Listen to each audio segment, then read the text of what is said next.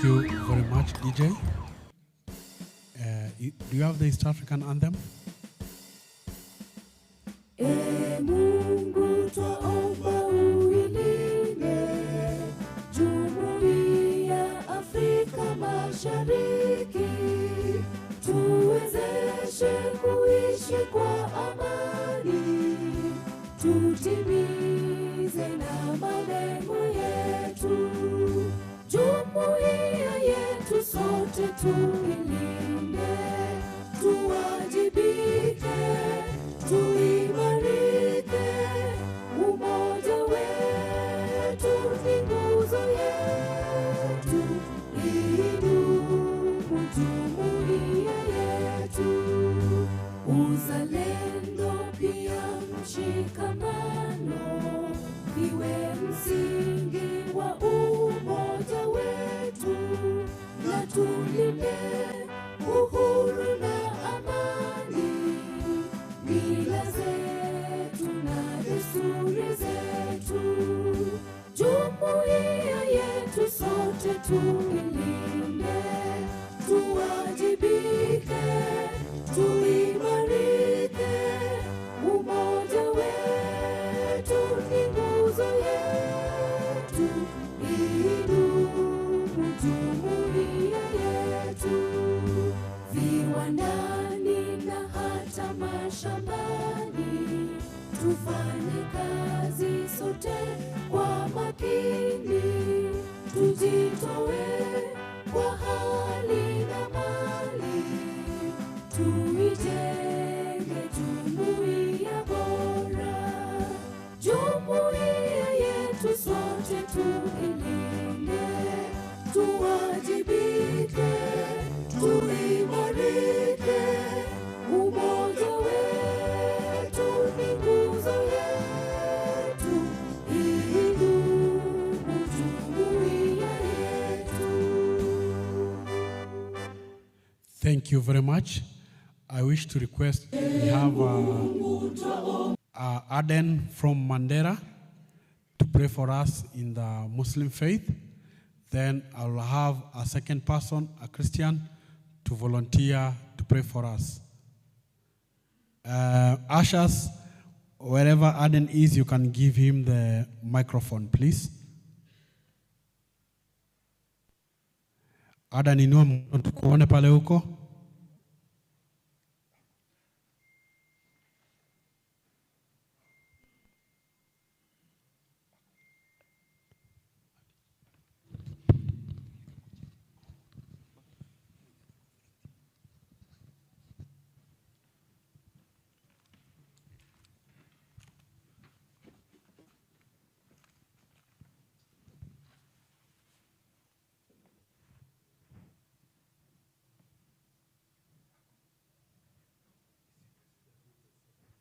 Adan,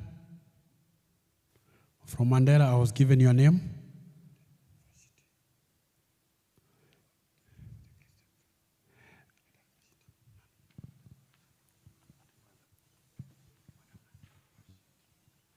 Madam Fashiti, where are you?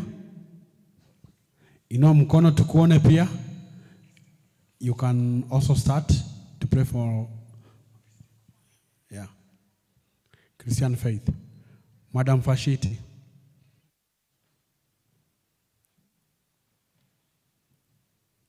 Kama Adan yuko atatuombea wakati wa chai, sawa?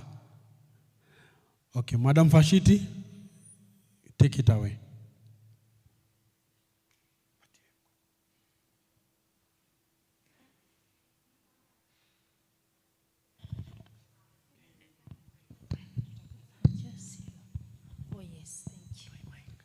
Praise the Lord. Let us believe and pray. Mighty and everlasting Father, in the name of Jesus Christ, the Lord God Almighty, the creator of heaven and earth. Father, you are our God, you are our Father, you are Jehovah, the living one of Israel. Father, we want to thank you this morning. Thank you for this precious morning, my Father, that you created. Thank you, my Father, because of each and everyone standing here. Thank you because of this session that we are going to start. Father, we appreciate you having brought everyone safely. And those who are still coming, my Father, we know that you are going to do it according to your will. Father, as we start this meeting, we welcome your presence that you may be with us, my Father. May you lead us until the end, my Father. We are going to glorify your holy name. Father, we want to thank you because of the blood of Jesus Christ that has power and authority in our lives. Thank you because of salvation. Thank you because of eternity in Christ Jesus. I want to pray that each and everybody who is standing here today may have eternal life in you, Lord. Let everybody of us, my Father, recognize you and know you, my dear Father, and know the truth in Christ Jesus. And so, my Father, I want to thank you because of our families that we have left back at home. We are asking you, my Father, that you may cover them with the blood of Jesus. Father, may you protect us even when we are here. Until the end, we are going to glorify your holy name. And so, Lord, let your peace that surpasses human understanding be with us. Thank you because of our visitors. We are asking you, my Father, that you may lead us today. In the name of Jesus Christ, we pray with thanksgiving. Amen. Thank you very much. Let's clap for her. Can you all of us sit down? Thank you very much for that session. And now, before I hand it over to my colleague, and I'd like to ask ourselves, who knows the theme of this conference? Among the participants, who knows the theme of this conference? Ashas, patia mmoja tusomee atuambie ni nini theme ya hii conference. Kuna mtu anajua theme ya hii conference? What's the title of the theme of the conference?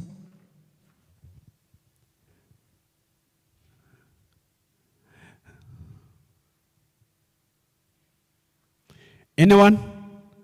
Okay, let me give you a hint. All of you have your WhatsApp group, and I believe you got the program. Who can read us the theme?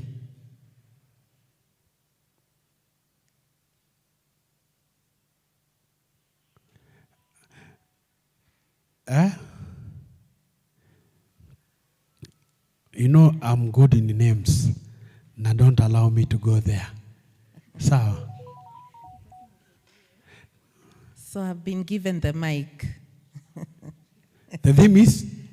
Embracing technology and innovation towards inclusive teaching and learning environment. Okay. Umesikia the word technology. Okay? And now, I want to tell you that technology is a great equalizer to all of us. Indio? Technology is one of the most great opportunity which has come to liberate persons with visual impairment and low vision. Indio? So, in that theme, kindly note that live streaming will be going on.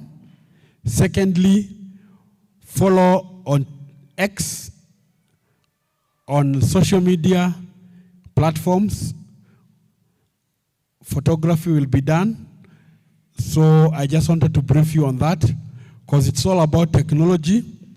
And if you have not, in case you're not on X, kindly I'll ask my colleague to tell us the handle which you'll follow. I think it's KSB. Safari, kindly come and give us the word so that people can follow. Because as happenings will be they'll be updating throughout the day and through the conference.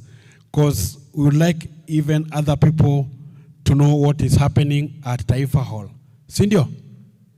And this, it's an opportunity to create those networks and collaboration, and people know that hata walimu, the blind and visual impaired persons, we are also technologically empowered. Si ndio? Tujipigie makofi.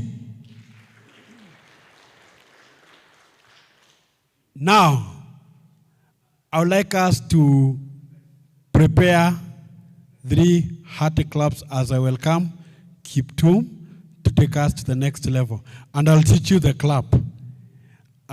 This clap, I think I'll call it factor 3. Factor 3 is whereby you clap 1, 2, 3, 1, 2, 1. Okay? And I know teachers tunaelewana na hiyo tukishasema hivyo mmeelewa kile nimemaanisha, si ndio?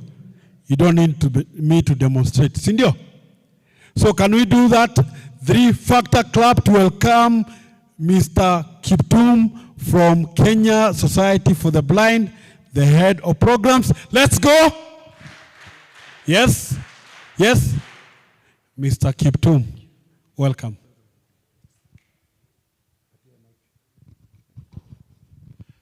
Good morning, everybody. Good morning. Seems you are not happy. Are we happy? Are we happy? Thank you. Thank you.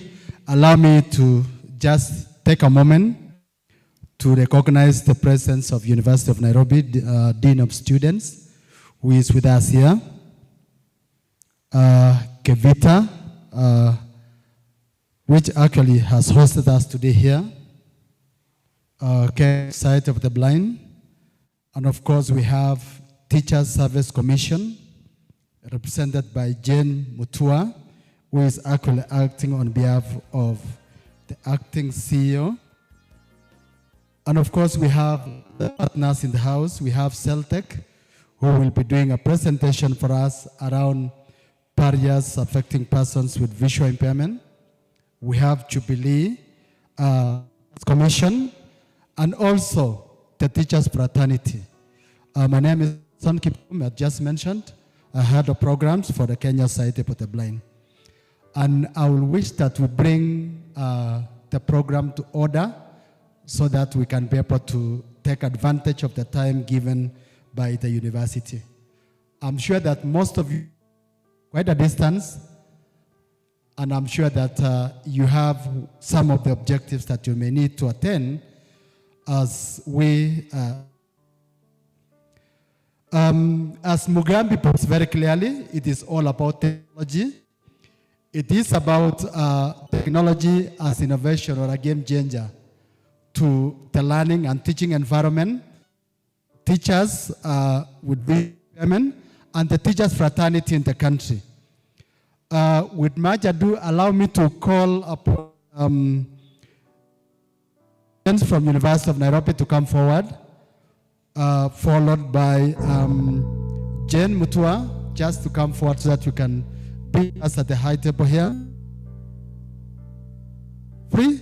Geoffrey, the chair for Kevita, please come forward so that we can be able to give our key remarks. We may not be able to wait for the Directorate of Special Needs Education. I'm not sure if she's already around. Grace, sending, is she already there? Grace Okoth? Of course, maybe when she comes, she can join us because she is representing the Directorate of Special Needs Education, Fred Aga.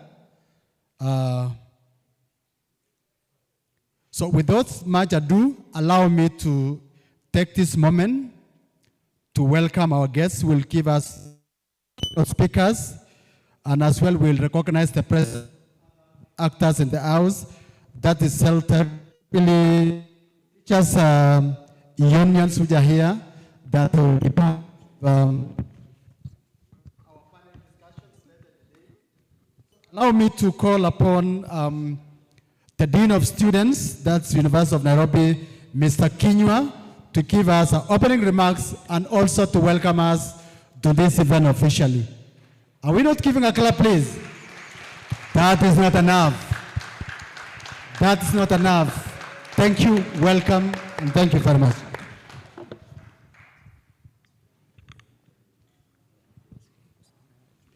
Good morning. How are you?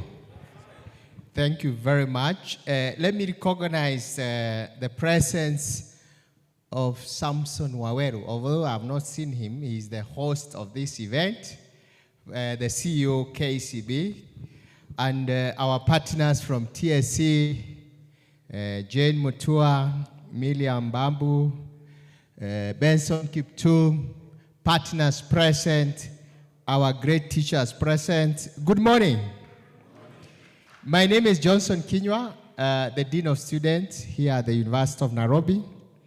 I'm actually standing here to represent my Vice Chancellor, who is the CEO for this great institution. Her name is Professor Margaret Jesang Hutchison. She's the Acting Vice Chancellor, University of Nairobi. And I have my staff, Miriam. Amina, you can stand up. She's representing the unit for disability in the University of Nairobi, which is run by Miriam, whom you know, but she's learning ELAD somewhere in Kisumu, and she has passed her greetings. My work is very simple: to welcome you to this great university and to feel at home. And in case of any challenges, we are all here as a great team to support you and to walk you around the facilities within the universities. If it's a washroom, behind this auditorium, there is washroom for ladies, there is washroom for men. And if it's cafeteria, there is one near the roads and all that, but my team will be able to take you all that. But allow me to say a word or two that we are excited that Kenya Society for the Bride chose the University of Nairobi as the venue to host the second annual convention of teachers with visual impairment. I know there are so many facilities where you could have chose to go, but you felt that University of Nairobi is the right place. We value you for that honor, and we know that we'll continue to collaborate. We have been working with the Kenya Society for the Bride for the last 5 years in various things: sports, marking of International Day of Persons with Disabilities, visually impaired devices, assistive devices for the visually impaired, and all that. And we'll continue even the hiking of Mount Rogonaut. We are all together. And this teaching profession, as you have heard Miriam mentioning about the theme for this conference, inclusive technology. As a university, we are trying our best to incorporate the technology as the equalizer for those who are able and those who are able differently, to make sure that nobody is left behind as far as the learning is concerned. We are also almost adopting what we call universal design for learning, to ensure that whether you are visually impaired or deaf or any other impairment, you are not left behind when the lecturer stands here in front of the lecture hall to teach. Nobody should be able to be left behind. We are also, with that, we are working with Enable organization for those who are in disability sector. They have donated various technological devices to enable the students with visual impairments. We started with the School of Law, which we gave 10 Apple MacBook recently, 2 weeks ago, and we continue to do that the whole university. The university has also come up with what we call University of Nairobi Disability Policy. We also have University of Nairobi Disability Mainstreaming Strategy for 2023-2028. And I'll just mention on the policy some of the things we have covered. One is aligning the university policies and all the strategic policy to be disability inclusive. Whether it's in hostel, whether it's in classroom, whether it's in offices, we have made sure that we are aligning all the policies and even service charter to include everybody. The other one is training and sensitization on disability. We have done that to the Senate, which is the highest organ in the academic, to tell them about, and we have what you call Central Disability Mainstreaming Committee, comprising of the professors, doctors, chairmen of department, administration, and all that. The other one is accessibility, facilities, and built environment. If you notice around, we are almost, the building have lifts, they have lamps for coming in. It's only this podium where we are, but whenever we have a disability event, we do it down here, and then we raise the platform where the wheelchair can go up. We have one building which is in the process of being fitted with a lift, but the others, we are all in the process of making sure that they are aligned. The other one is admission of students. Currently, we have 136 students from our 10 faculties who are specially with special needs. And when we are admitting, we make sure that in their registration form, they are captured, whether which person, you are a person of disability and which disability. And then we help them to register with the National Council for Persons with Disability and ensure that everybody is taken care of from admission to graduation. Teaching and learning, once you identify your needs, you are categorized to make sure that you have the assistive devices that you need to do. And the teachers are oriented that in your class you have these types of persons with disability.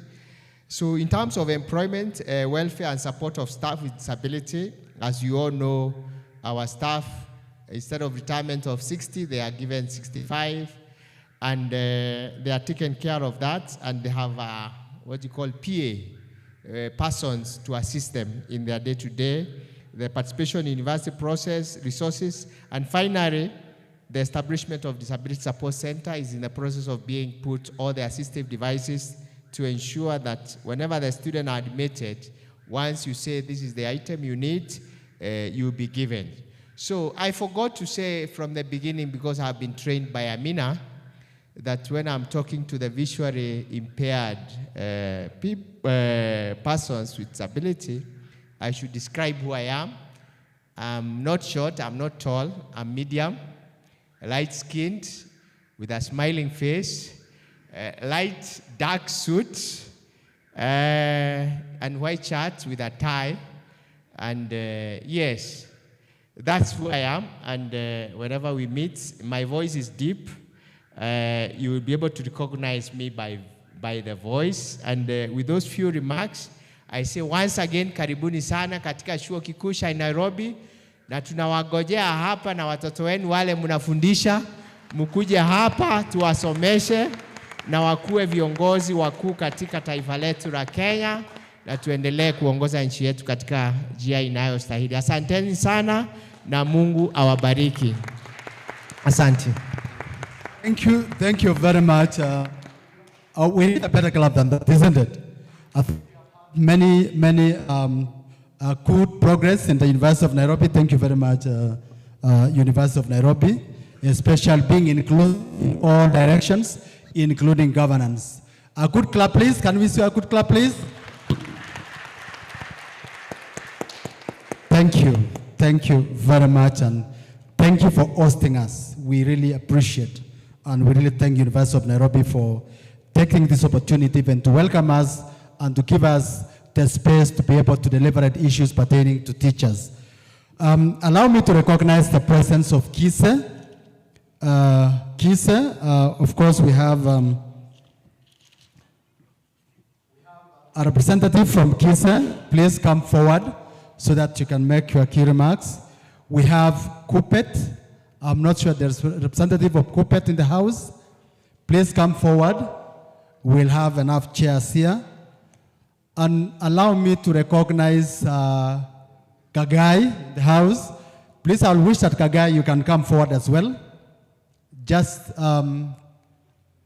Alex, I'm hearing that the boss is saying Alex, so that we can make just a brief remarks, then we go for tea and we start the sessions officially.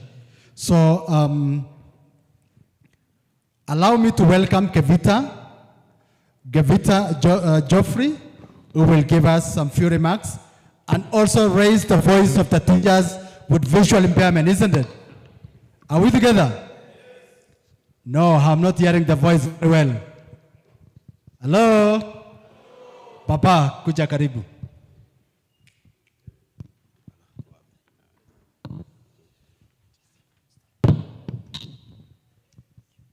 Bwana asifiwe. Praise God. The Lord is good and all the time. Asanteni sana. Bwana asifiwe sana. You know, I have to recognize God because as a person with disability, God is always our guide in everything that we do. Does not matter if you are born again or not. Ladies and gentlemen, visitors present, we are pleased to have you in the second annual convention of teachers with visually impaired. Kenya Visually Impaired Teachers Association is an association of teachers with visual impairment. We came together and we thought, as teachers with visual impairment, because of our unique nature, we need to come together, sit together, talk together, and stand, solidify, so that our issues, our challenges, and whatever things we go through in our daily life will be understood. And that's how Kevita was born. I thank everyone who came today and who is present into today's convention. Indeed, it has been a long journey, a tough one, of course, to bring teachers with visual impairment together in such a place. Wherever you have come from, my teachers, we thank you. Some of us have traveled throughout the night, and they are here. Some of us live around here, and we are here. One day, one time, we were in the same schools. We were in schools for the blind, most of us. We went to the same universities, most of us. The same colleges, the teachers training colleges. So somebody here has met a friend who they used to school with some years back. We are calling upon everybody who is present since today's convention to understand that it has not been easy and it is not easy to organize such an event. Persons with visual impairment requires a lot to travel and even to sit how they are seated today. In fact, it has taken a lot of dedication, a lot of sacrifice for these teachers to be here present. And that's why our visitors who are with us should be ready and open to hear the challenges our teachers are having out there. We have not come here to fight. We have not come here to quarrel. We are not criticizing anybody. But we are here to discuss and talk so that if there is anything that has been disturbing our work from where we have come, at least these challenges should be solved. Our teachers work in hardship. Imagine, there are teachers who are already in hardship areas. Having a disability is a hardship on its own. So this is double hardship. In most cases, when persons with visual impairment talk, they are told they are complaining. But let us be open-minded again. Let us not be seen as we are complaining. In fact, we don't like complaining. If we get whatever we need as teachers with visual impairment, we work. Imagine we have been working with quite some challenges here and there, and we have worked tirelessly to help this child of this country, Kenya. The children who we teach are the same children who are taught by other teachers without disabilities. The children we teach are the same children who become even the presidents of this country. And teachers with visual impairment, without much, they have dedicated themselves to serve our country and to serve the child of this Kenya. So as we sit in 2 days convention that we are going to be having, we kindly ask, if you are here present, if you are with us here, please take note of whatever things will be discussed here, and God will help you, of course, to solve some of the issues that we go through. Teachers are great people. Teachers create kings and queens. Teachers make people who are indisciplined to be disciplined. Teachers make the lives of a person to be better. Teachers, in most cases, in the staff room talks, they wait for God to bless them. God is the guide of all teachers, wherever they are. God is the one who takes care of all teachers, wherever they are. Then we get something little from our employer. We thank God for our employer. Let us appreciate our employer. Indeed, Teachers Service Commission is one of the biggest employee of persons with visual impairment. Let us appreciate that. There is no other parastatal in the country, Kenya, that takes care and has taken consideration in employment or employing persons with disability as the Teacher Service Commission. And we appreciate that. So as we talk to our employer, we are talking to our parents. They are our mother, they are our father. Na mtoto akiitisha mkate. If a child asks a piece of bread, let them be given a piece of bread by their parents. So we are grateful. We appreciate you all here for coming. Na tutaendelea kuongea, tutaendelea kuzungumza, and please feel free to share whatever you have, but we are peaceful because teachers are peaceful. May the Lord God bless you all as we have our convention for the next 2 days. God bless you all. Papa, thank you. Thank you very much, Chair. I think the Chair deserves a good clap. For him, please. Thank you very much, Geoffrey, for taking us through. We understand there are many experienced challenges that persons with visual impairment, especially teachers, that undergo around the space of teaching and learning. And I'm sure that we need to engage, we need to share experiences and see how best we can, at the end of the day, be able to tackle some of those gaps that exist. I'm told that Please is in the house. Please wait for us. We will give you a chance when that time comes. Allow me to welcome Kise to make some few remarks. Be brief so that we can be able to go to the next level. Thank you. Welcome. Mwania, please welcome.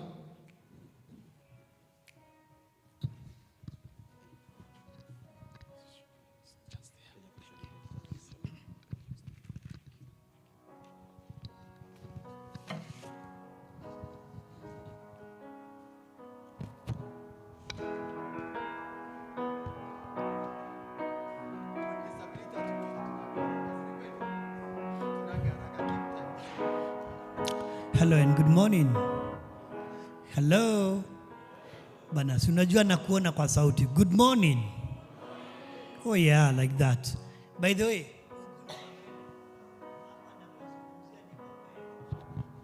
for some of us who may have faced any other direction,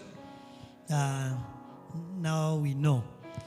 Mimi naitwa Nyange Moasia Zachary. And I'm coming in to represent my director, Kenya Institute Special Education, Dr. Norman Keogora. But then I'm also not coming alone. I'm with my colleague, Mr. John To. Could you just say hi from where you are? He's my colleague lecturer. So all protocol observed. I would want to be as brief as possible. And to be brief, in front of me is a device I was to read some notes because I'm also asked to be brief. Now, first of all, I would wish to really appreciate, as much as I'm not here to give vote of thanks, to appreciate the organizers of this event, the committee of Kiveta, and even the Kenya Society for the Blind. Please help me appreciate them again. My friends, I tell you for a fact, it is not easy. Having worked with KISE for some time now, from 2016, I can tell you that organizing this kind of an event is always very, very hectic. So let's try our best to make them feel appreciated, considering that they got nothing in return. Hawana hata shilingi ya kusema hii ndio ya kununua airtime. So that is really incredible. Then secondly, appreciate all the people who accepted the honor. You know, you may invite someone na akose kukuja, sindio? Yeah, so kindly let's appreciate for accepting to come. That was awesome of you. And now thirdly, just say a little about KISE and of course in relations to what we are doing here. Kenya Institute of Special Education currently is a semi-autonomous government agency that is under the Ministry of Education, of course. And we do many things, including personnel training for personnel who go to support persons with different disabilities and other special needs in the country and outside. And so among those personnel include teachers. And then there are also several others who may not necessarily be teachers that may come for other certificate courses like Braille proficiency, sign language, and audiology, functional assessment, and such. We also do assessment, research, and all that. But I'm not here necessarily to talk about what KISE does, because most of us know. Why I'm here is to emphasize the need for us to really remain together. I know there may be a lot that as a union, as Kiveta, we've not necessarily done. Yes, there's a lot. But there much, okay, we are not where we would wish to be, but we are also not where we were. Sindivo? Yeah, we are not where we were. And if we concentrate on anything that is negative, it will lead to division. And with division, we shall be listened by nobody. Please tell your neighbor, nobody. Yes, if we are divided, then we'll be listened by nobody.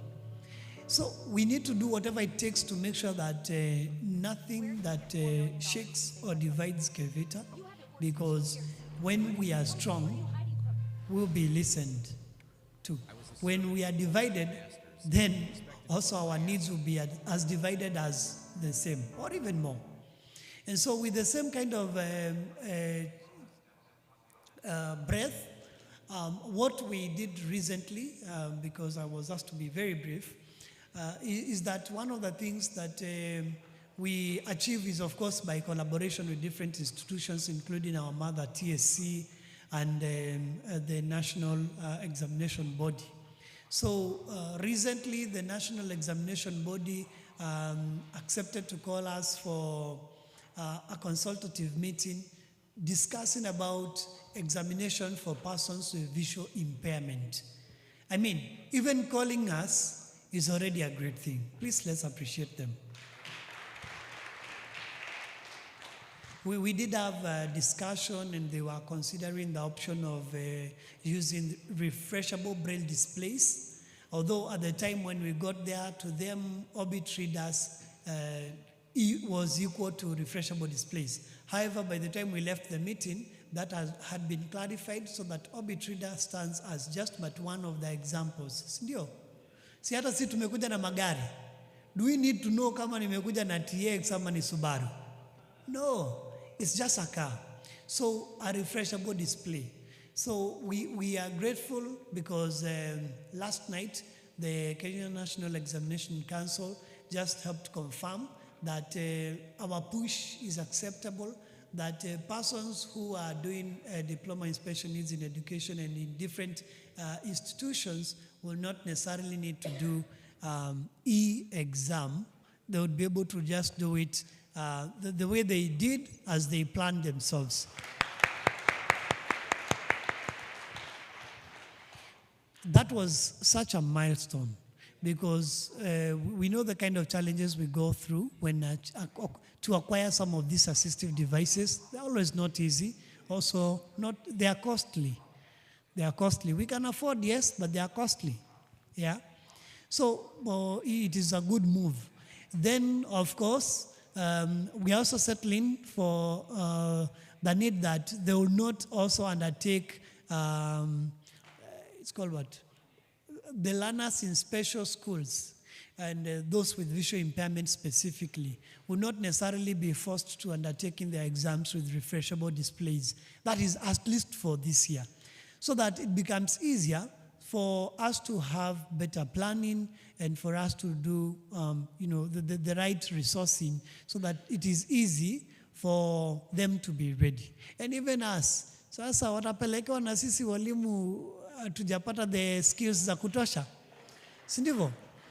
And lastly, for now, is that the Institute, Kenya Institute of Special Education, thanks to the government of Kenya, at least when all other, I don't know about other projects. I don't know about other projects. But you also use the same social media like I do, isn't it? Sindivo? Huwa mnatumia the same social media, Facebook, Instagram, Twitter. Yes. So I don't know about the other projects, but the projects for development of factory for assistive technology is ongoing. And in a short time, about 6 months' time, it will be through in terms of the construction. And so we'll definitely be expecting to have as many innovators as possible to join us. We'll also be bringing in as many developers of these assistive devices and software into the country. And with that, we believe that it shall have made these things cheaper. For example, if we were to bring humanware to assemble, even just assembling here in the country, do you think a Bruno Touch would cost 700,000? No, it would definitely come down. Even if it would just come down with 200,000 so that it is about maybe 400 or even 300, it will be something. So we are looking forward to having that assistive technology factory completed. And lastly, we also understand there are so many parents who are struggling, especially once they get children with disabilities, whichever, including, of course, visual impairment. So we are having a development of a parental center. Parental center to mean a space ambapo wazazi watakuwa nakuja so that they interact, so that they collaborate. Some of us took longer to get to school because our parents did not know even where to take us. Sindivo? Yeah, so if parents get a space for discussion, if parents get a space for interaction, if parents get a space for exposure, then it means that children with disabilities will have it easier when it comes to accessing some of these very essential things, including schools, assistive technology assessment, and all that. So for now, let me just get there to make sure that I'm not turning brief to be long, because we'll keep interacting. Otherwise, thank you for the opportunity. Please clap for yourself for accepting to be present. Thank you very much. Thank you, Mwasia. Thank you very much for great opportunity of sharing our experiences, and more specifically about even how the space technology and examination is coming up. Allow me to extend the same gesture to Celtech to take some few minutes, please, some few minutes, and then we can go to Kupet. Thank you. Thank you. A good clap, please. Thank you so much. Thank you so much, Mr. Benson. Ladies and gentlemen, Good morning. It's an honor to be here and be part of what is happening here today. I'm Alex Kipkoech from Celtech STB Technologies. And it's really an honor to be part of such informative and intricate event where we are marrying technology with inclusivity. As Celtech, we are privileged because we know we don't just measure the level of advancement only in terms of technology by how much we incorporate most of the technological advances like AI. We have this in mind that it should be inclusive even for the people who are visually impaired. I like to call them VIPs. So technology is not technology if it's not inclusive. So we are here today because I know millions of visually impaired persons all around the world.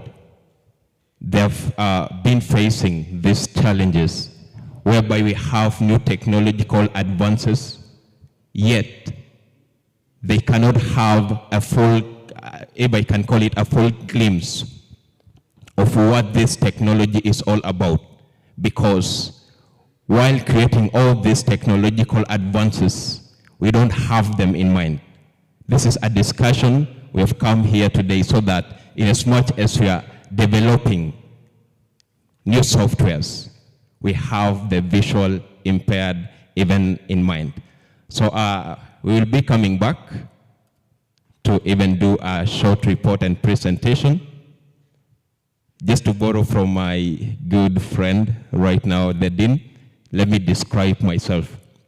I'm also average, not tall, not short, petite, and that is my voice. You can call me Alex. Thank you so much. We are looking forward to have a very insightful session with you and interact and collaborate towards achieving what brought us here. I know teachers, actually, let me make this comment before I say it.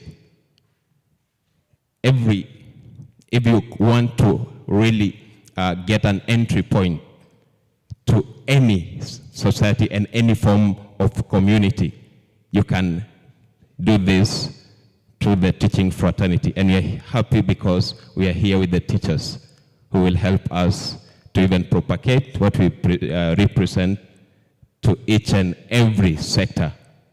God bless you. Thank you. A good clap, please. Thank you very much, Celtech.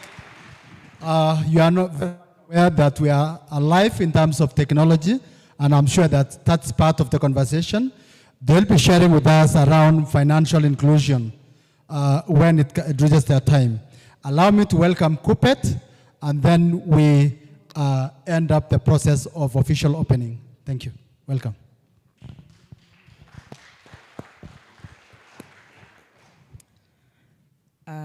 The chief guests, Teacher Service Commission, Teachers KICD, all protocol on this side observed because I don't know all of you. Teachers, good morning. Good morning. Teachers, power. Thank you very much. My name is Lucy Barimboi. I am here representing the Secretary General acting right now, Mr. Ndurema, who is away on another official duty, and the Secretary General sitting, Mr. Missouri, who is out of the country for now, and the teachers, you're around me first to deliver the speech. And because at one point I taught in a school with visual disability, you're around me to say a few words after this. Let me just read the speech, then I'll pass their message. And distinguished guests, ladies and gentlemen, for the second year in a row, Kupet is delighted to join this convention and share some perspectives. I commend the Kenya Society for the Blind, led by Brother Wawero and Mr. Kiptum, for your tireless work in advancing the welfare of our visually impaired teachers. Thank you also for the help you provide in putting together this annual convention. Many thanks go to the convention steering committee led by Mr. Geoffrey Kamau, Mr. Geoffrey Washira, for the intense mobilization and advocacy they do on behalf of these teachers who are our members. Ladies and gentlemen, our partnership with this group started in earnest last year. My Secretary General, Mr. Akero Misori, worked the convention steering committee until the end of the conference. Out of that association, the union became aware of the high level of organization by the visually impaired teachers of Kenya. We have come to appreciate the drive, the energy, and the problem-solving capacities that are nurtured here. Indeed, we have tapped into your membership energies and the insights in our efforts to propel KUPPET to the next level. Your members, notably like Mr. Washira, I hope Mr. Washira is here, and Martin Obiero in absentia, have comparingly championed the interests of teachers living with disabilities during the union's ongoing constitution review process. The new constitution, currently with the Registrar of Trade Unions, provides for due recognition of the role played by the teachers living with disabilities. Under the new dispensation, issues of disability, including blindness and low vision, in the teaching fraternity will be addressed effectively by the disabled teachers themselves.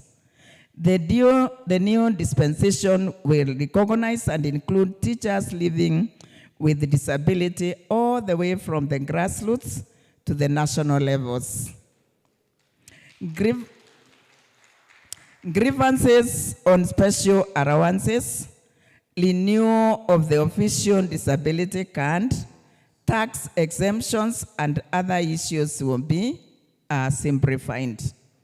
The new officers, meaning there is a slot for you people, will also increase the uptake of feedback on areas such as promotion, discipline, learners' assessment, and general well-being of teachers and students with special needs.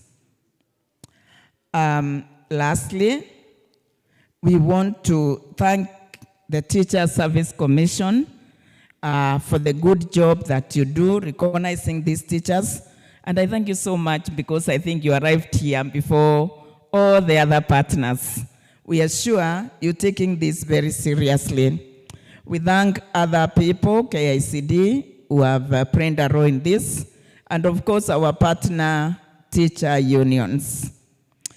With those, the Secretary General wishes you very fruitful deliberations and a very successful conference. Thank you very much. That is a written speech. Thank you. I want to give something else. And then, on my behalf, because I am a teacher by profession, and I taught in one of your schools, I just want to encourage you and tell you that having been a teacher, I know the challenges we go through because we are expected to all the time walk a step further. But when I taught in a school with teachers who are with visual impairment or disability, I realized the effort that you put. And what would I say today? When you are out there, you actually role models. Because if you can, Why wouldn't anybody else do it? So clap for yourselves. And then finally, from the Office of the Secretary General Kupet, I have been given a check, actually an open check, that will mature immediately. I hand it over to the organizers of 100,000 shillings to support this convention. Thank you.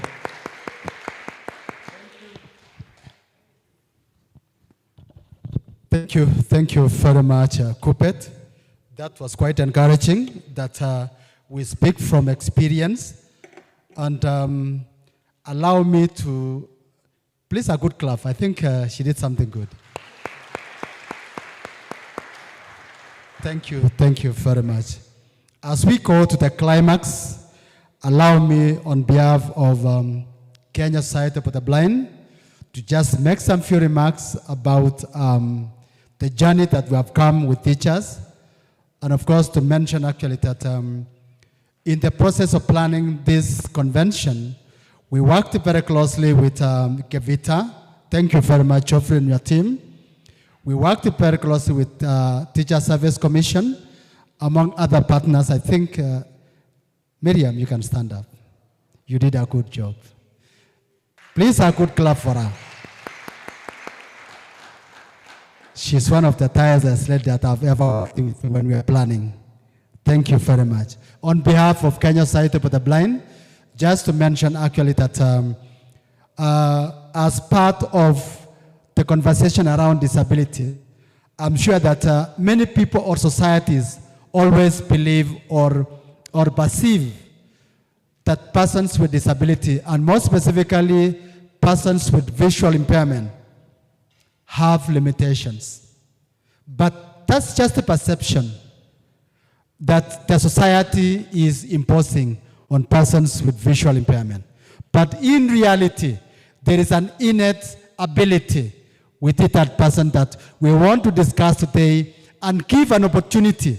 And that's what Kenya Society for the Blind believes, that whenever we give an opportunity, the doors will open.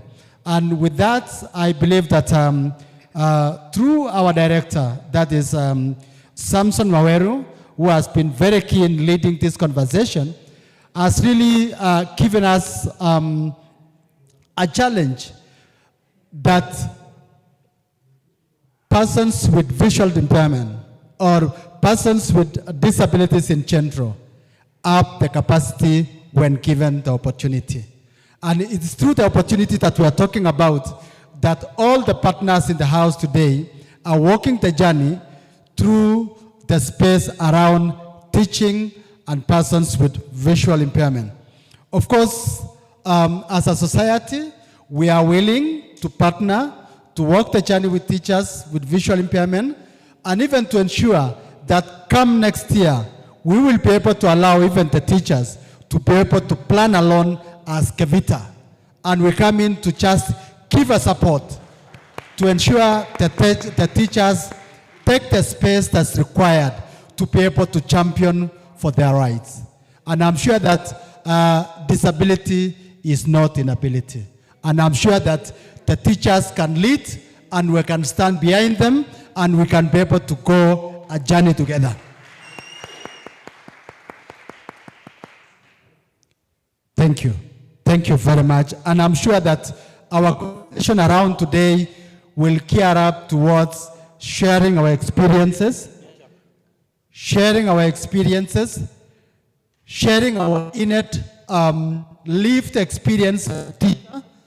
And as the earlier we mentioned, we should not speak against each other. Let us speak to each other. Let us converse together. Let's get solutions together. Isn't it? And let's walk the journey together. That's what we believe is Kenya. And I also want to encourage the teachers that let's not only look at what we are doing, but I want the teachers with visual impairment to venture into research. Let us understand the space of research around the challenges that are faced by persons with disability. And I'm sure today we will have lessons that even we can partner with the higher learning institutions, including University of Nairobi, so that we can be able to challenge the norms. And even we do what we call a disruption of the environment, so that we can be able to be efficient and supportive teachers, not teachers with visual impairment. We call them teachers, because they are not labeled by the disability, they are labeled by the profession that they carry. With those many remarks, I want to take this opportunity to welcome Teachers Service Commission to actually Grace. I'm sure that we have Grace Okot. We may not wait for her, but we will be able to give an opportunity the Teacher Service Commission to be able actually to grace the occasion. Just a minute.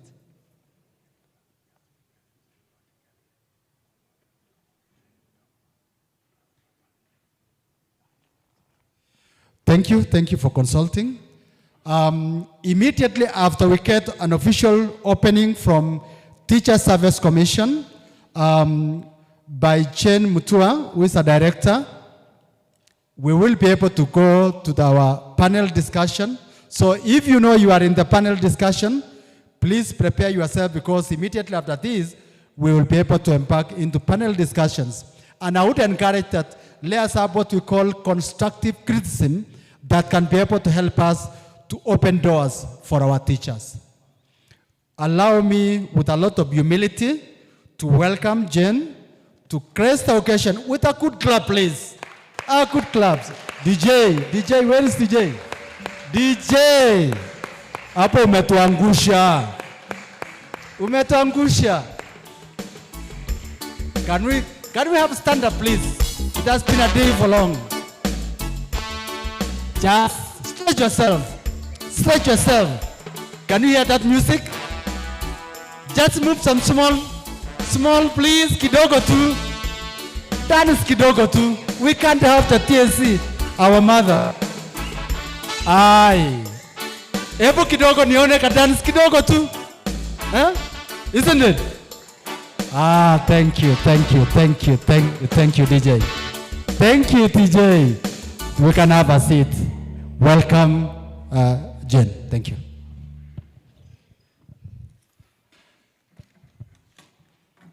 Thank you very much, Mr. Benson Kiptum. I want to appreciate all the speakers that have spoken before me. I want to appreciate Geoffrey Kamau, the chairman for Kevita, the Kise representative, Mr. Moasia, Kupet, Madam Lucy, and I want to appreciate UON, Dean of Students, representing the VC and the University of Nairobi, even for welcoming us to this venue and giving us a venue where we could meet. Thank you very much for that. I want to appreciate all the speakers that have spoken before me. It is quite a pleasure to be here, and I appreciate the kind remarks that you have made concerning TSC. We cannot take that for granted. Thank you so much that you're appreciating, you see, and you appreciate the good work that TSC is doing towards improving and also accommodating people living with disabilities, especially the visually impaired. My name is Jane Mutua. I am a deputy director in the Department of Administration, and I'm here standing in for our CEO, our acting CEO, Mr. Momin, who is out for other assignments. And I would like to register my real appreciation on behalf of the Commission. And on behalf of our CEO, I am going to read his speech, and I'll also add a few remarks. So as I have saluted all the speakers who spoke before me, ladies and gentlemen, Teacher Service Commission derives its mandate from Article 237 of the Constitution of Kenya 2010. Further, it is bound by the national values and principles of governance set out under Article 10 of the Constitution. Hence, the Commission has put in place processes and mechanisms to improve employment and career progression prospects for people living with disabilities for both teachers and the secretariat staff. Currently, the Commission has employed a total of 2,036 visually impaired teachers.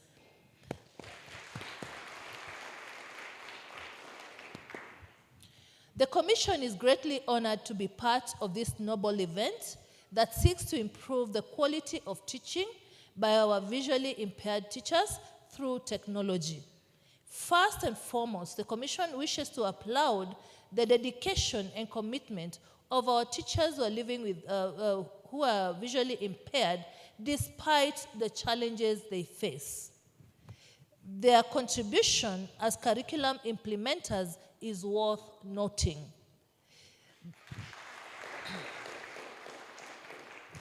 This dedication by our visually impaired teachers has been noted and appreciated also in the area of extracurricular activities such as sports, music, and drama, where you're doing very well in supporting our students. The Commission has adopted various initiatives towards the welfare of people living with disabilities, and I'll just spell out a few of them. We have disability mainstreaming in performance contracting, as it is one of our performance contracting indicators in the Commission. The Commission's website is accessible to people living with disabilities, especially the visually impaired, those people with low vision, and we are also in the process of making it audio with the assistance of the people from the Kenya Society for the Blind. Very soon, we will be able to have a talking website, and it will speak to us. In our recruitment guidelines, the Commission has reviewed to ensure affirmative action, ensuring that recruitment venues are convenient and accessible to people living with disabilities. And that is why during recruitment, you find that we go to centralized places where everybody can easily access at their convenience, so that we don't waste time going to the interior places. Recruitment guidelines include persons, they have a clause. When we are giving our guidelines, we have a clause that says persons with disability are encouraged to apply. This is a caption in all our advertisements, so that we don't leave people with disabilities out when we are recruiting our teachers. The Commission has brailled its service charter, and we have also developed a policy on disability mainstreaming, and disability compliance is sought during constructing of all offices, and especially in the counties where we come from. When we go to our offices, the people with disabilities are supposed to access those offices without struggle. We do not renew leases for buildings that are not disability friendly, and especially in the field. Our offices at the headquarters are totally disability friendly, but those ones that we have leased in the field, those ones, the buildings that are not disability compliant, we don't renew their leases.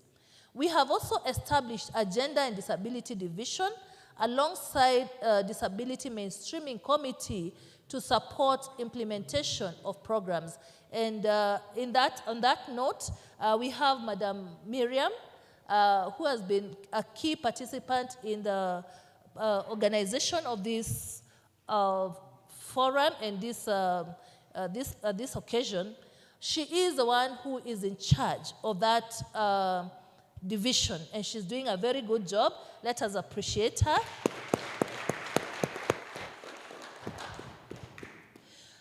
The Commission continuously offers procurement opportunities to people living with disabilities through the AGPO, that is access to government procurement opportunities.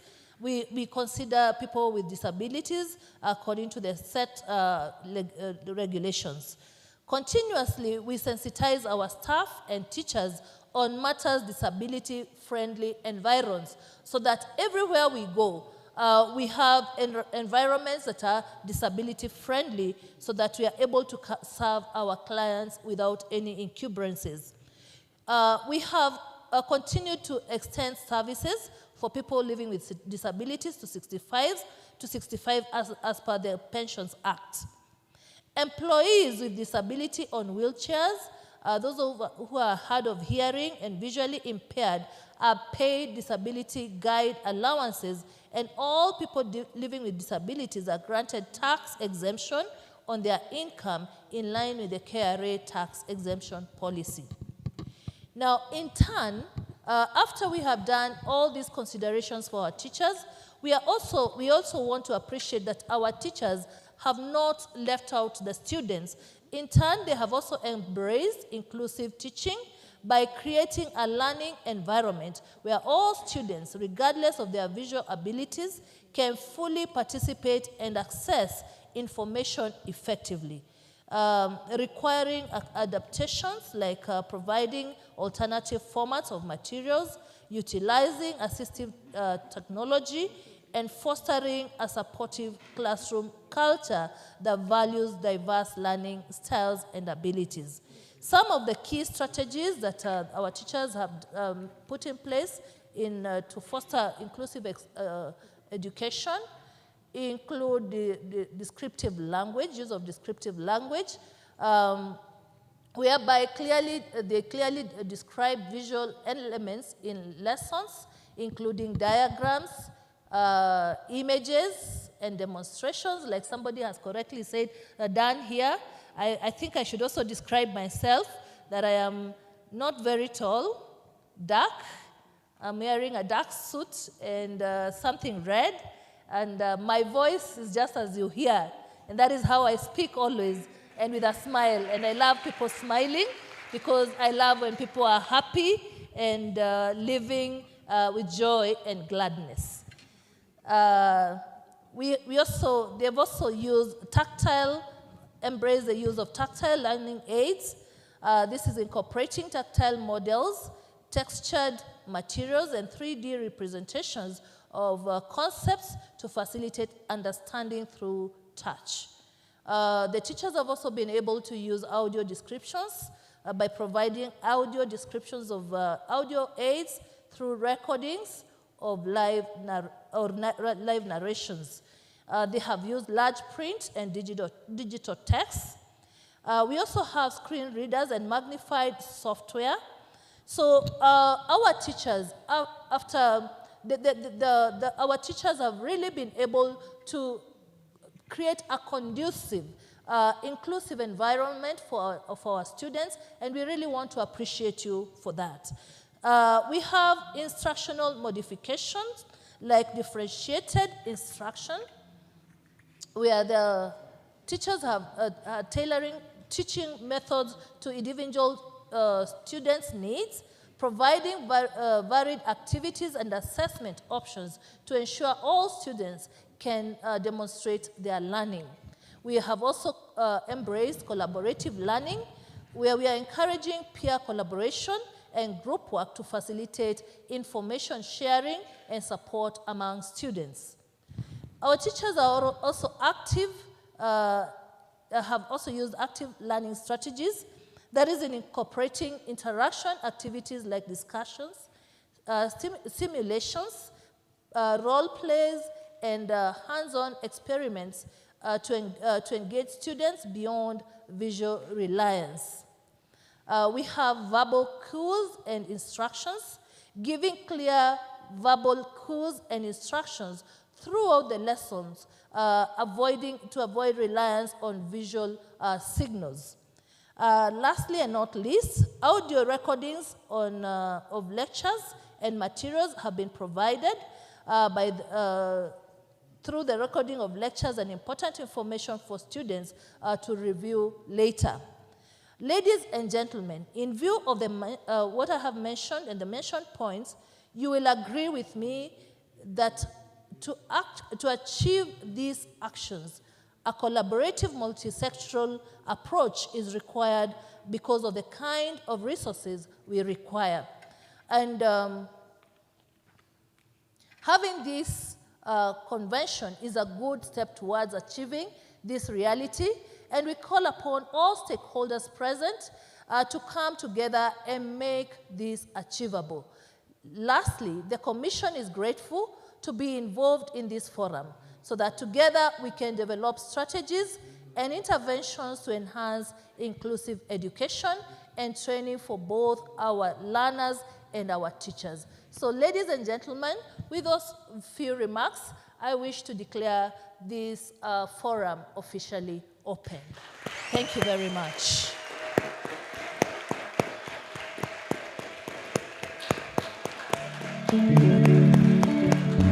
Thank you very much. Thank you. I think that was a good one, isn't it? Wow. Can we give a good clap again?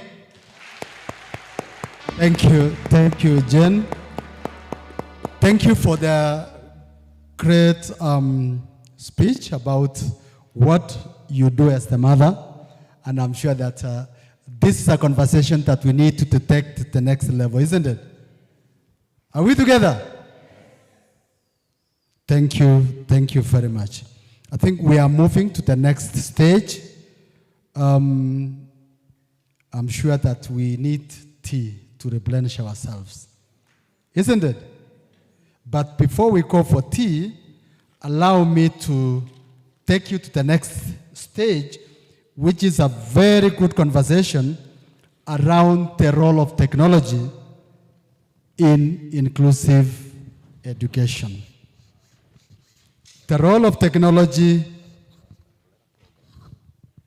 in inclusive education. I think Kise just picked something before on the role of technology in our teaching, in our settings, including access to information. And that will be our first panel. We will have NEC. Do we have NEC in the house? Thank you. Welcome. Welcome.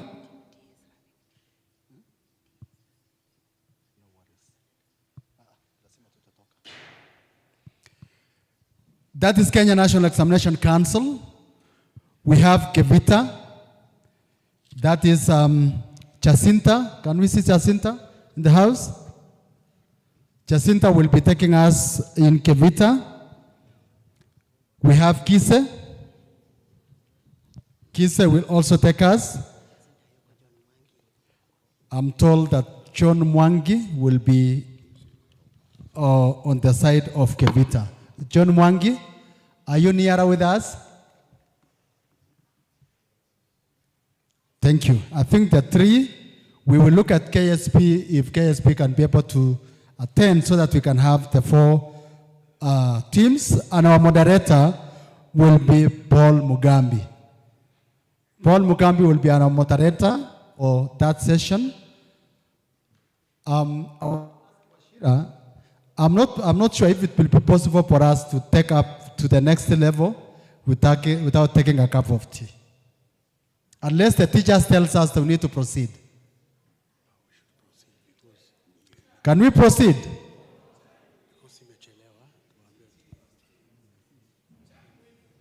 Chai muhimu.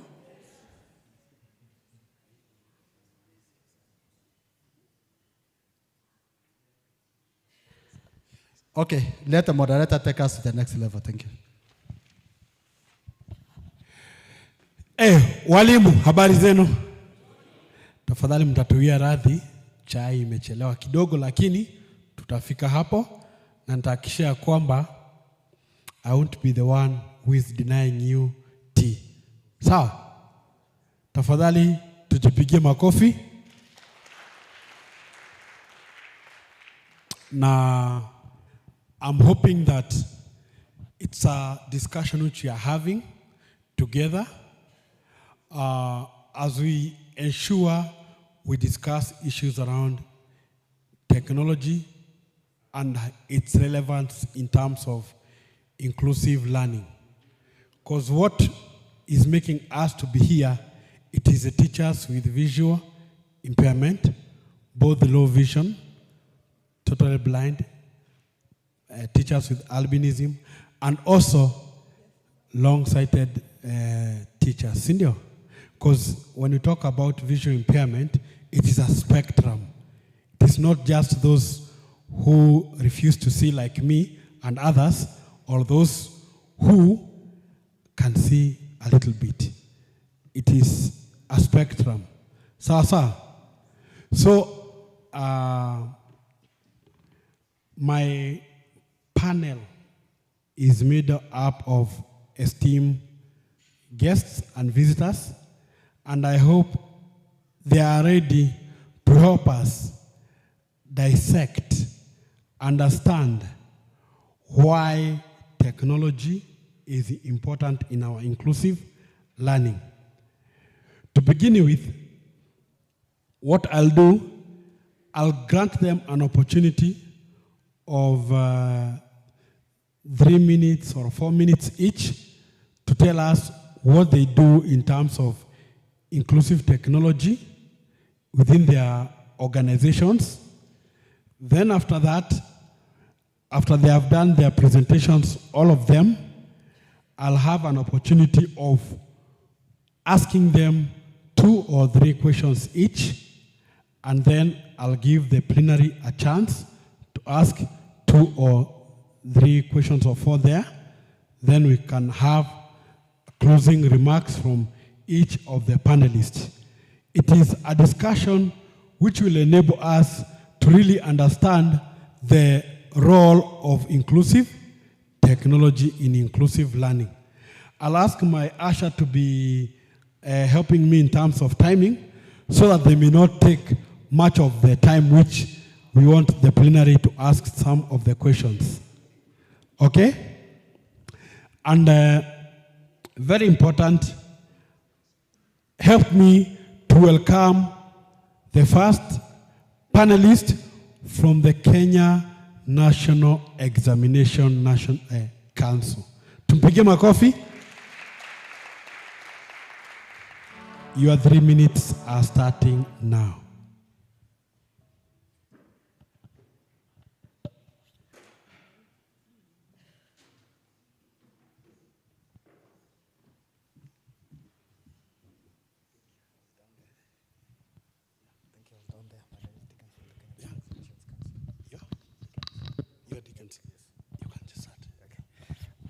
Ladies and gentlemen, kindly the ushers, you can also help us with another mic so that we may not make the panelists to be moving up and down, please.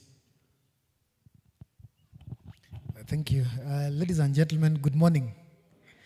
My name is Dickens Ogony.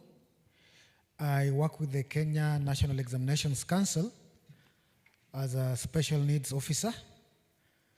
I am a teacher of learners with visual impairment, and I have taught in various schools. I began with Thika High School for the blind in 2002. I went to Sikri, then lastly I went to Niko Hausa before I joined NEC.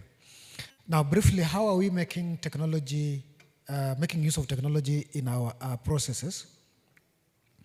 As you may be aware, is that the assessment of teachers currently has gone E. We are doing what we call E-assessment.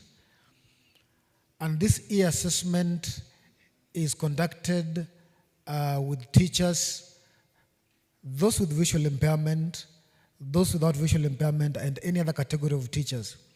Now, specifically for teachers with visual impairment, what we are doing is that our E-assessment has been made in such a way that the examination materials are accessible using the screen readers. So we are going slow on technology because we don't want a situation where during examinations, we measure a candidate's ability to use technology instead of a candidate's ability to respond to the question. So currently, our e-assessment allows the candidates to read their examination, the test items, using the screen readers and respond online using assistive technology that they are using in the colleges. For example, Machakos TTC, they have their own assistive technology that they've been using, and we are on board on that. Two, we did a pilot for grade 3 learners on using on e-assessment, and specifically I was in St. Lucie, Goji, and the grade 3 learners were using Chromebooks to respond to questions that were online, and they did well. The report is being written so that we share once several approvals have been made. And then lastly, as Mr. Mwasi observed, we have been thinking of doing an innovation where our candidates would use refreshable braille to undertake the examinations and assessment. Mr. Mwasia rightly said that we had a stakeholder engagement where a number of us were there, including teachers with visual impairment, and there are certain recommendations that were made that we are considering to undertake so that we administer examination in such a way that it will be inclusive to all categories of learners with disability, including those with visual impairment. As for now, I can only talk about those three. I'll be glad to receive feedback from you. But again, I'm using this forum for us to exchange ideas and build collaborations going forward. Thank you very much. Can we have a clap for our Mr. Deacon? Just prepare yourself. I'll be asking some questions. I was taking some notes. Let me now take this chance to welcome my friend, Mr. Zach from KISE. KISE, to tell us the role of technology in inclusive learning. Since I know he is a visually impaired person himself, he is also a trainer of technology, and why really we thought that KISE would fit in this space, it is because we expect KISE to promote persons or the trainees with or without disabilities. I think you'll tell us whether KISE is able to train those people, the visually impaired themselves, and also the teachers without visual impairment, whether they are also being involved to understand these things, ama wanaenda tu kusoma ile wanaita tu mambo ya visual impairment, the types, lakini hii mambo ya technology hawajui. So hiyo majibu atatupatia, si ndio? So let me welcome him. Tupigeni makofi.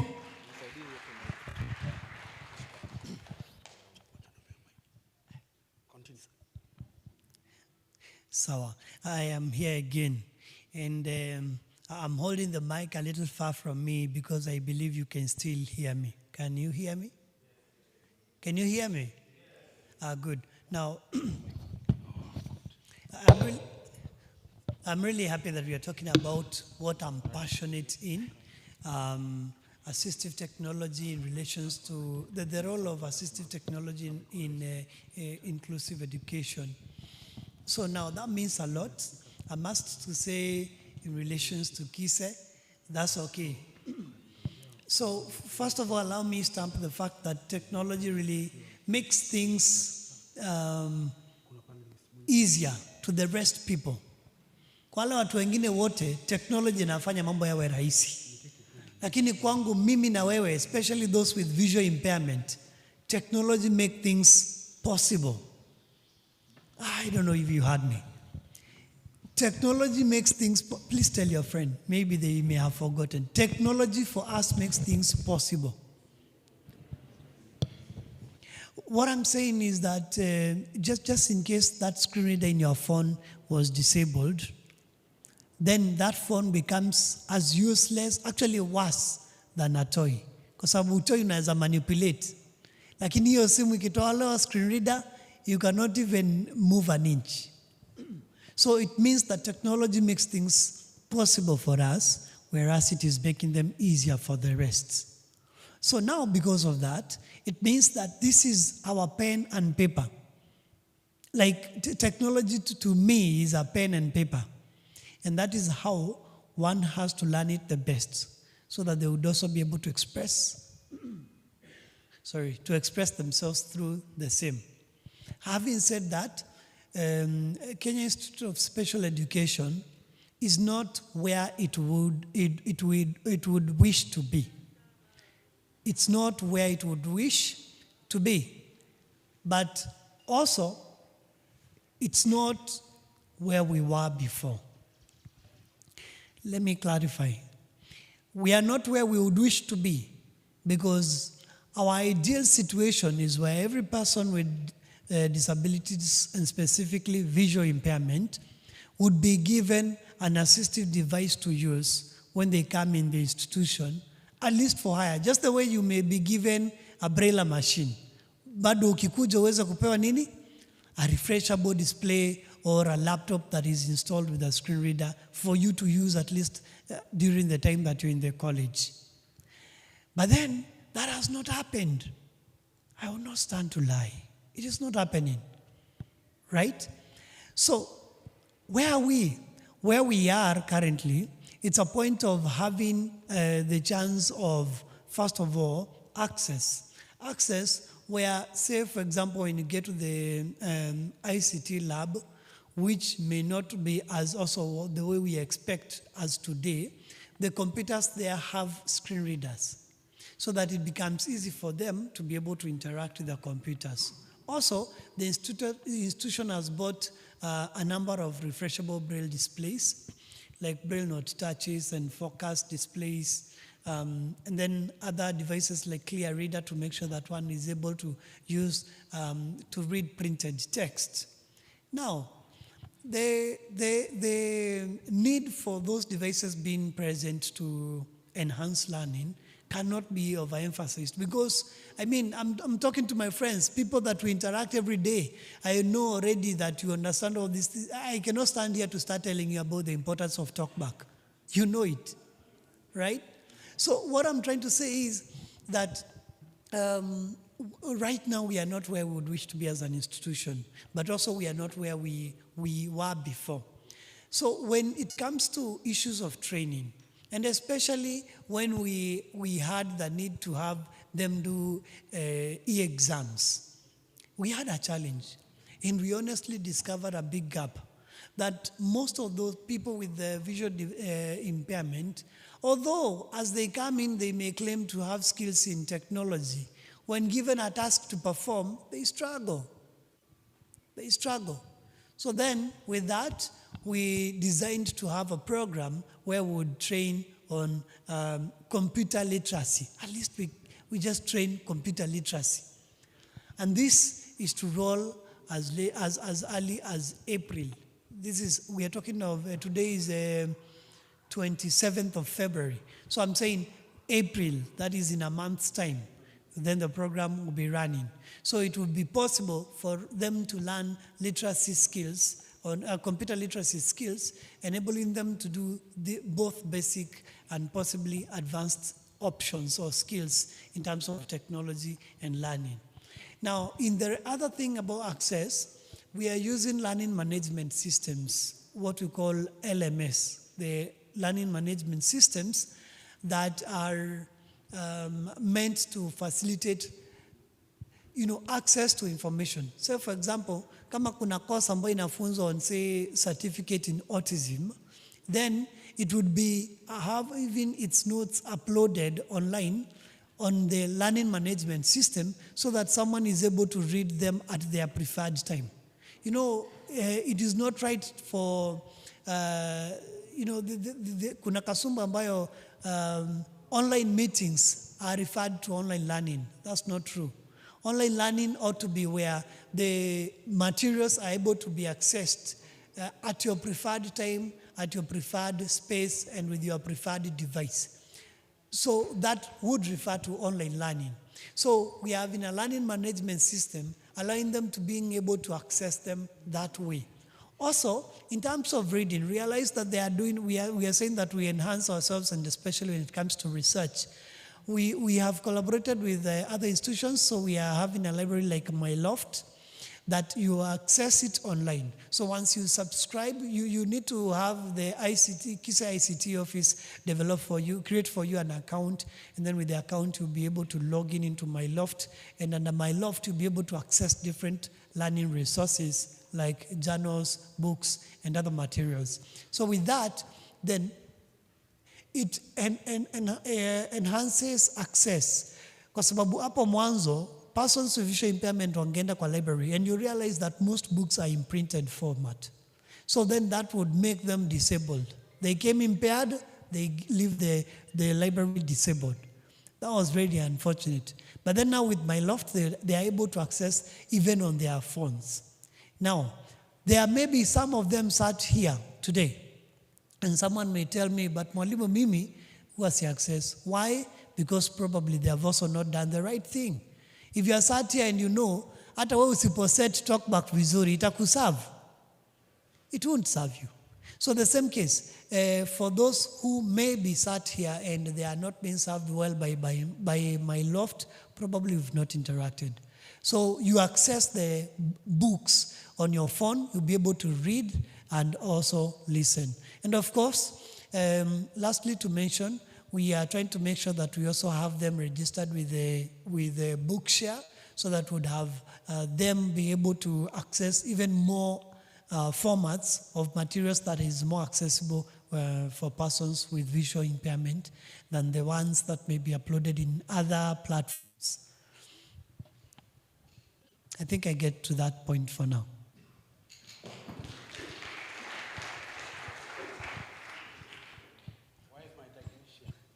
You can have my microphone. Okay, thank you. Thank you very much, Zach. I was almost telling you should have a seat, or because the way you've really explained, we are really enjoying the session. And let's clap for Mr. Zach. But tujue maswali niko nayo kibao, so don't worry. Mr. Deacon, you should be here sitting in the panel here. You will have your questions. We'll like not to. He's actually here next to me. Okay, you can have the mic. Let's go to the next panelist. I would like to tell you something about this convention, which is very interesting. One of the things is that we are not just here because we are supposed to be producers of information. We are not here because we are just consumers.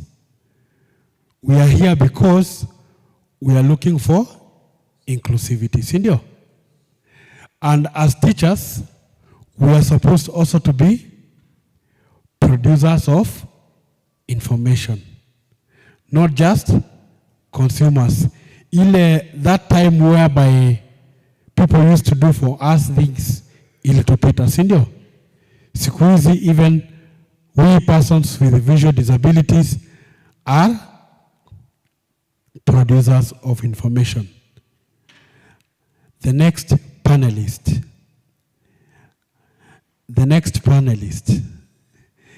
If you know that you are from Kevita, you are a consumer or you are a producer of information. Sindio? So help me to welcome Joe Mwangi, who will come to tell us, as a producer of information, the feedback about technology, how it has played, the impact it has in terms of inclusive learning as a teacher, and if there are challenges, if there are successes, they can tell us, so that at the end of the day, different partners can be able to take some pointers home or some actions which needs to be done. We've heard about the issue about the NEC talking about the way they are using Chromebook, braille displays, etc. And would like also to hear the perspective of the user, because there's one thing we know, that as much as technology is there, there is also what you can call having blind and visually impaired who are illiterate. You know, you can be literate and illiterate at the same time. Simply because if blind or visually impaired person rely just on one mode of communication, that is maybe screen reading software, you might find yourself, you become illiterate because you don't know the spellings, you don't know the grammar, because umezoea kusikiza. So let us also learn that my friend Braille, our late father, Louis Braille, brought us something to cherish, and even if we have technology, Braille will still remain. So let us clap for Jomwangi. Welcome. Thank you.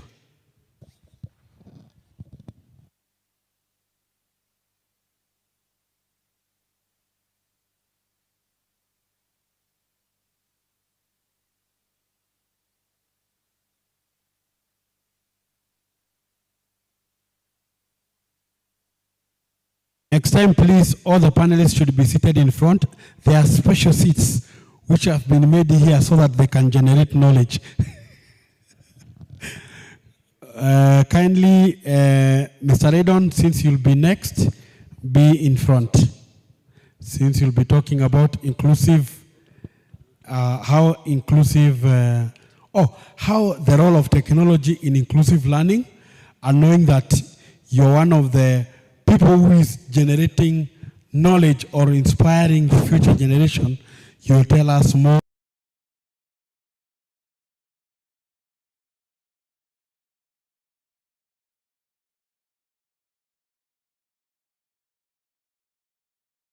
I am a teacher. I come from Parlez-vous Français. I am a teacher of French and history. Currently, I am one of the beneficiaries of Teacher Service Commission internships. I teach in a school called Technology. I am happy to see my lucid brothers who had the floor before me, like Dickens and Zachary. I know Zachary, but he doesn't know me. When I was in Form 2, he happened to be my teacher of computer for 2 lessons.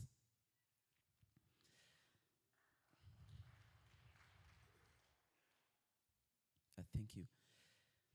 Responding to the role of technology, I have been a user of technology from the time I was in primary school, Thika Primary for the Blind, when I was in class 3. Up to this moment, I'm still a user of technology. And as he has said, is that technology has really made lives or work to be easier, especially for people like us who can see. By the way, can you see me? I believe not all of you. You refuse to see. Thank you. Talking about the role of technology, I remember the person that Mr. Kamau Mbugua has just mentioned, Louis Braille. In 17th century and 16th century, around there, many continents experienced industrial revolution. One of the countries or continents, including Europe, United States of America, and so on and so forth. I remember in 1715, if I'm not wrong, Louis Braille inventing Braille, that is the mode of reading and writing used by people like us who can see. After he lost sight in 1710. Up to this moment, we still use Braille. It has developed in a way that we are also using computerized Braille device known as Orbit readers, refreshable Brailles, Orbit readers, Focus 14, also what we call Braille note takers. So you can see technology is still evolving, right? It's as well reminding me of this French philosopher known as René Descartes. He gave a response to the question, who am I? And he responded to it as, it's a continuous process. It's not static, it is dynamic. That means we are still becoming, we're still making developments, isn't it? So as a teacher who's visually impaired, I am a great user of technology. I cannot brag the way I'm computer literate, but I'm also becoming. Remember, we have said that we are not where we are supposed to be, but at least we are not where we were long time ago. That means I use the screen reader at least to receive messages and also text, do all those things. Also, I use the computer. You know, I teach seeing people. I teach used computer, to project my notes, and that has actually been making my work easier. Also keying in marks. Mostly I don't depend on people to come and assist me in keying in marks because I can use Zeraki very well. I have heard people mentioning about exams. That's a terminology to me, but I'm still learning. Remember, we are all here at least to share how or to come up with knowledge, to exchange ideas on how we can at least make our lives better. Thank you very much. I think that's what I have at this moment to share. Thank you. Let's clap for him. But still sit behind around here because I'll be asking you some questions. Let me tell you one thing, which is very crucial, especially for my fellow blind, visually impaired person who decided not to see. Sometimes I know tell people like that because in Frontier, you're not seeing our employer, Teacher Service Commission, but I know they are taking notes so that in future, I see a situation whereby they will be looking for teachers who are blind and visually impaired and also have skills with adaptive technology. Sindio? So, as much as we know that there are other subjects you are teaching, even you, I'm giving you a challenge. Try and also learn a bit of technology so that in future, because the future is, or the present and future is technology. When you teach biology, when you teach history, when you teach Kiswahili, future is technology. There are a bit issues around technology whereby we are talking about maybe when we start now discussing the deep issues around technology and the technique inside there, we talk about, let's say, language. Because most of the screen readers have been made with the mindset of Wazungu, sindio? So we also need to enter into that space so that we can also have Swahili, our mother tongue, screen readers which can speak to these issues. We need to rethink or redesign our mindset so that even if you are given an opportunity as a teacher, you can be able to elaborate technologically of the subject you are teaching to the blind or visually impaired children for the future generation. And through that, I would like us to really dig deep to hear the experience of a person who is impacting knowledge or not just teaching the other subjects, but really ensuring that people are able to navigate, whether it is computer, whether it is mobile phone. And it's a great honor to say that it's the only center currently in, let's say, Kenya, which offers this capacity of learning about technology. Please, kindly, can we clap and welcome Mr. Raydon?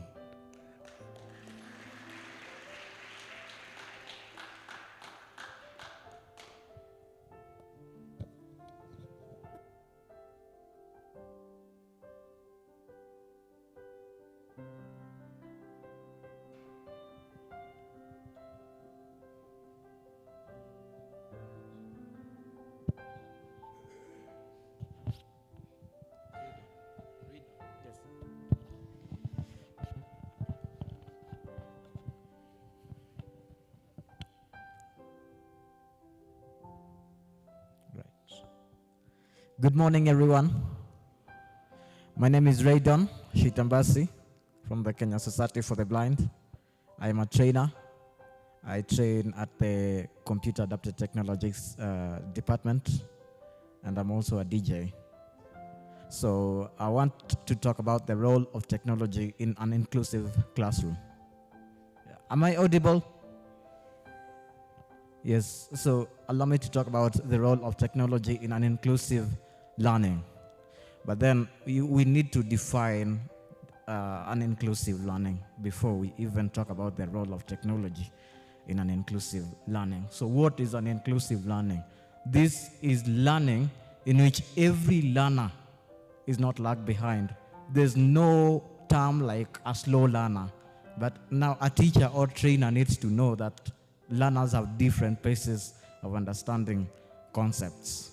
So in an inclusive learning, there's no discrimination, and teachers do not seclude or exclude learners, and then they say that this is a special, or this needs to go to some special class. I mean, there's no segregation. Now then, technology here comes in. It now bridges, it now solves what we've been experiencing in terms of we are dividing and we are segregating learners based on how slow or how fast they are in grasping and understanding concepts. So now what is the role of technology here? The role of technology is to create inclusion in a way that right now we have, we are known, persons with visual impairment and blind persons are known to perform mathematics poorly. But right now we have tools and technology that helps a blind person to grasp mathematical contents. Like for example, we have Microsoft Visio or Visio, however you want to pronounce it, or depending on your English teacher. But now the Visio helps a blind person to understand the diagram in a way that a normal person would, or a non-blind person would understand. And then we have the Braille displays. So if you connect a Braille display to a desktop that has Microsoft Visio running, this Braille display will present the diagram in a tactical way. So now you are able to see the role of technology. Now it equalizes in that how a blind person is able to understand is no different from that person who is non-blind. I mean, a non-blind person that is able to understand and grasp concepts. Then we have the information. The challenge that a blind person faces is access to information. So technology now solves this problem of access to information in a way that we have smart glasses. The smart glasses is able to present information to a blind person, and this blind person cannot miss the information. But I think we are still in the beta stage as far as smart glasses are concerned. But I envision a future where these smart glasses may be able to present information in a real-time manner. For example, when a teacher draws a board, when a teacher writes something on a chalkboard, you know very well that a blind person cannot read what is on the chalkboard unless they ask a sighted person to read what is on the chalkboard. But I envision a future where these smart glasses will be able to read out the information on the chalkboard. Am I clear? Are we together? Are we together, teachers? Yes. So now the role of technology is to bridge, is to be that bridge between between what we have been missing and what we should now be empowered. It's an empowerment, Yani. The role of technology is to empower this blind person. Thank you so much. Clap for him. Yeah, as you know that technology is very important from the teacher's perspective. My ushers, please, because time inatupeleka vibaya, nastaki kwa mindi nawazuia chai, and then lunch, and then whatever mapochopocho imekuwa prepared. Kindly, I'll ask my Kevita guys to have 2 or 3 questions. Ushers, tafadhali kimbia tu pale chini, nizungushie kidogo, wala wako na burning questions, so that once mkisharudi hapa, I'll see how I can make our panelists to respond, and then we see how we can conclude that part so that we can have the tea break. Nimeambiwa imefika sasa hivi, so I don't want to be the one who is preventing us from enjoying the tea. Please, any burning questions from the 4 panelists? 2.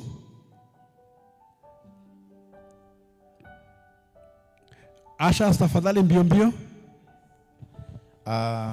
My name is Sami from Likoni. My question goes to Mr. Dickens, a friend of mine also.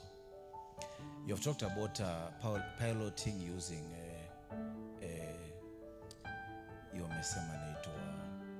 Chromebook.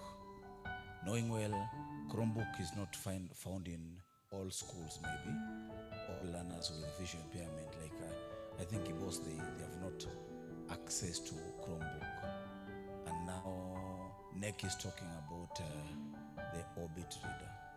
Knowing well, the institution that provides Chromebook is totally different from the institution that provides the Orbit reader. I don't know how you're going to do about it. Plus, are we sure about the training of the Orbit readers? Because not all learners are versed with the usage of Orbit reader, and this should start with the teachers. Even most teachers are not familiar with the usage. Kindly please summarize the question so that we may save time, please. Yeah, I think let him react between the 2 gadgets. Yeah.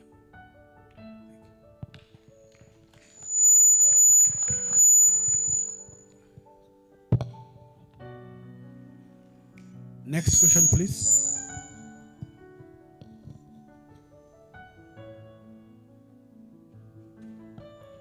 Yes. Thank you. My question goes straight away to the NEC person. Please, you have talked about the Orbit reader, and I'm a music teacher. Please, can you tell me or tell us how can an Orbit reader help a visually impaired person to write a scale of G major with octaves, with all the accidentals? Thank you. Thank you for that question. Any last burning question from the plenary? At least a lady, please, give us a lady. We need a lady, please. Gender, we as Kevita, one lady, please. And then due to the public demand, I'll give another man. Sir, please.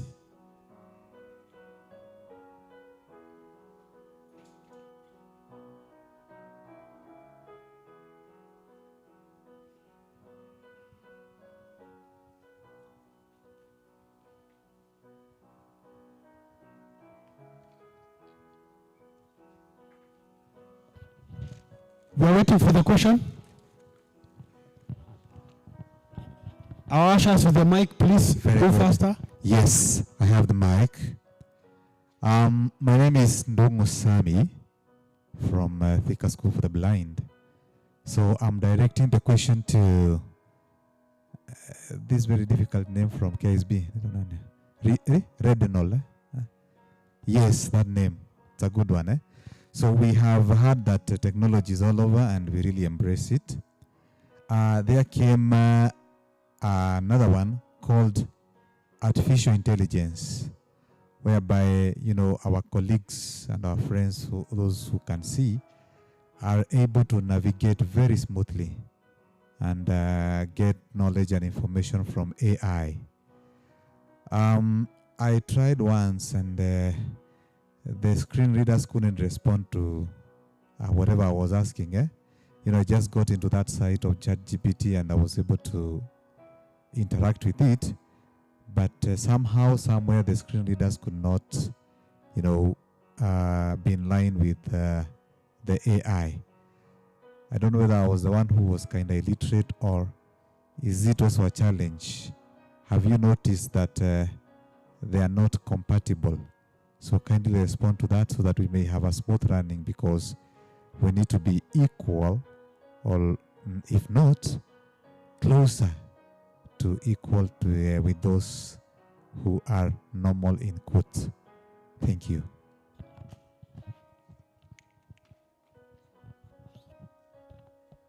Please, a lady. A lady, please.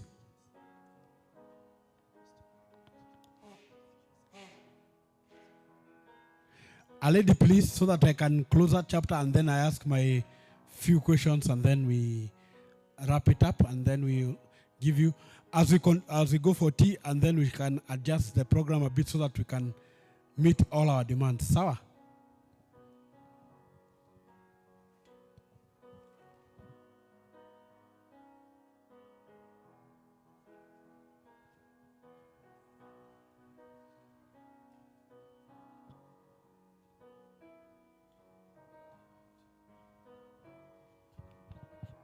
Good morning. My name is Felicia from Taita Taveta County. You have talked about my loft and the other gadgets. Some of us, we don't have knowledge on how to use them. So maybe you tell us on how to approach, especially my loft. Like I tried once to access the notes from my loft, but I didn't make it. So maybe we don't have knowledge on how to access them. Thank you. Okay, you've gotten the question? You are asking, you've gotten the question, eh? Thank you very much. Thank you very much, all of you, for those questions. And as you respond, my panelists, as you respond, you'll also have a time of doing your closing remarks. So make sure that you respond the question plus your parting shot. Sawa? Now, even me have a chance of asking questions. That's why I'm a moderator. So let me enjoy the time. And I'll start with my friend from Kevita. I would like you to give us 2 recommendations which you think, if well implemented or if well executed, can enable the stakeholders whether it is Teacher Service Commission, whether it is NEC, whether it is KISE, can implement so that the life of the blind and visually impaired can be comfortable. 2, my friend from Kenya Society for the Blind. You know that my question is very simple and clear.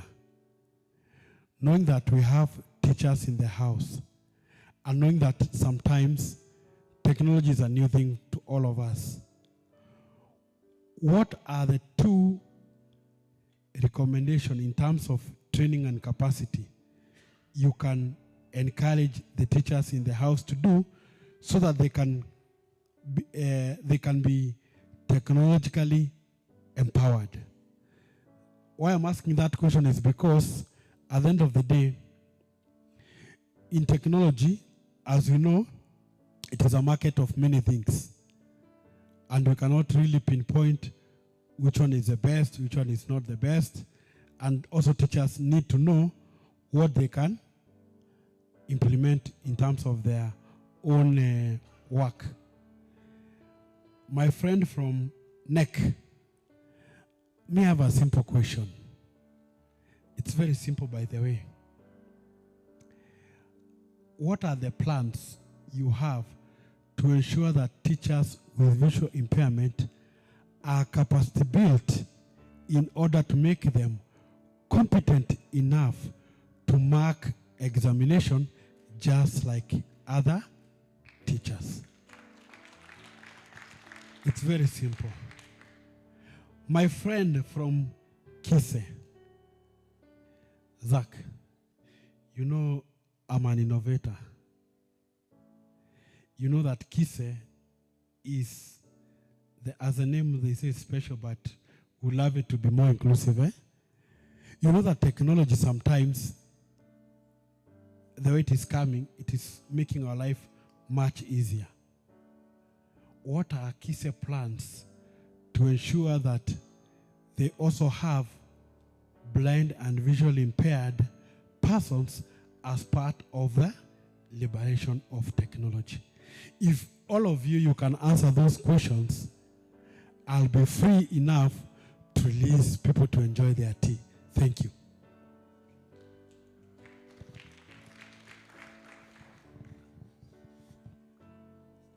Who would like to start? And remember, you answer the question and you're parting short.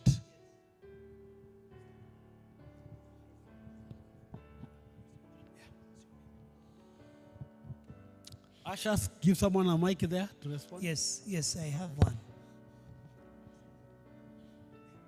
So, wapendwa tena asanteni kwa kuzidi kutusikiliza. But then how I would wish that this were even more interactive so that we would have as many questions as possible. But thanks God there's tea.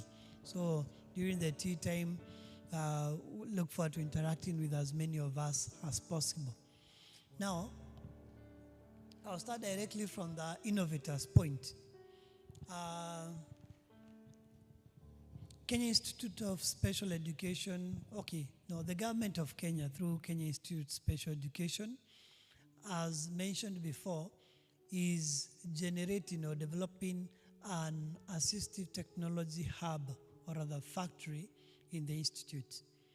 Kama utaweza kunitembelea, I'll try to take you there so that you just see the ongoing construction. Now, with the construction, we look forward to having several things done.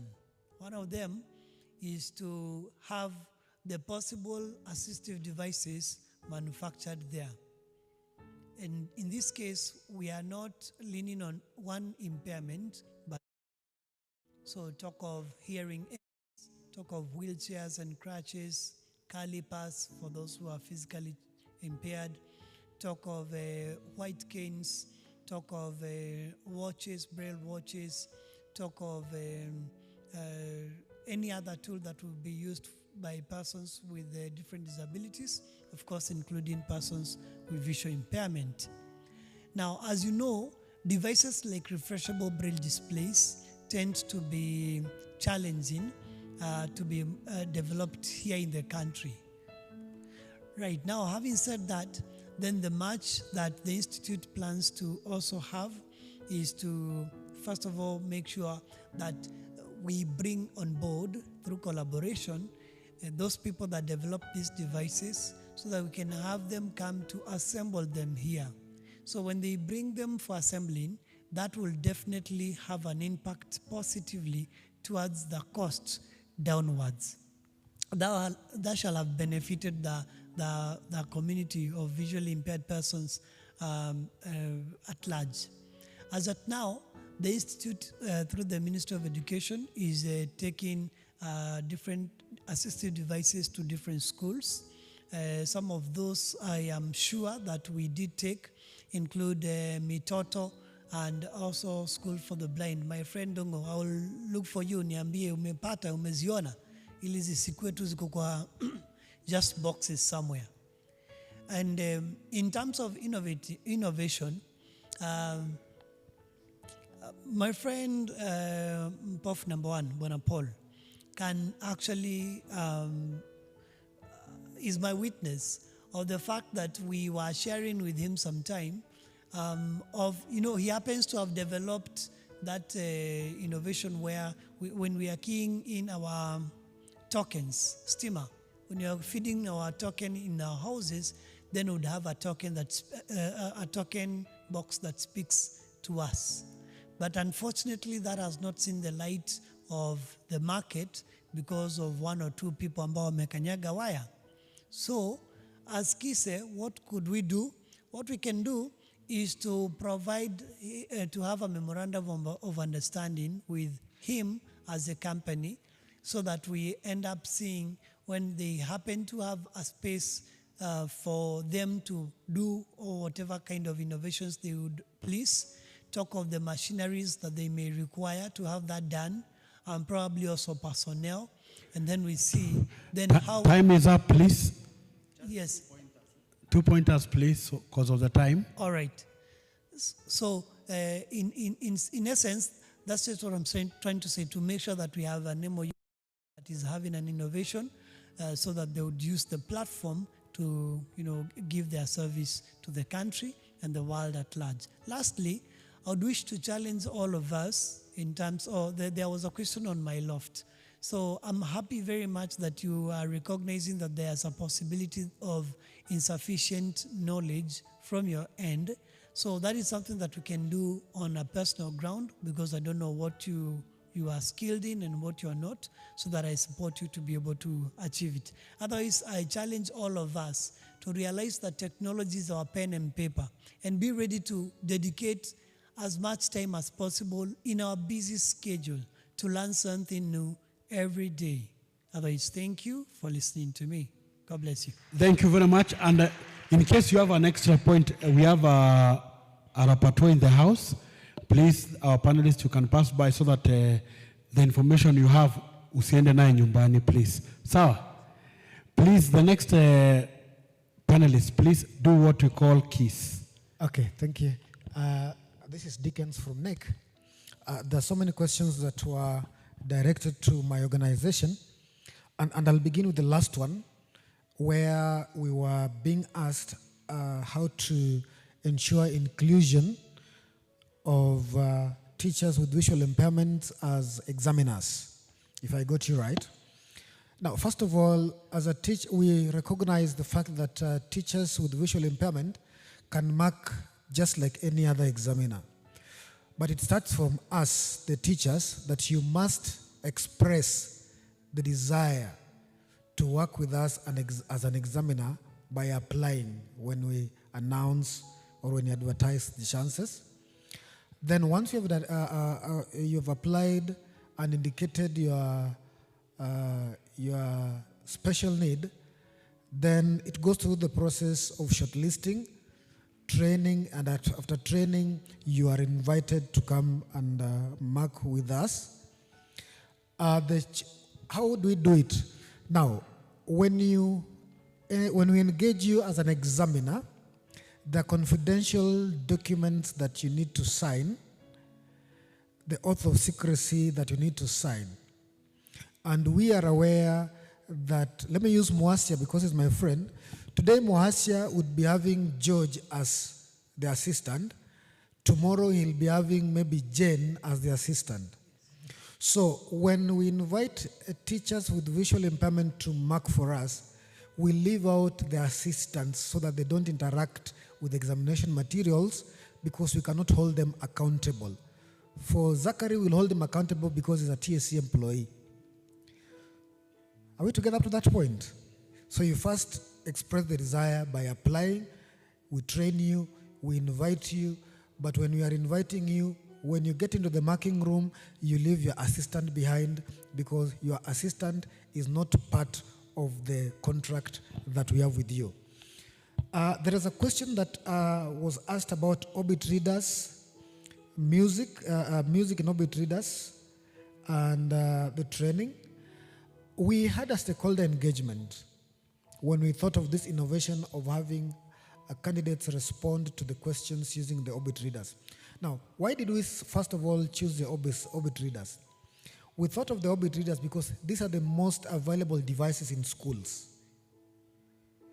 We are aware there are many other refreshable braille display devices, but the one that is commonly used in schools are the orbit readers. That with in mind, we also know that the orbit readers have certain limitations and certain challenges like mathematics, like music, geography, and other subjects that have diagrams. We are aware of that. And that is why we invited stakeholders to come and help us think through the process of administering examinations using the refreshable braille display. And they gave us good feedback. And one thing that you should be sure is that as an exam council, we are a public institution. We are not here to force things down the throats of our candidates. Okay? But that also does not mean that we have put aside our innovations. We are going to come up with ways that will help us navigate through that. Then lastly, a question was asked about Chromebooks. Maybe my brother missed something.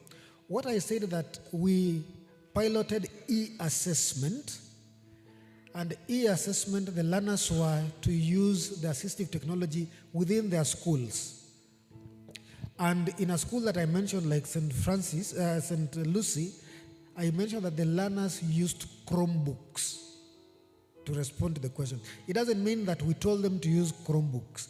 That is the assistive technology that was available at that time that they were familiar with. So that is what they used. Likoni School for the Blind, for instance, used desktop computers to respond to the same assessment. My parting shot, as Your an time is examination, up. yes, my parting shot, as an examination council, our desire is to onboard on what is already existing in the schools. We don't introduce any new thing for learners to use to take examinations because that would cause a lot of frustration. So we just onboard what is in the schools. Thank you. Thank you very much for that. My friend from Kevita, 2 recommendations, please. And be to the point. Joe Mwangi.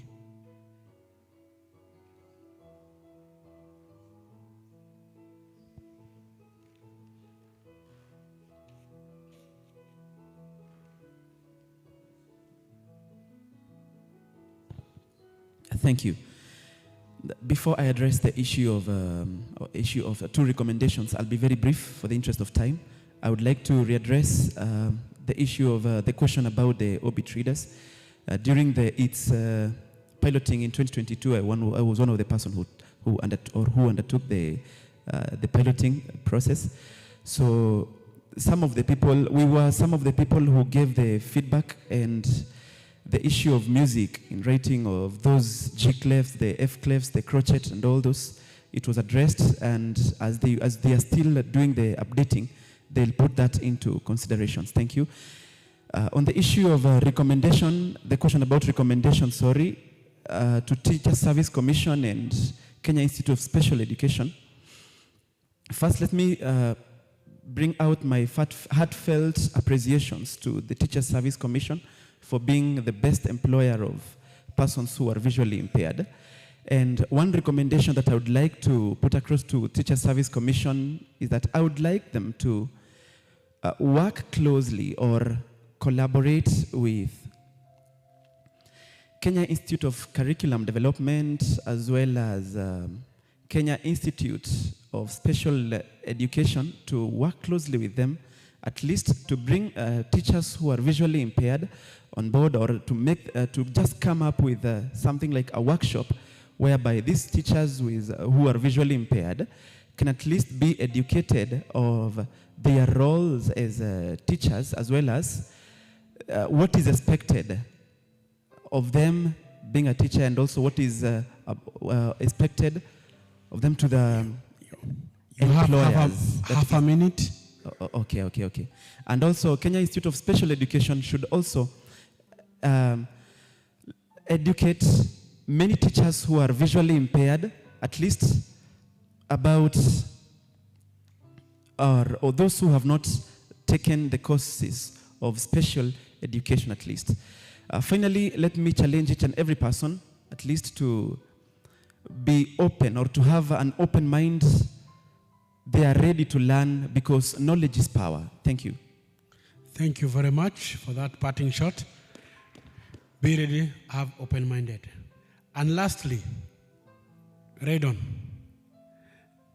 welcome back. And I know that there are some questions I have asked, and there are some questions you are asked. Be free to respond, and maybe I'll also give a finishing remark about AI. Thank you.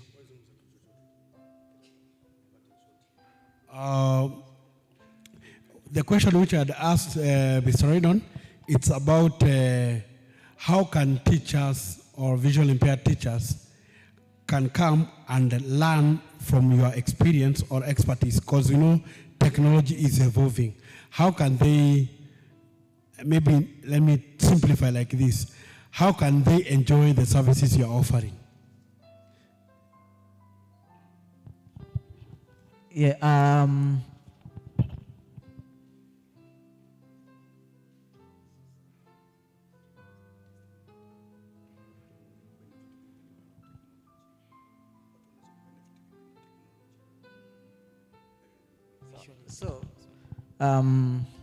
I'm sorry for that.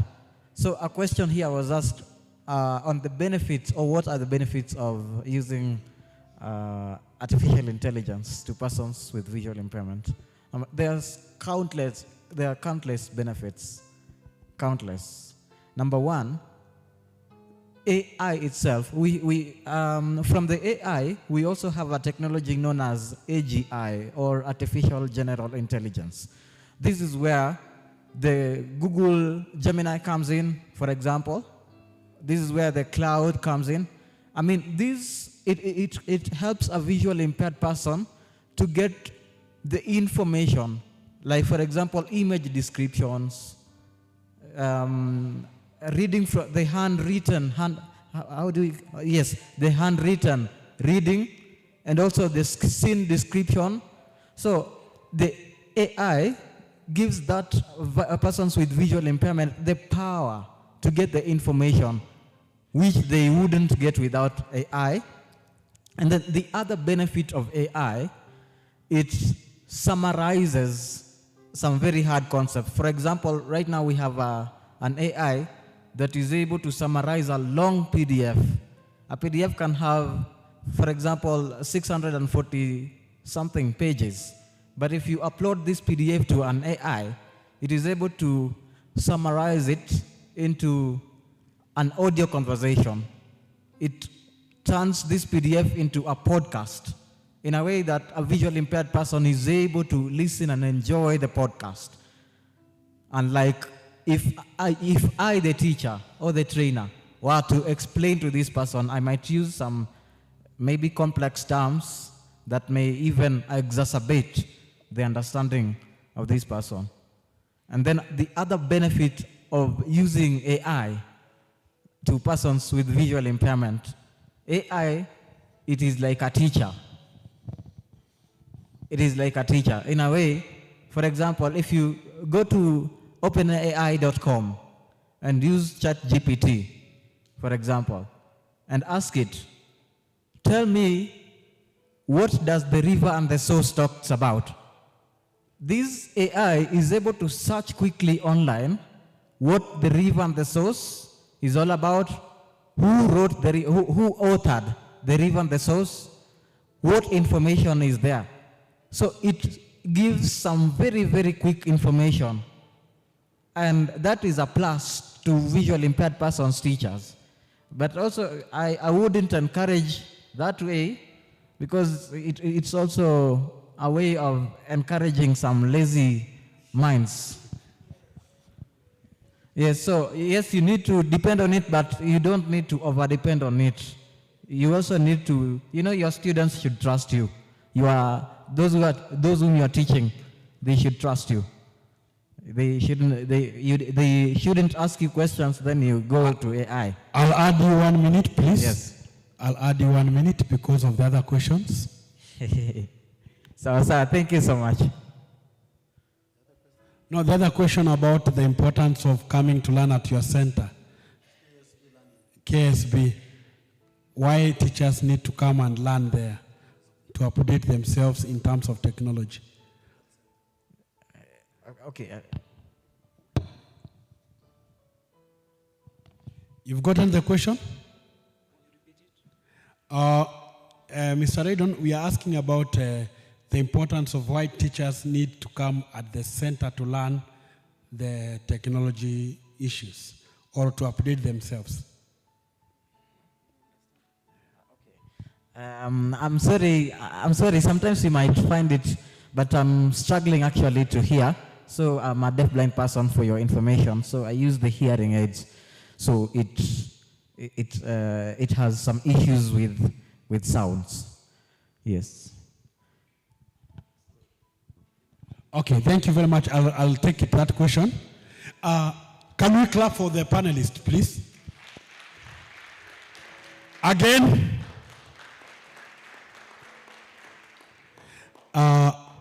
As I finish, there are two key points which this panel was discussing about the role of technology in inclusive learning.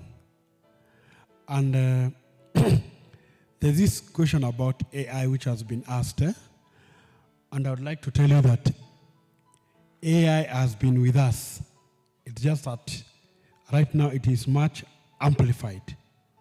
You know, when you are having TalkBack, when you are having Siri, when you are having such examples, I know that all of us will know this software called Envision AI. Simnajua? Yeah? It's also part of AI. We also have other apps. So artificial intelligence has been there. It's just that right now it is becoming more popularized, and it's just that we need to embrace ourselves towards that technology. Because, for example, if you are using Envision AI, you are able to read novel, books, to summarize, to jump from one place to another. And there are also other apps like the voice stream reader, etc. So at the end of the day, it's also our own personal initiative. And to end this discussion, I would like to challenge ourselves to take the bull by its horn, because we don't have any other way. The only way we have is technology. Quote me. We, as blind and visually impaired person, we don't have any other way. The only way we have is technology. So, sir, with those few remarks, I would like to thank you, all of you, for giving me ample time for moderating that session. we shall go for tea. How many minutes should we go for tea so that we can come back? 30 minutes. That one. Then after that we'll have revised the program a bit so that we can see how we can update in terms of the timings, so that we cannot allow some people to go out late here. Sindio? Kindly clap for yourself. Wow. Can we kindly recognize the Ministry of Education? They have arrived. I'll just ask them kindly to maybe promise me that after tea, we'll give them a chance to talk, and they'll sit also in the panel which is coming up for policy and innovation. Tafadhali, Ministry of Education, my prayer has been answered. Clap for me. Let me give the mic for us to be directed which route people are taking for tea. Thank you.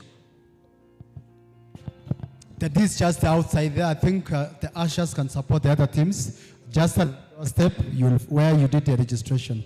Thank you. We can take the 30 minutes and then we come back as early as possible for the next session. Thank you. And thank you for our panelists. We are very humbled to have you here. Thank you very much.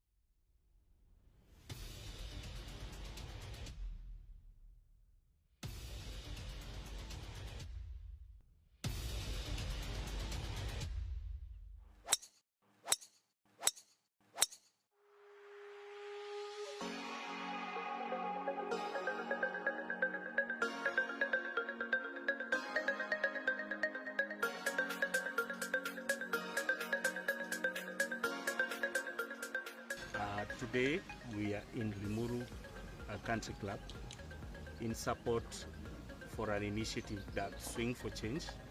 We are coming together with our friends, partners of the society, members and well-wishers. And one, we've been doing a screening camp in partnership with Kikuyu Eye Hospital in this location from yesterday, and it's going on today. So that the community around can also benefit from the experience that KSB has in the area of eye care. And then we will also be playing golf with the membership of this club and the friends we've invited from other clubs and many people who love the society and have taken time to join us in the noble cause of ensuring that we can upgrade our rehabilitation center so that we can equip it with the relevant devices to support the new and young professionals to acquire relevant skills that are needed for their employment.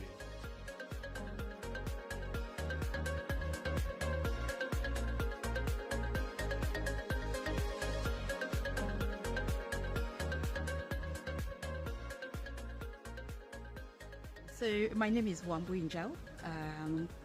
I'm the founder of Fanaka Foundation UK. I partner with Kenya Society for the Blind. And I'm here today because we are playing golf to raise funds to facilitate the build of the optical services unit. So today, Limuru Golf Club. Let's enjoy the game. I've got my shoes on. I'm gonna play and let the best man win. Or woman. Me.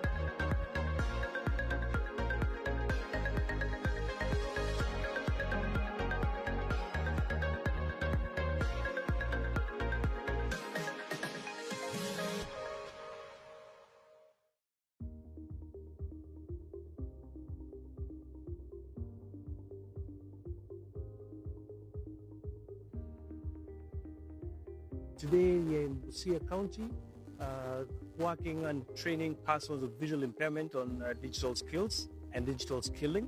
Now, as the Kenya Society for the Blind and as in partnership with the Internet and the UK government, we are basically rolling out the Digital Access Program, DAP. We have come to understand that if we want to empower the visually impaired people and the persons with disabilities, technology is the only way and there is no shortcut.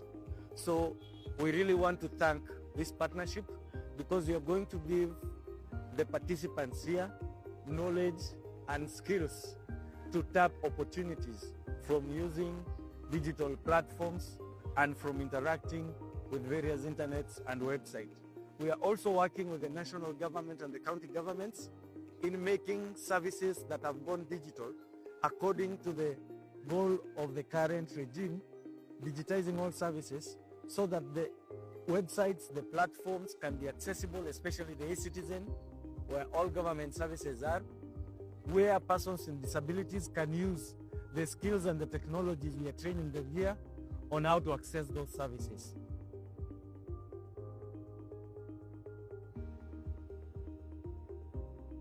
For persons with visual impairment, technology is the equalizer.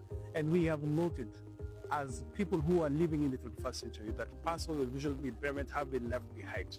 And as we go in line with the United Nations Convention on the Rights of Persons with Disability, where one of the key SDGs is leaving no one behind, KSB has now come to the grassroots to ensure that we give and equip the persons with visual impairment with digital skills which will enable them basically have the access to the internet, have access to facilities, have access to all that other persons are able to get in the divide, in the digital divide.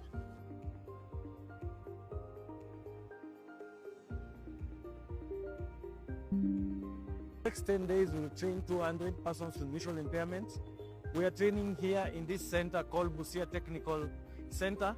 We are training in Nangila Technical, and that is in Funyula, here in Matayos. And we will go to Okame Technical, which is in Teso sub-county. So the trainings are happening concurrently. So here we have about 60. In Angla we find that we have about another 60, and in Teso we have another 40, and we are continuing to mobilize so that there is increased participation for persons with visual impairment.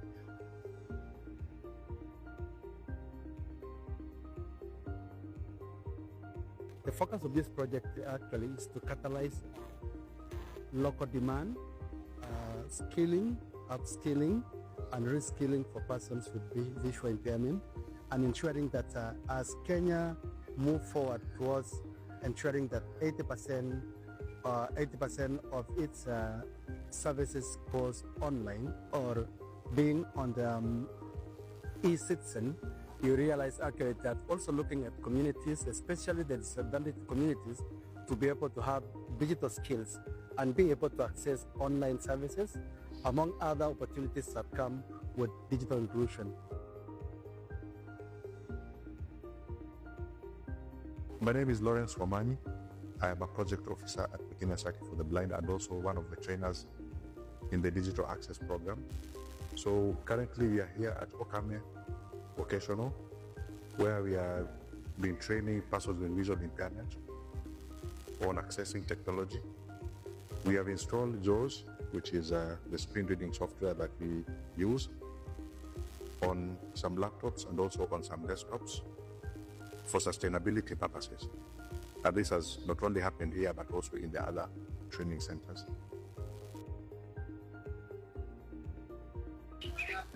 Majina ni Mediatrix Kaka, natoka Steko A Maenge sublocation. Nina ulemavu wa macho, mimi ni kipofu sioni. Leo tumefundishwa kuhusu kutumia simu za kisasa, zile za touch, alafu na kutumia laptop.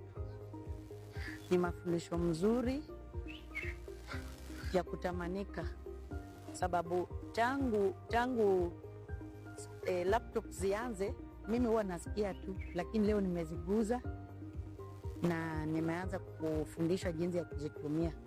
Nashukuru SB, KSB pamoja na walimu wetu ambao wamejitolea kutufundisha.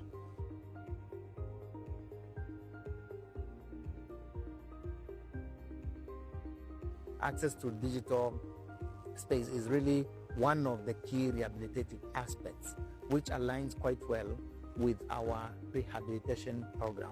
So this program is really adding value for our rehabilitation services, while at the same time, we are taking the advantage to build partnerships with the institutions for the establishment of resource centers and mini training centers within the county.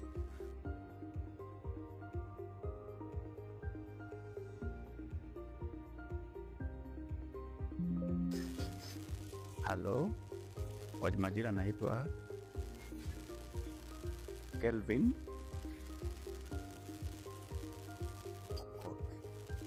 What's my name? K, the name. I'm happy a lot because of what? For the disability, the blind, and those who are here. Number one, we have learned about the computer skills. The experience which I've gained from here, I've learned more.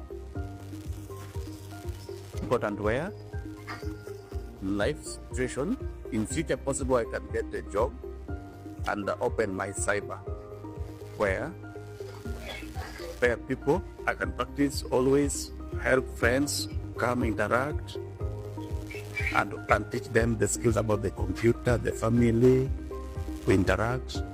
Also that is also important. I'm happy about that. Kwa majina naitwa David Munyovi, nimezaliwa kijiji cha Bulagu, Budalangi, Bunyala, na mimi ni mlemavu wa macho, sioni. Sasa niko hapa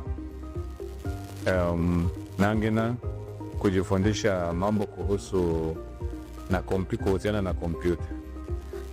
Tangu nikuje hapa nimejifunza mengi sana, nimejua kwamba kumbe kuna ile tunaita cyber crime, nimejifundisha kuhusu cyber crime, nimejifundisha kuhusu jinsi unaweza kuwa mwadilifu ukiwa kwenye mtandao, na pia nikajifunza zile keys za tarakilishi vile kipofu anaweza zitumia.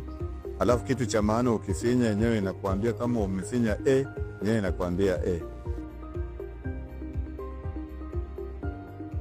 We thank everyone who has made this possible, led with the UK government, Kiktanet, the county government of Busia, and the Governor, His Excellency, Professor Paul Otuoma, for the good work and for allowing Kenya Society for the Blind to bring these unique and much needed services to the county. Thank you very much. Shukran, ningependa kuwashukuru watu wa KSB, Kenya Society for the Blind, kwa kutujali sisi vipofu hasa mashinani. Manake wengi wetu hatuna uwezo kufika Nairobi, lakini wametujali, wametuletea mafunzo hii training hapa mashinani, na tena pia wametuletea hata na white cans ambazo hata tangu mimi mwenyewe nizaliwe sijawahi ona. Nawashukuru zaidi na nazidi kuombea Mungu azidi kuwabariki, wazidi kutusaidia hata zaidi. Asanteni.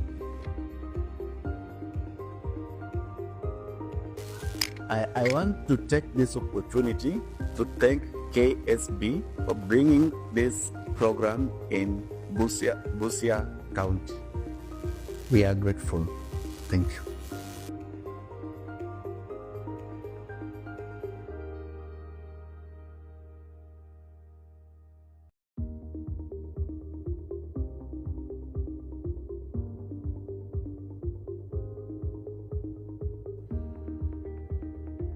Today we are in Busia County, working and training persons with visual impairment on digital skills and digital skilling. Now, as the Kenya Society for the Blind and as in partnership with the Internet and the UK government, we are basically rolling out the Digital Access Program, DAP. We have come to understand that if we want to empower the visually impaired people and the persons with disabilities, technology is the only way and there is no shortcut. So we really want to thank this partnership because you're going to give the participants here knowledge and skills to tap opportunities from using digital platforms and from interacting with various internets and websites. We are also working with the national government and the county governments in making services that have gone digital according to the goal of the current regime, digitizing all services so that the websites, the platforms can be accessible, especially the e-citizen, where all government services are, where persons with disabilities can use the skills and the technologies we are training them here on how to access those services.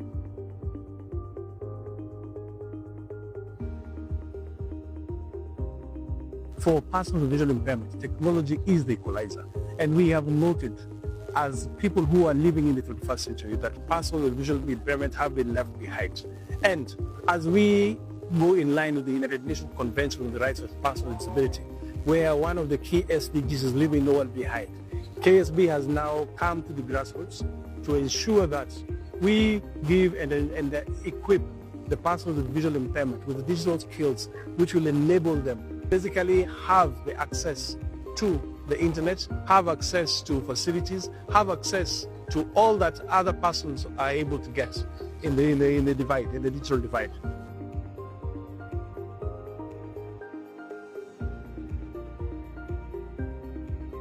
Next 10 days, we will train 200 persons with visual impairment. We are training here in this center called Busia Technical Center. We are training in Nangila Technical, and that is in Funyula, here in Matayos. And we will go to Okame Technical, which is in Teso sub-county. So the trainings are happening concurrently. So here we have about 60. In Angela, we find that we have about another 60. And in Teso, we have another 40. And we are continuing to mobilize so that there is increased participation for persons with visual impairment.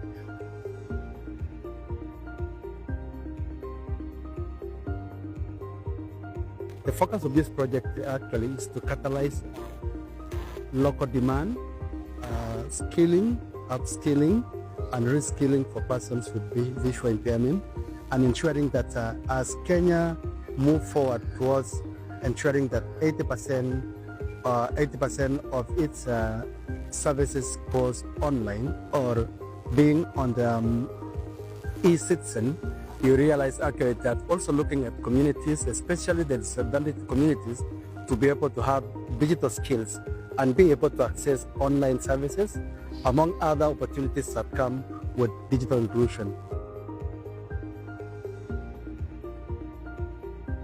My name is Lawrence Wamanyi.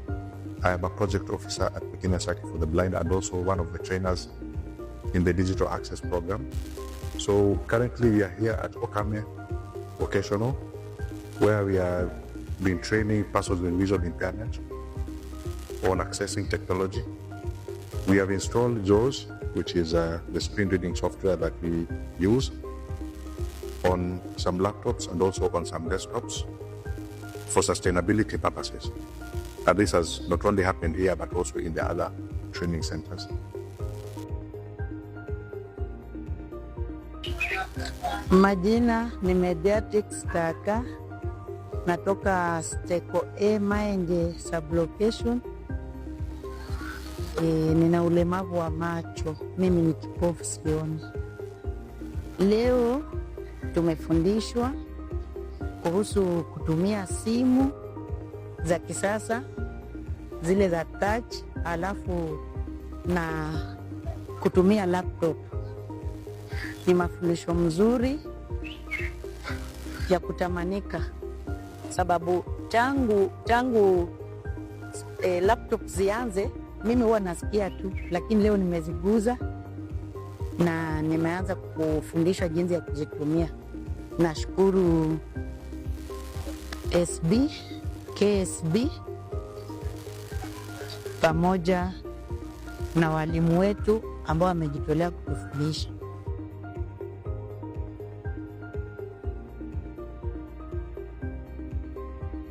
Access to digital space is really one of the key rehabilitative aspects, which aligns quite well with our rehabilitation program. So this program is really adding value for our rehabilitation services, while at the same time, we are taking the advantage to build partnerships with the institutions for the establishment of resource centers and mini training centers within the county.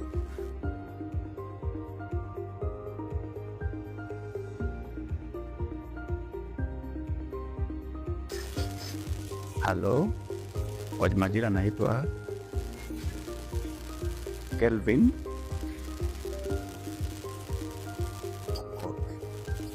What's my name? K, the name. I'm happy a lot because of what? For the disability, the blind, and those who are here. Number one, we have learned about the computer skills. The experience which I've gained from here, I've learned more. Important where? Life situation. In future possible, I can get a job and open my cyber where people I can practice always help friends, come interact and teach them the skills about the computer, the family, to interact. Also that is also important. I'm happy about that. Kwa majina naitwa David Munyovi. Nimezaliwa kijiji cha Bulagu, Budalangi, Bunyala. Na mimi ni mlemavu wa macho, sioni. Sasa niko hapa Nangina kujifundisha mambo kuhusiana na kompyuta. Tangu nikuje hapa nimejifunza mengi sana, nimejua kwamba kumbe kuna ile tunaita cyber crime, nimejifundisha kuhusu cyber crime. Nimejifundisha kuhusu jinsi unaweza kuwa mwadilifu ukiwa kwenye mtandao, na pia nikajifunza zile keys za tarakilishi vile kipofu anaweza zitumia. Alafu kitu cha maana ukifinya yenyewe inakuambia kama umefinya A, yenyewe inakuambia A. We thank everyone who has made this possible, led with the UK government, Kiktanet, the county government of Busia, and the governor, His Excellency, Professor Paul Othoma, for the good work and for allowing Kenya Society for the Blind to bring these unique and much needed services to the county. Thank you very much. Shukran, ningependa kuwashukuru watu wa KSB, Kenya Society for the Blind, kwa kutujali sisi vipofu hasa mashinani. Manake wengi wetu hatuna uwezo kufika Nairobi, lakini wametujali, wametuletea mafunzo hii training hapa mashinani, na tena pia wametuletea hata na white cans ambazo hata tangu mimi mwenyewe nizaliwe sijawahi ona.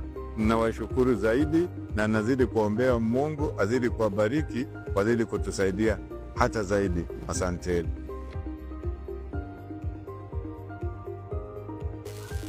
I want to take this opportunity to thank KSB for bringing this program in Busia County. We are grateful. Thank you.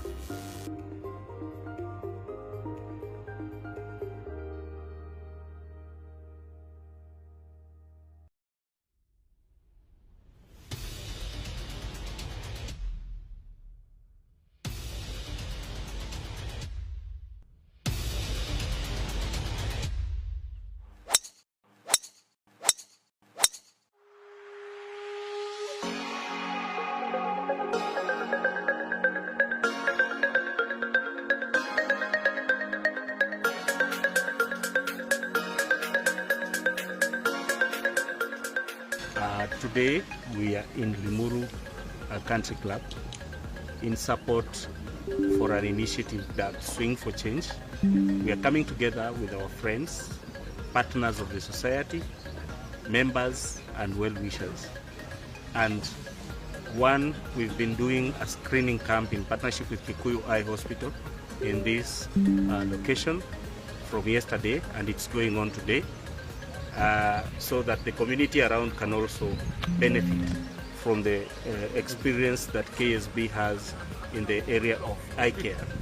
And then we will also be playing golf with the membership of this club and the friends we've invited from other clubs and many people who love the society and have taken time to join us in the noble cause of ensuring that we can upgrade our rehabilitation center so that we can equip it with the relevant devices to support the new and young professionals to acquire relevant skills that are needed for the employment.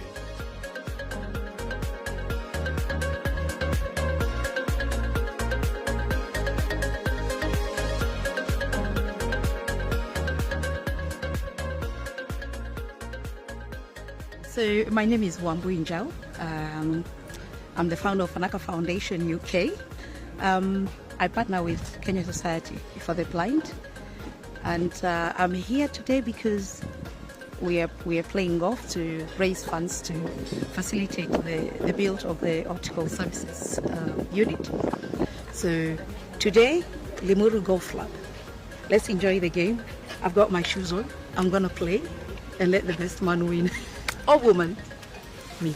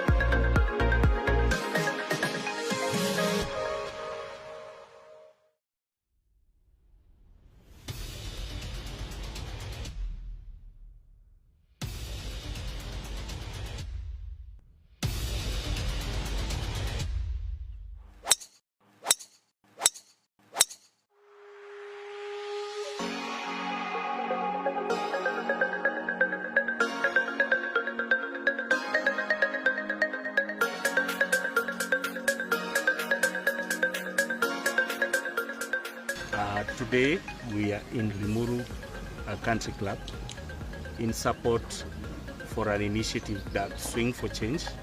We are coming together with our friends, partners of the society, members and well-wishers.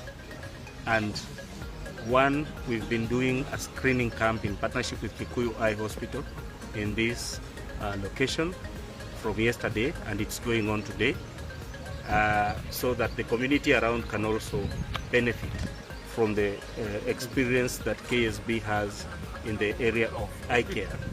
And then we will also be playing golf with the membership of this club and the friends we've invited from other clubs and many, many people who love the society and have taken time to join us in the noble cause of ensuring that we can upgrade our rehabilitation center so that we can equip it with the relevant devices to support the new and young professionals to acquire relevant skills that are needed for their employment.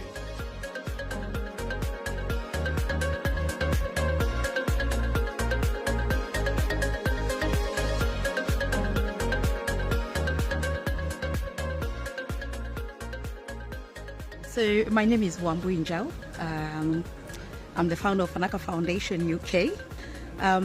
I partner with Kenya Society for the Blind, and I'm here today because we are playing golf to raise funds to facilitate the build of the optical services unit. So today, Limuru Golf Club. Let's enjoy the game. I've got my shoes on. I'm gonna play and let the best man win. Or woman, me.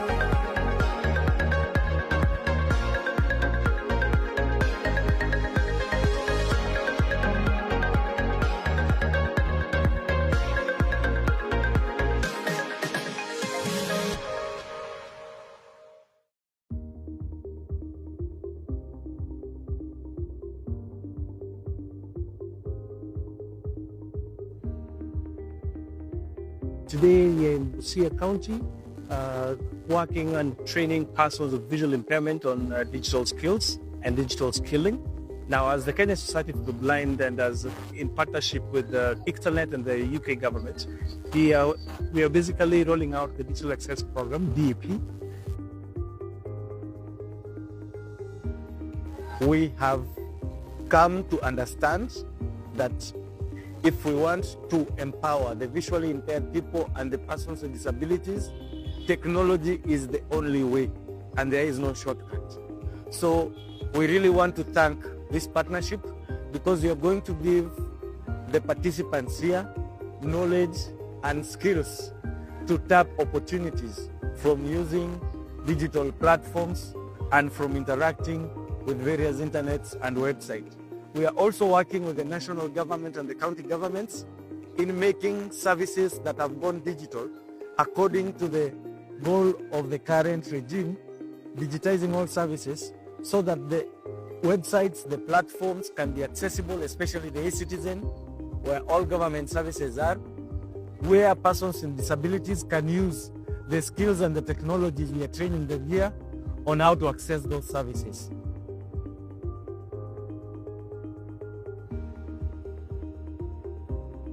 For persons with visual impairment, technology is the equalizer.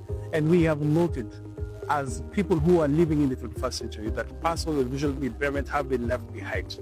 And as we go in line with the United Nations Convention on the Rights of Persons with Disability, where one of the key SDGs is leaving no one behind, KSB has now come to the grassroots to to ensure that we give and equip the persons with visual impairment with digital skills which will enable them basically have the access to the internet, have access to facilities, have access to all that other persons are able to get in the divide, in the digital divide.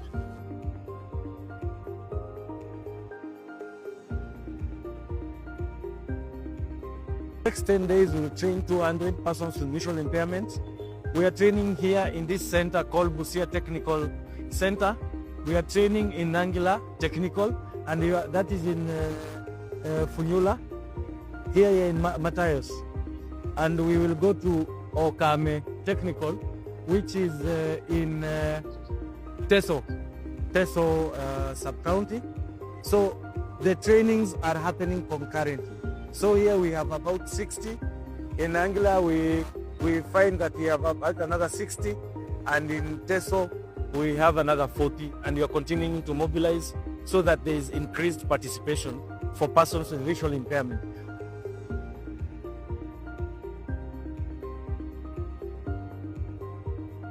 The focus of this project actually is to catalyze local demand, skilling, upskilling, and reskilling for persons with visual impairment, and ensuring that as Kenya move forward towards ensuring that 80% of its services goes online or being on the e-citizen, you realize actually that also looking at communities, especially the disadvantaged communities, to be able to have digital skills and be able to access online services, among other opportunities that come with digital inclusion. My name is Lawrence Wamanyi. I am a project officer at Pekin Saki for the Blind and also one of the trainers in the Digital Access Program. So currently we are here at Okame Vocational, where we are been training persons with visual impairment on accessing technology. We have installed JAWS, which is the screen reading software that we use on some laptops and also on some desktops for sustainability purposes. And this has not only happened here, but also in the other training centers.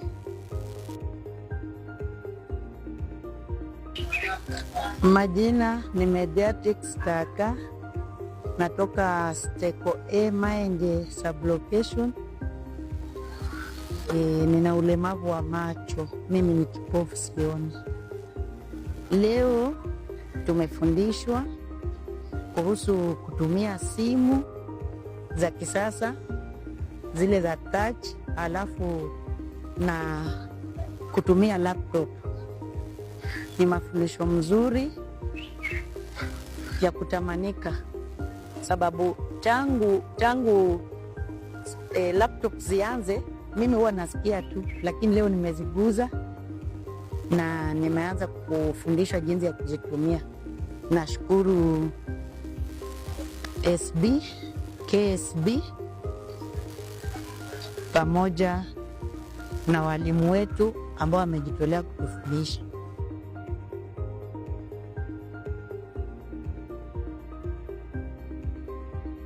Access to digital space is really one of the key rehabilitative aspects, which aligns quite well with our rehabilitation program. So this program is really adding value for our rehabilitation services, while at the same time, we are taking the advantage to build partnerships with the institutions for the establishment of resource centers and mini training centers within the county.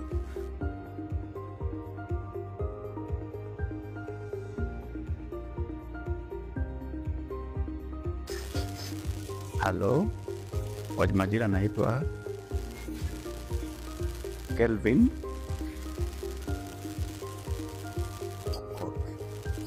What's my name? K, the name. I'm happy a lot because of what? For the disability, the blind, and those who are here. Number one, we have learned about the computer skills. The experience which I've gained from here, I've learned more. Important where? life situation. In future possible, I can get a job and open my cyber where people I can practice always help friends, come interact, and teach them the skills about the computer, the family, we interact. Also that one is also important. I'm happy about that. Kwa majina naitwa David Munyovi, nimezaliwa kijiji cha Bulagu, Budalangi, Bunyala, na mimi ni mlemavu wa macho, sioni. Sasa niko hapa Nangina kujifundisha mambo kuhusiana na kompyuta. Tangu nikuje hapa nimejifunza mengi sana, nimejua kwamba kumbe kuna ile tunaita cyber crime, nimejifundisha kuhusu cyber crime, nimejifundisha kuhusu jinsi unaweza kuwa mwadilifu ukiwa kwenye mtandao, na pia nikajifunza zile keys za tarakilishi vile kipofu anaweza zitumia. Alafu kitu cha maana ukifinya yenyewe inakuambia kama umefinya A, yenyewe inakuambia A. We thank everyone who has made this possible, led with the UK government, Kictanet, the county government of Busia, and the governor, His Excellency, Professor Paul Otuoma, for the good work and for allowing Kenya Society for the Blind to bring these unique and much needed services to the county. Thank you very much. Shukran, ningependa kuwashukuru watu wa KSB, Kenya Society for the Blind, kwa kutujali sisi vipofu hasa mashinani. Manake wengi wetu hatuna uwezo kufika Nairobi, lakini wametujali, wametuletea mafunzo hii training hapa mashinani, na tena pia wametuletea hata na white cans ambazo hata tangu mimi mwenyewe nizaliwe sijawahi ona. Nawashukuru zaidi na nazidi kuombea Mungu azidi kuwabariki, wazidi kutusaidia hata zaidi. Asante.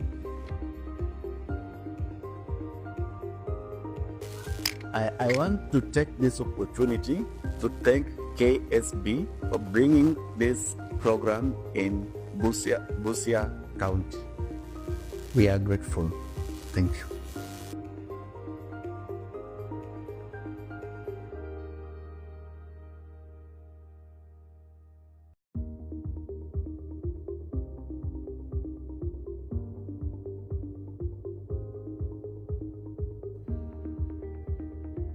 Today we are in Busia County, working and training persons with visual impairment on digital skills and digital skilling. Now, as the Kenya Society for the Blind and as in partnership with the Kictanet and the UK government, we are basically rolling out the Digital Access Program, DAP. We have come to understand that if we want to empower the visually impaired people and the persons with disabilities, technology is the only way and there is no shortcut. So we really want to thank this partnership because we are going to give the participants here knowledge and skills to tap opportunities from using digital platforms and from interacting with various internets and websites. We are also working with the national government and the county governments in making services that have gone digital according to the goal of the current regime, digitizing all services so that the websites, the platforms can be accessible, especially the e-citizen, where all government services are, where persons with disabilities can use the skills and the technologies we are training them here on how to access those services.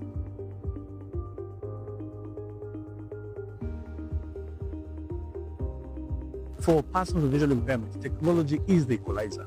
And we have noted, as people who are living in the 21st century, that persons with visual impairment have been left behind.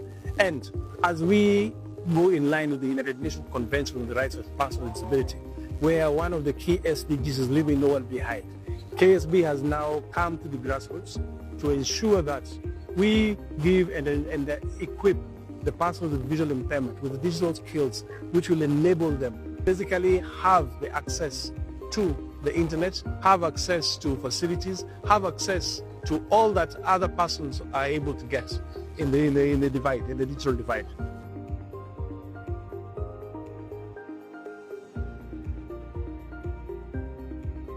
Next 10 days, we will train 200 persons with visual impairment. We are training here in this center called Busia Technical Center.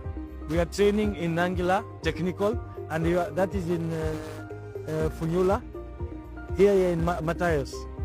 And we will go to Okame Technical, which is in Teso sub-county. So the trainings are happening concurrently.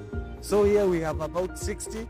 In Angela, we find that we have about another 60. And in Teso, we have another 40. And we are continuing to mobilize so that there is increased participation for persons with visual impairment.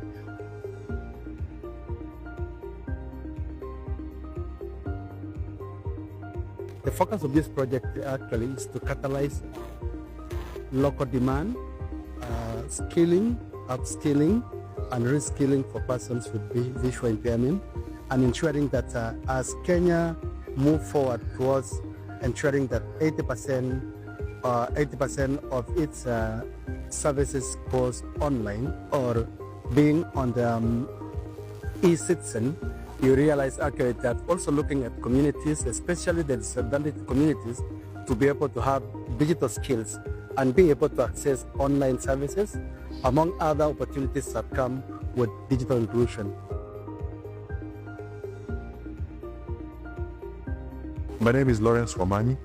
I am a project officer at Pekinia Saki for the Blind and also one of the trainers in the digital access program. So currently we are here at Okame Vocational, where we have been training persons with visual impairment on accessing technology. We have installed JAWS, which is the screen reading software that we use on some laptops and also on some desktops for sustainability purposes. And this has not only happened here, but also in the other training centers.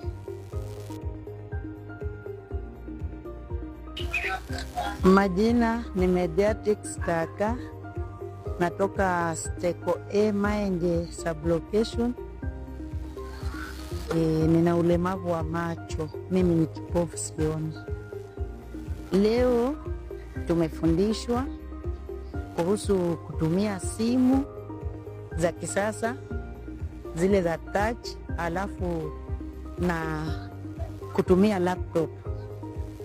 Ni mafundisho mzuri ya kutamanika, sababu tangu laptop zianze mimi huwa nasikia tu, lakini leo nimeziguza na nimeanza kufundishwa jinsi ya kuzitumia.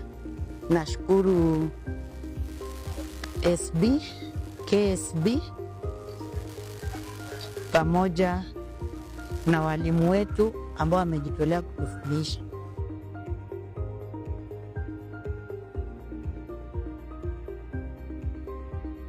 Access to digital space is really one of the key rehabilitative aspects, which aligns quite well with our rehabilitation program. So this program is really adding value for our rehabilitation services, while at the same time, we are taking the advantage to build partnerships with the institutions for the establishment of resource centers and mini training centers within the county.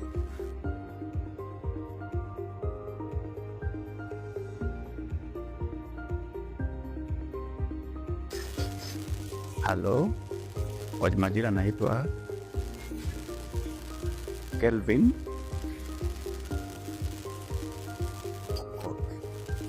What's my name? K, the name. I'm happy a lot because of what? For the disability, the blind, and those who are here. Number one, we have learned about the computer skills. The experience which I've gained from here, I've learned more. Important where life situation, in future possible I can get a job and open my cyber. where people I can practice, always help friends, come interact. Teaching only, but even issues around technology and finances. Are you happy to be here? Are you happy to be here? Let me hear a clap.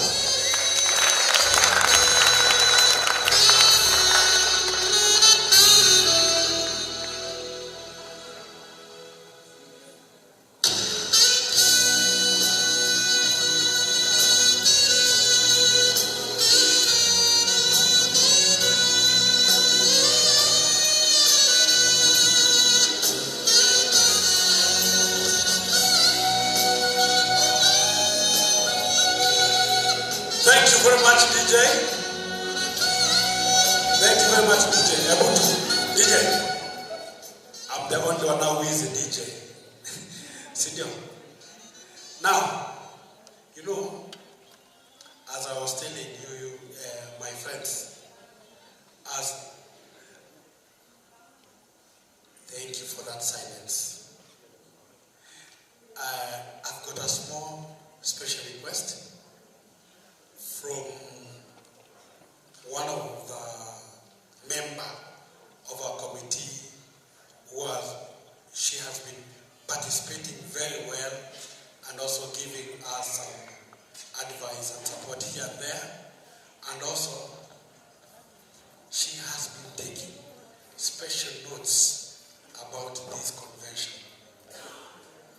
And since from the teachers, I've heard something which is very nice about the organization.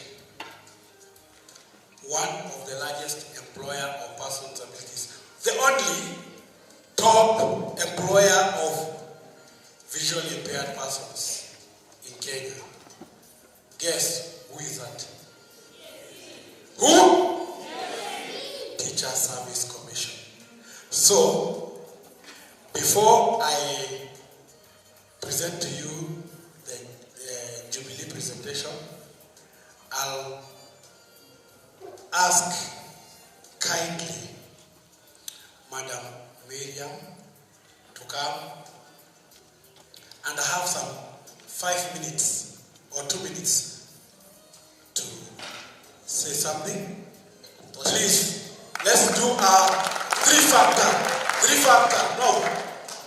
3-factor. 1, 2, go.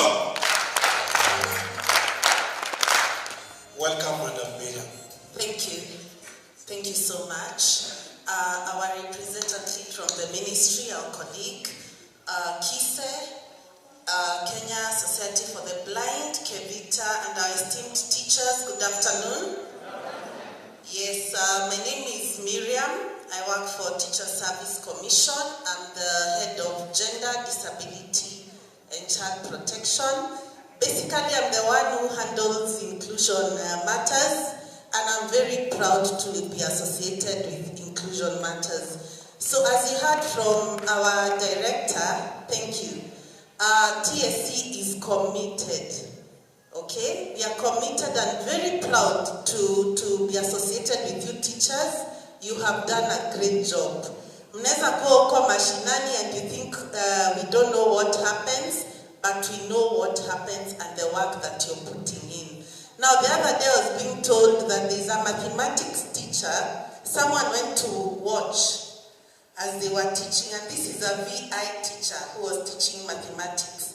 And there was also a sighted teacher beside him, and they both did a presentation. And the VI teacher did better than the sighted teacher. So you see, definitely, we are no longer in the days where we used to think that because someone has a disability, they are disadvantaged. But we understand that we have to enable you, we have to make the environment accessible. As a commission, you heard from our director, we are working on our website, hopefully with the collaboration of Kenya Society of the Blind, to ensure that it is completely accessible to visually impaired teachers.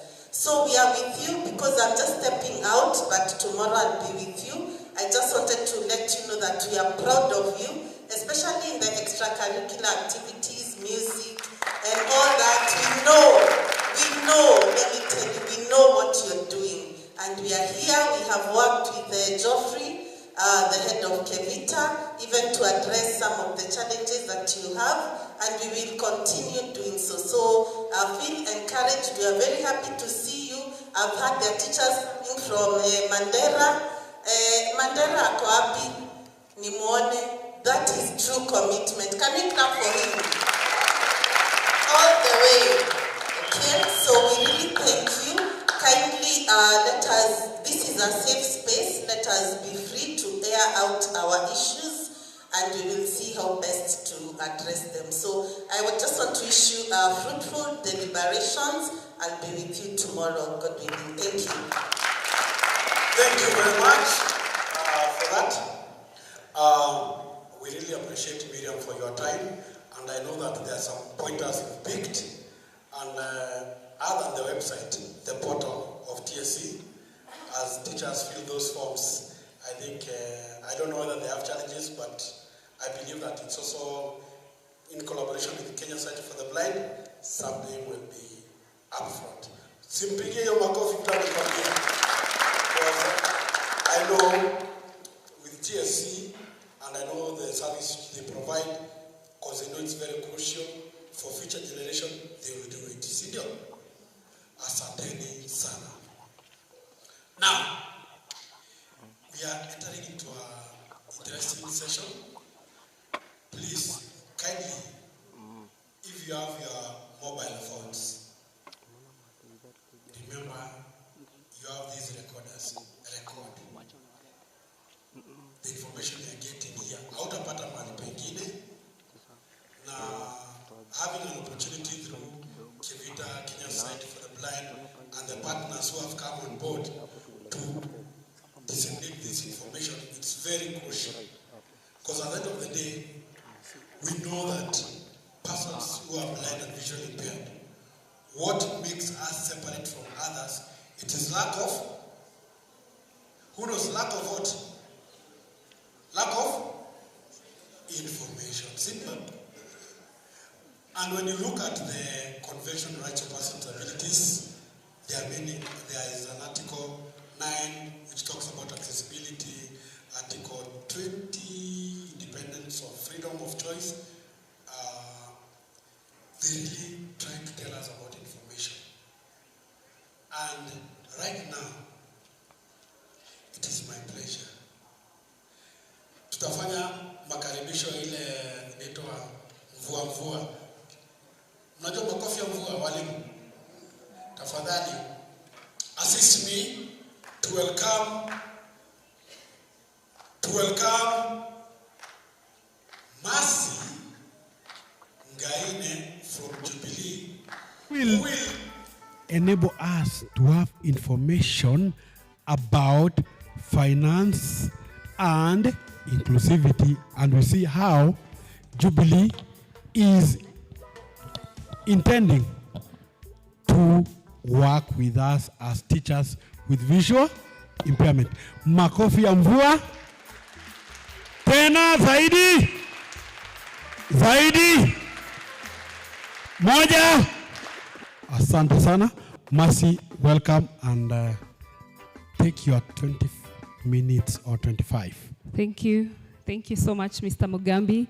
Good afternoon. Good afternoon. Awesome. Good to be here. So delighted to be here. All protocols observed. My name is Mercy Ngaine. I'm a training specialist at Jubilee Insurance. And we are here to speak a very basic topic. It's called personal finances. Personal finances. If you can hear me, clap once. If you can hear me, clap thrice. Awesome. Thank you so much for that head start. So we are going to check something very fast. We at Jubilee Insurance, we have been in the market for 87 years. And we speak to people so that we offer solutions. And these are solutions to take care of our uncertainties. We as individuals, we as humans, there is so much risk that is around us. So we speak to those solutions so that we are able to live free. So our slogan is live free. We not only operate here in Nairobi, but we also operate in different counties in the nation. We also operate in East African countries. We are also headed to the West Africa and across the globe, okay? So our solutions, they provide, the solution I'm talking about are policies. So I'll be talking so much about solutions. Now, our major goal here today is to know about how are our finances. How are my finances? How is my neighbor's finances? And now that I have these finances, how am I managing my finances, okay? So that we are able to make informed financial decisions, okay? So I'll speak into basic, like a budget. I'll speak into something as basic as a net worth, okay? So now just to break it down to easily understood language, when you speak finances, it might look too big, eh? But let's check. When you talk about my net worth as Mercy, your net worth, you as a person who earns income, how is your net worth? Now, simply terms, my net worth is basically the assets, all what that belongs to me, all what that belongs to me as an individual. Then I minus all what that I have, but it's not mine, okay? So there is all what that I have, that is mine, and minus all what that I have, maybe I'm a custodian, but it is not mine. The balance should be a positive. The balance should be what? So that now I'm able to see my net worth is on a positive side. What if now I've done all that I own, minus what I don't own, and it becomes a negative? It's a bit of a tragedy, Sindo. But so that now we talk about something positive, we need to check how are our finances. Something very basic is how the question here is, do I budget? Do I budget? You know, as common citizens, what we do, we get excited about the money we've gotten. At times you find it is a scare. You spend, you spend, you spend, you treat yourself, okay? Whatever age you are, whatever category you are, you address your wants, your wants, your wants. Then later on, you're like, what did I spend my money on? Okay? Now, let us not start with the spending. Let's start with the budgeting. Budgeting, again, it is very simple. All the income I'm getting, that is from employment, from business, from my rentals, from the shares, from the savings in the teacher's circle. How much am I getting as dividends? How much am I getting as bonus, okay? Then we budget. I'll allocate this and this and this and this to very basic things. And then later on, of course, we have the secondary needs. Very basic, like I said. So why are we speaking into this? So that we talk to something we call the 50-30 rule. 50-30 rule of budgeting. Have we heard of that before? Okay, so let me speak to the 50-30 rule of budgeting. 50-30 rule of budgeting states that all the income I'm getting, the 50% of the income, I should take care of the very basic things. Very basic things like what? Shelter, clothing, food, okay? Amongst others that we shall analyze individually, okay? Then the 30% of what I get is to address now to the midterm goals. Midterm goals. That midterm goal, depending on individuals, it could be health. It could be paying a loan. It could be something that is just secondary after I've already addressed the very basic. At some point when we do this analysis per individual, you find that even buying a car for somebody is a midterm goal, but we will see where we position them. Now let's go to the 20%. So we've spoken to the 50%, to the 30%, now we speak to the 20%. Now 20% is whereby we are advised, please save, please set aside, please do something long-term, okay? Something long-term could be what again? It could be acquiring an asset. It could be educating my kid, educating your kid who is being born right now. That could be long-term, okay? Something else is like, I want to maybe invest in a particular business. Let's say it's a commercial building. Let's say it's a commercial fleet. You know, the big vehicles that carry materials from one border to the other, that could be a long term. So as today here, we are 20%. 20% only. So the 50, 30, 20. 20 is where we'll speak so much at. And before we go further, there's something that we call the cycle of an investor. Cycle of an investor. You are an investor in your own docket. Maybe you're starting as basic as writing a book so that you sell. Maybe you're an investor, you want to partner with other business people. You want to do something commercial. In your own docket, in personal financial management, we ask, where am I as an individual? Where do I ought to be? How do I close this gap? So we as Jubilee Insurance, we are here to enable you to identify those two positions. Where am I financially? Where am I looking at? Where do I want to invest in? The gap between. We help to close through the solutions. Now, very fast to the individual, investor's individual life. From 20 to 40 years of age, 20 to 40 years of age, what is happening to an individual or a human? Very fast we interact. 20 to 40 years of age, what is happening? Yes? I give you the mic. Yes, we are schooling. We are maybe buying a car. We are buying maybe a building. Maybe we are inheriting something, okay? So at that stage, that's where we call it the accumulation. Accumulation. I've inherited something from my father. I've inherited something from my mom, and I'm getting some income. I've gotten the first job. I'm accumulating that income. I'm accumulating that income. Of course, we are growing, eh? We get to the 40 to 50 years of age. 40 to 50 years of age, what is happening in our lives? 40 to 50? Thank you very much. I would say a clap for her. And also a clap for him. Yes, investment. Life begins at what? 40, thank you. A clap for yourselves. I was wondering, what is this 40? Where is this 40? Now I know.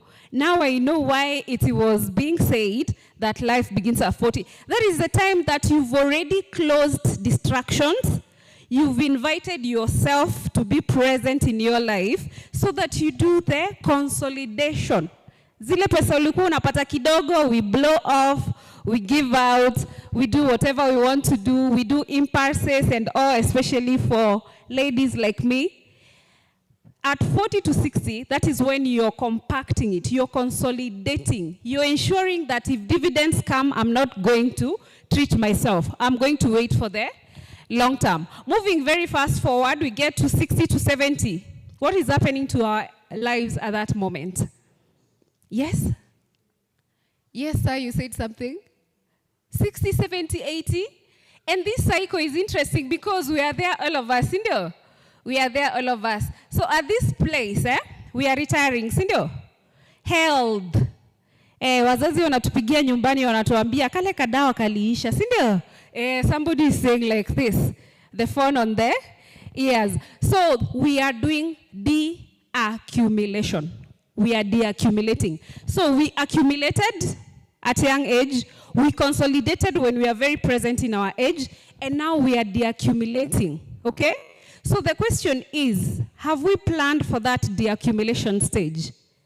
Have I planned for that deaccumulation stage? A question for all of us, so that we see where are we, where do we ought to be, how do we close the gap. Fast forward, we've already spoken to the budgeting rule. We've said it's divided into what? Awesome. 50, 30, 20. Now, there is a journey here that is called financial stability. At what point do I, as Mercy, attain financial stability? At what point do you acquire financial stability? It's when you close that gap we are talking about. We close the gap so that we don't have too many loans and too much income, and then the negative comes in. So once it's a positive and it's growing, that's when we attain what? Financial stability. How many would like to be wealthy?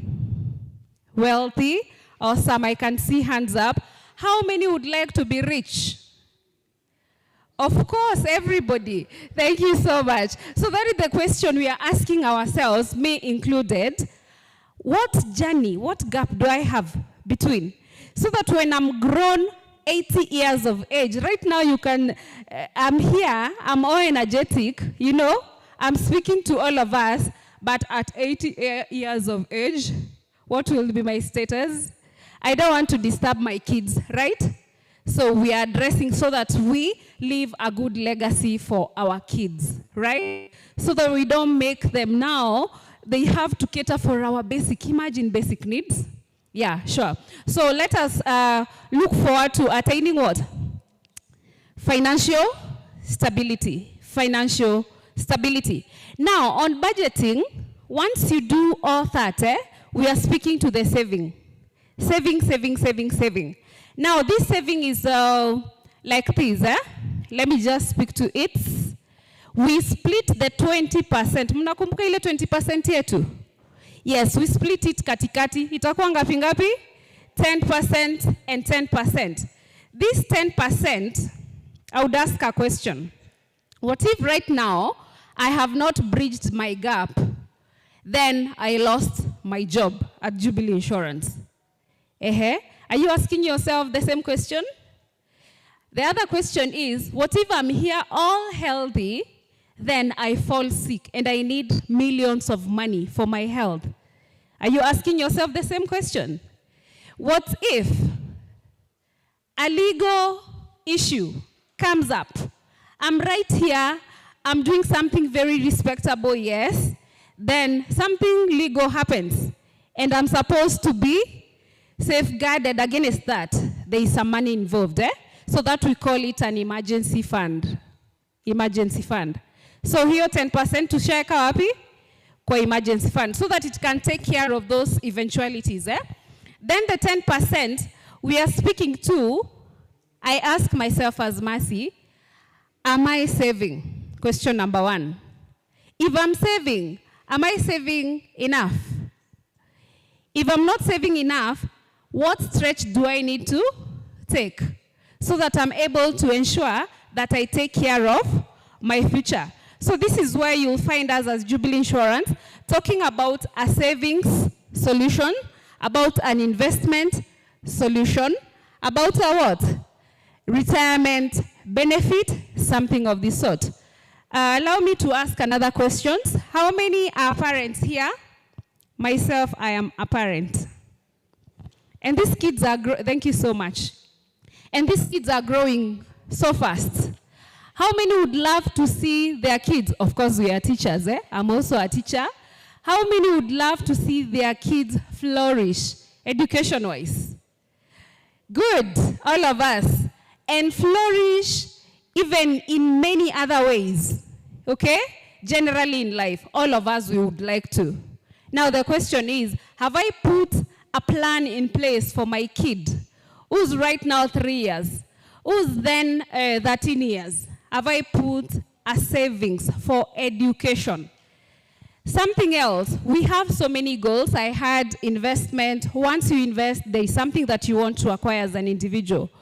So how far am I with my investment? So those are the conversations that we'll be having with our financial advisors. We are here to have conversations with you. We would really appreciate if you allow us to have one-on-one even after this presentation, so that we draw a very clear plan, so that we see where are we financially, where do we ought to be financially, how do we close the gap in between, okay? Yeah, that is it from me. Thank you so much for your time. I would invite a burning question and I take it back to Mr. Mugambi. Thank you. A concern, a question? a feedback is most welcome as well. Yes, please. Speak. At the center here, there's somebody. Please talk. Maybe the MC, we would like to have some microphone so that we hear. Thank you so much. The microphone is coming. Yeah, let's ask a burning question, give a comment, feedback, then that is it. Great. Thank you, Mercy. Thank you very much. This is Ronald Wekesa from Machakos TTC. I have this question. When should the person start engaging in loans, and what are the repercussions? Thank you. Great. Thank you. Let me address that question. Thank you so much. Now, he's asking when would somebody start engaging in loans and what are the repercussions? So what I would say as a financial advisor is, for you, before you acquire that loan, before you get that loan, before even you apply for that loan, what is the usage of that loan? What is the usage of that loan? Okay? And of course, we address matters. How much is my income? How much is my income? Something else. What obligations do I have? How many other obligations do I have? So that now, when the loan comes in, I put it into use so that I can have returns. Okay? And also, the income I'm getting, is it sufficient to service that loan so that I pay it comfortably? A question you ask yourself again is, how much am I comfortable to be paying each and every month, or quarterly, or even yearly, something of the sort? You have a plan, okay? Yeah, on that we can have more conversations so that we address matters loans. Thank you. Another question, concern, feedback? Repercussions, thank you, thank you. The second part was repercussions. So, if you don't have enough income, you could be earning, yes, but now your earnings are committed. You see the budget that we were talking about, that budget is very crucial, so that I'm able to know how much am I committing for the loan. So if you're not able to commit enough for that loan, that is a repercussion that you will encounter along the way. So the repercussions are, if you don't service your loan well, if you don't make that loan work for you is getting more returns, growth, okay?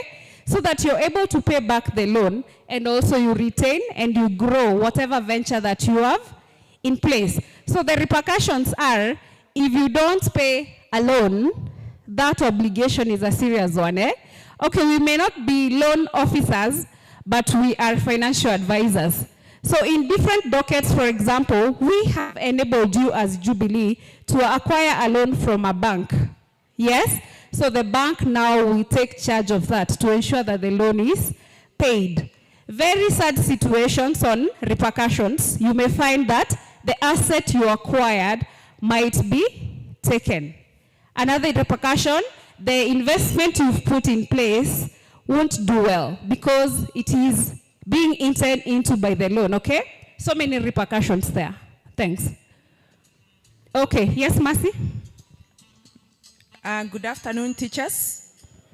I'm also Mercy, and maybe to add on the question on repercussions, I can add that the solution we offer through Jubilee Insurance, when you are teacher employed, you can put a place, a financial saving drive that will have limit you from taking a loan, and you avoid taking the loan, and yet you meet your financial goals without paying interest on the loan, but you've invested your money in long run and you get more than you invested and meet your goals.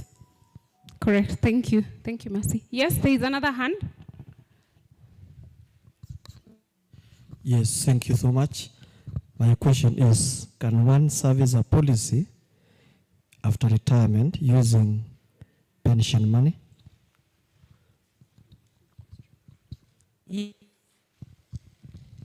Yes.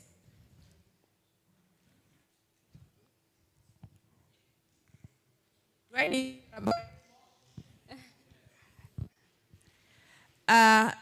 you find you have 3 years to retirement. See, that is it. But you want to start a saving policy for the next 5 years because our minimum term is 5 years.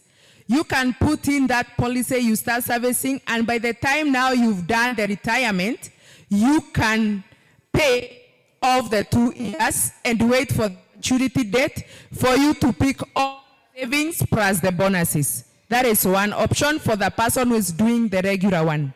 We've got another product that if you come and you can put a single premium, especially for the retirees, if you're about to go for retirement, you can use that retirement package and put it as an annuity or in our another product whereby by the time it's 3 years, you can get back your money and that money is growing in a very high rate. And in between, if you are stuck and you still want some money to do some activities here and there, you can still come and withdraw from the same account. We have flexible products. That's why the financial planners that are allowed, that we are telling you I'm from Jubilee, are allowed to sit down with us so that we can have direct and individual discussion, because from where we sit, not all of us are the same financial goal. Sindio? Some of us were employed last year, others were employed 20 years ago. So we all have different financial goals that we need to meet. So that's why our financial advisors, if you are a financial advisor, clap twice. My financial advisors clap thrice. Oh, you have helped them. They are here to assist you. And they have seen the question, so we are here to help you. And we can tailor-make a product for you depending with your request. Yes, there is another hand. I'm coming. 2 hands, actually.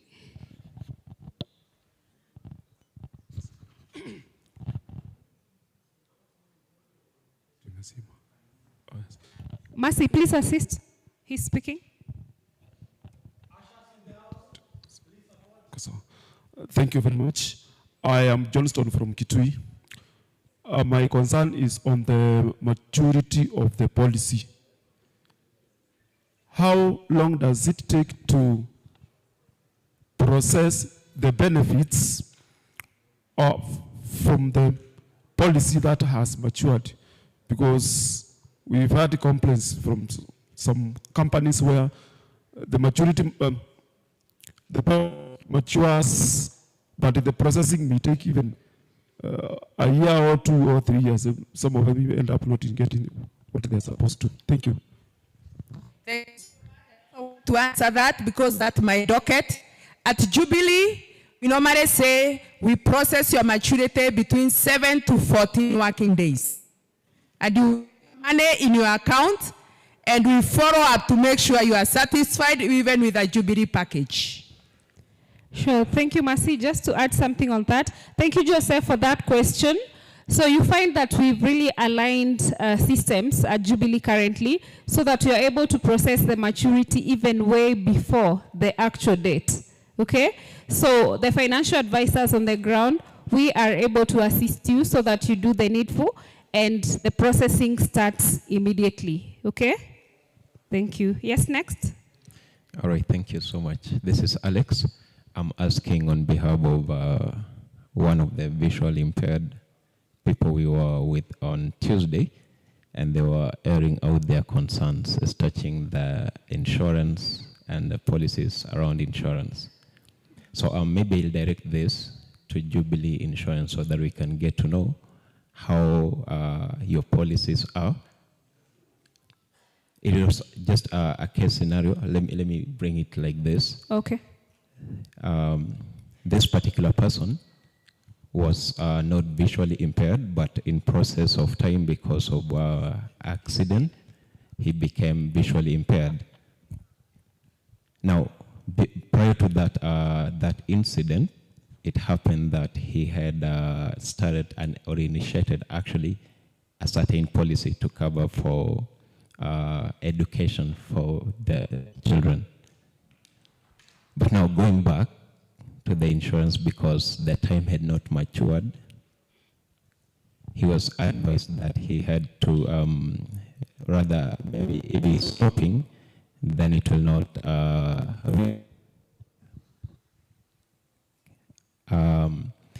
because he wanted to stop. He was working in a place where, because of the situation which came, he was forced to be released or fired. So he couldn't continue with the package. Now, at such incidences, are there policies with your insurance company to ensure that such people, they can actually, I'm not saying we are twisting, but the policies can be, in a way, flexible, maybe when such occurrences happen? Thank you. Okay, thank you so much for that question. Mercy is going to answer it. And because of interest of time. Mercy. Yes? Maybe because it's a concern. Yes? Maybe you can say the way maybe different companies work with different principles. Yes. Or the issue, especially the issue of principles of insurance. Maybe you can do a bit of on that. Okay. The issue of principles of insurance, actually. Okay. Yeah, sure. Thank you so much. Mercy, answer, then we go. Okay, I want to answer that scenario. Breaking, Mercy, I can use this.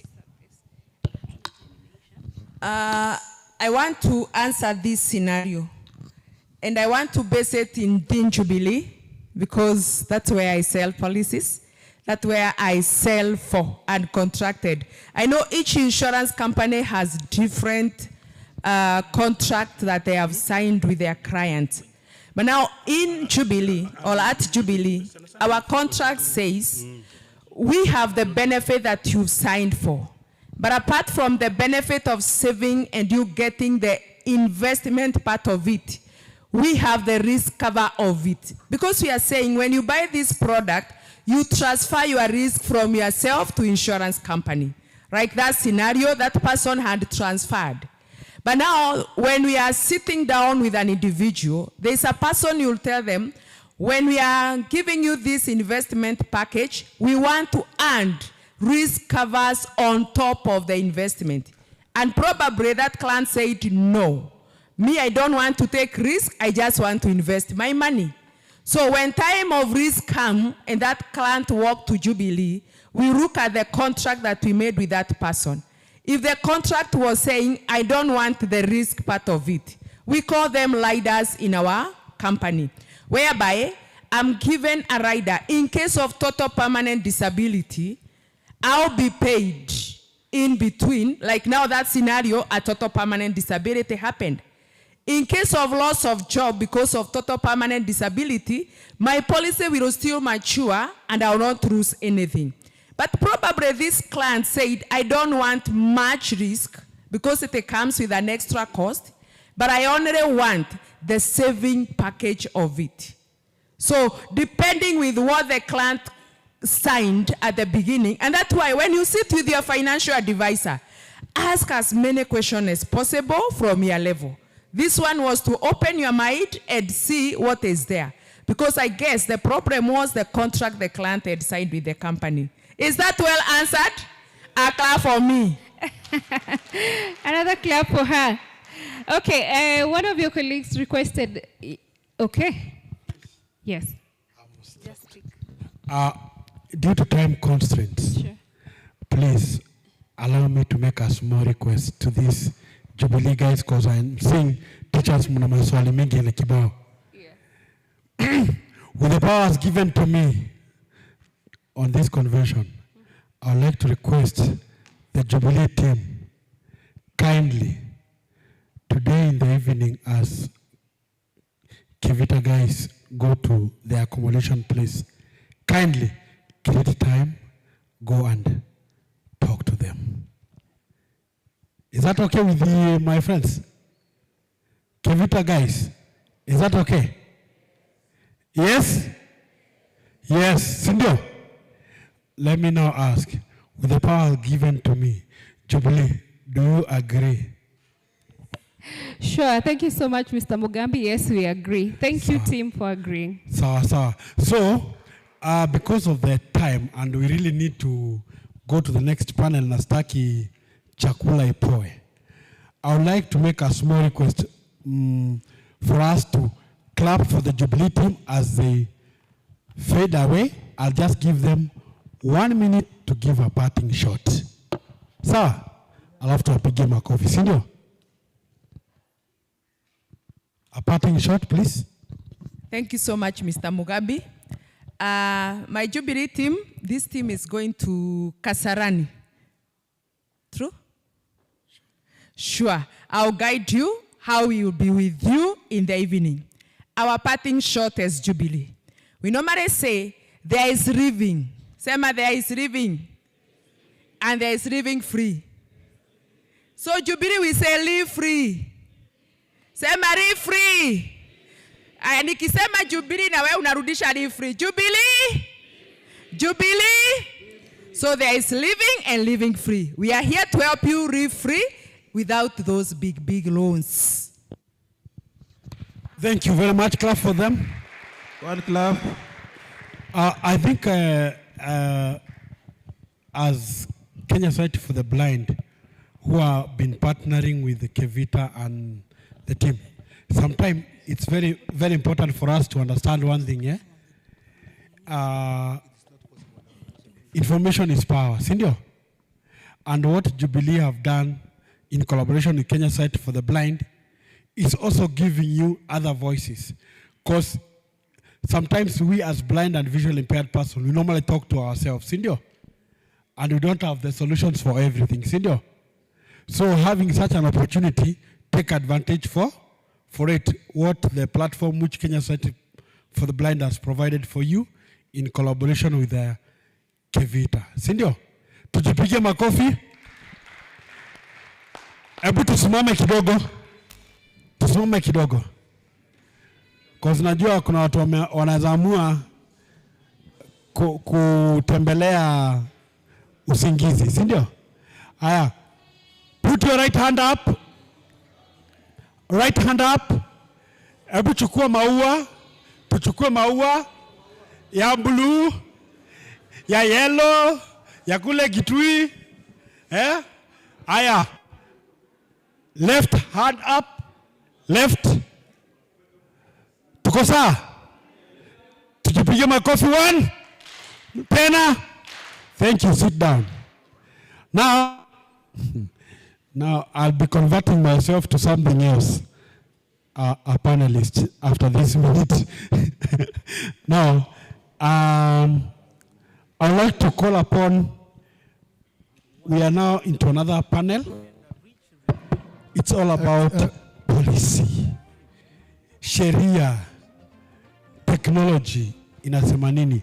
Ama those policies, how are they really intersecting issues of visually impaired? Mugambi, I think we are actually going to 2. You are taking more time than the presenter. Yes. So I don't know how we're going to deal with it because we have Celtec, which is supposed to present us. Yes. And at the same time, we have lunch in between us. Because I'm looking at time is almost 2. We need to agree so that we can make, because the teachers will be tired sitting down. Sure. And they need to go for lunch because the lunch is ready. And Celtec is here for us.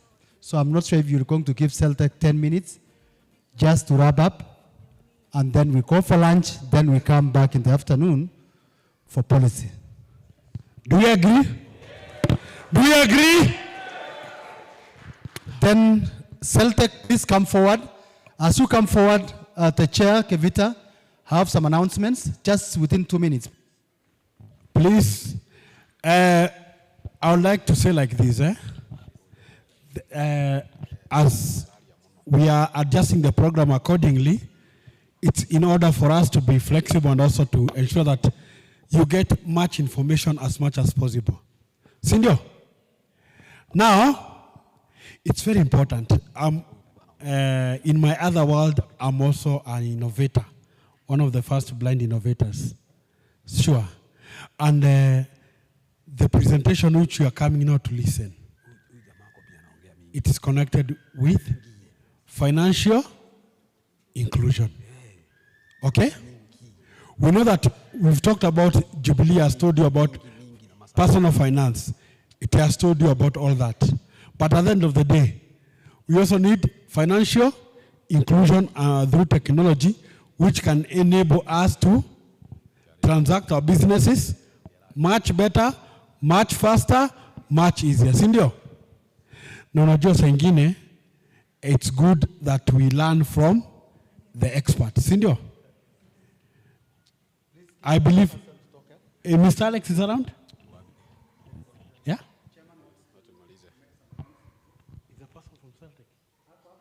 Ashafika. Sikujua. Unajua hii kutoona ni pia ni shida. Msijali. Kindly, let's give a clap to welcome person from Celtech to give us information. 1 to go. Again, welcome. So before Celtech waingie, good afternoon. Mko salama? Msisikie njaa sana. Leo masaa imeharibika sana, but si mnaelewa hata kwa shule mambo yanaendanga hivyo kwanza mkienda kwa staff meeting yenye head teacher ajui kuweka masaa, tunaishi hapo. Lakini it's good, kila kitu itakuwa sawa sawa. So we have an announcement, please. If you are here, kumbuka unaongea ndiye chairman. If you are here and you are going to sleep with us, cha mchana, accommodations. We shall be sleeping somewhere in Kasarani. So after the session today, tumekunywa chai ya saa 10, we are going to be traveling kwenda hapo kulala. So immediately mkitoka lunch saa hii, if you are sleeping with us, upitie kwa registration desk, you register that you be sleeping with us. Ndio tutengeneze sapa kule na chai ya kesho asubuhi. Is that okay? Sitaki kuwaweka na njaa. Please do that immediately tumetoka lunch. Let us welcome now the Celtech. Thank you very much. God bless you. Thank you so much. This is Alex once again. I know by now you're very familiar with my voice from Celtech and also STB Technologies. I'll be making a very short presentation. I'll not focus more on the tech side because that will be done in the subsequent sessions. This was just on a short notice, which came as a result of what I can call it a pilot public participation with the visual impairment, so that we can ensure that we come to a place of financial inclusion, more so for the visual impaired persons. So with the help and partnership of Kenya Society of the Blind, that is KSB, we managed to convene a very short meeting which brought together different stakeholders in the industry. There is the advocacy. Kevita was there, represented by your chairman, and also Kenya Society for the Blind, and ourselves also as the tech guys of the technology side. This meeting was aimed to really shed light as touching the topic of financial inclusion. I know when I talk about financial inclusion, it touches different parts. Maybe you can help me with another mic because this is breaking, the technical guys. So the objectives of that meeting, number one was to do assessment. Number one, assessment of what we have right now in the market as touching the technology. Then also we were aiming to bring technology integration, then do some collaboration in terms of framework, because we cannot do this alone. Our aim actually as technology guys is to ensure that every time we're developing a software, we have the people who are visually impaired in mind. So that, as I said, it will not be a matter of only technology for this other, in quotes, normal society, and we're leaving behind those who are visually impaired. And among the, actually this is a report based on real discussion which we had. And I know it touches each and every one of us, more so the teachers, because when it comes to remittance, payments, and other kind of financial transaction, you've experienced some challenges which are worth noting, and also there's need to ensure that we handle this in the proper way. So the first challenge actually which came up was the challenge of accessing banking services, like difficulties in acquiring ATMs. If I may see by the show of hands, how many of the teachers have ATM cards? Yes. I know most of the time you have to, you should be accompanied rather, or perhaps by someone when you're doing your withdrawals and the rest, simply because we know there are shortages when it comes to ATM interface designs which you have, which has become a challenge more so for you as visually impaired persons. And through the Kenya Society for the Blind, we are drafting actually a report which will be presented to the central bank. That should be in the course of this week or next week, so that some of the policies which touches to this particular problem can be addressed. Other thing was, I'll not just go to details, but there is denial of services at times. You can even have, accessibility to the premises can be a challenge. But the focal point, the pivotal point where we come in as the technology guys is the challenge of difficulty when it comes to using the technology, more so for the visual impaired. Number one, someone had mentioned earlier that there's a kind of incompatibility with the screen readers, more so with the banking apps at times, and it can be a serious challenge. Another thing is complex interface, user interface, where the apps are really designed without considering accessibility principles. For instance, I'm sorry to use this example, but it came up very well when we were having this discussion. At times, the applications or the softwares which the visual impaired are using, it doesn't consider the fact that it needs to, when it comes to font size, for example, some people can be short-sighted. You have said that when it comes to visual impairment, someone can be short-sighted, another one can be long-sighted, someone can be totally blind also, and so forth. And all these are visual impaired people.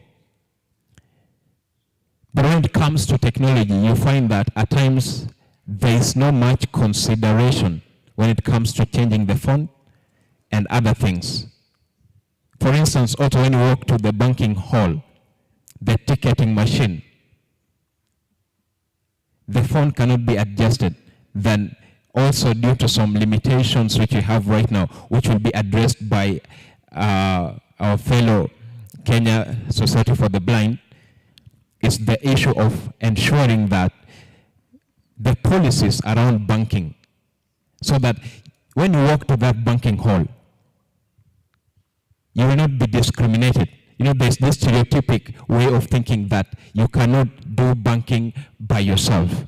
And maybe, as Jubilee, even guys have advised as well, that maybe for you want to do some savings entirely for yourself, not for any other package, and you don't want to involve another third party.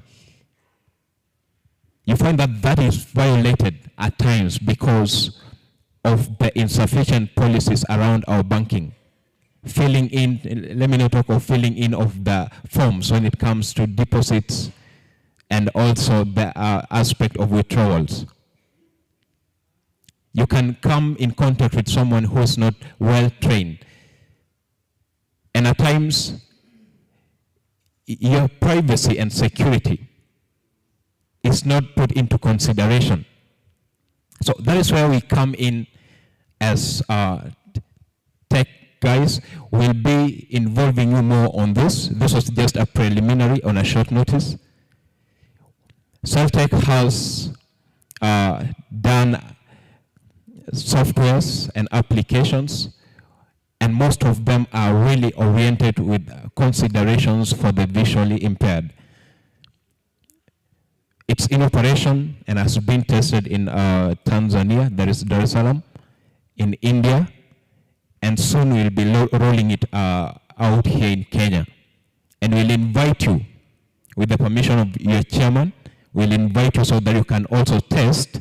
We'll do a pilot involvement so that you can test and also recommend the aspects and the key features which you think should be incorporated to ensure that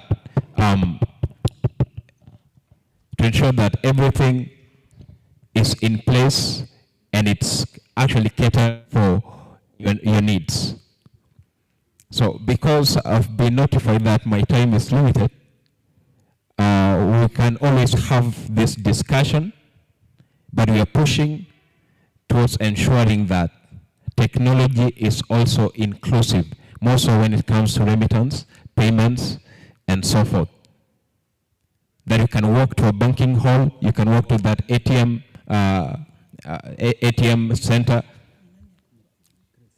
and you don't have to involve a third party. You can do it by yourself. So thank you so much for your time. Thank you for listening to me. Let me just be brief like that, and let me hand over back to Mr. Benson. Thank you. Thank you. Thank you. A good clap, please. And thank you for respecting not to be between food and us. That was very good. Isn't it? I think we still have time within. I'm sure they are developing solutions. And just the first presenter, what was Jubilee, was all about literacy, and of course with solutions. And also Celtech is about financial inclusion, and also with technology solutions. Let me not stand between the lunch and us. We are going for lunch, and in the afternoon we'll have a panel discussion around policy. I'm sure that we'll have a team from Ministry of Education.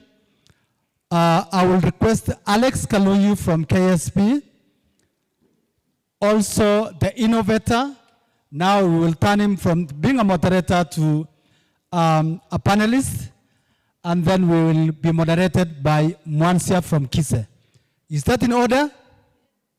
Then I'm being informed that the list for the participants is about 135 or 132 at the moment, and I'm sure some of us we have not actually be able to adjust ourselves. I will want to request with a lot of humility that those who will be going for lunch just at the doorstep are persons with visual impairment first, and then the comrades will follow. Are we in agreement? Thank you. Let us go for lunch for the next 30 minutes or 45 minutes and come back.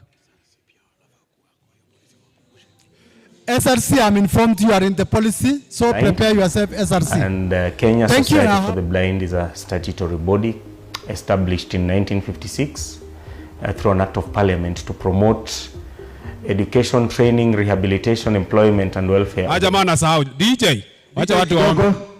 Wacha tuombe chakula. Father, in the name of Jesus Christ, we thank you for the food that you have provided for us. Bless it as we eat. In Jesus' name we pray. Kama hujalipa usiende kwa line ya chakula. Hakuna kupembelezana. Commemorating World Braille Day.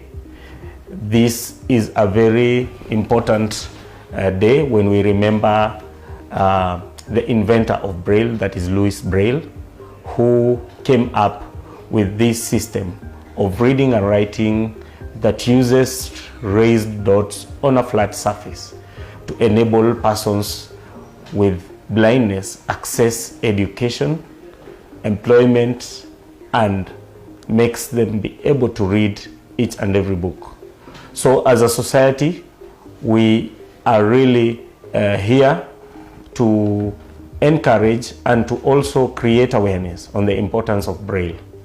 Our work around Braille has been going on for many years, and to begin with, Kenya Society for the Blind is one of the organizations in this country that has promoted the usage of Braille in schools by establishing integrated units or integrated education in mainstream schools.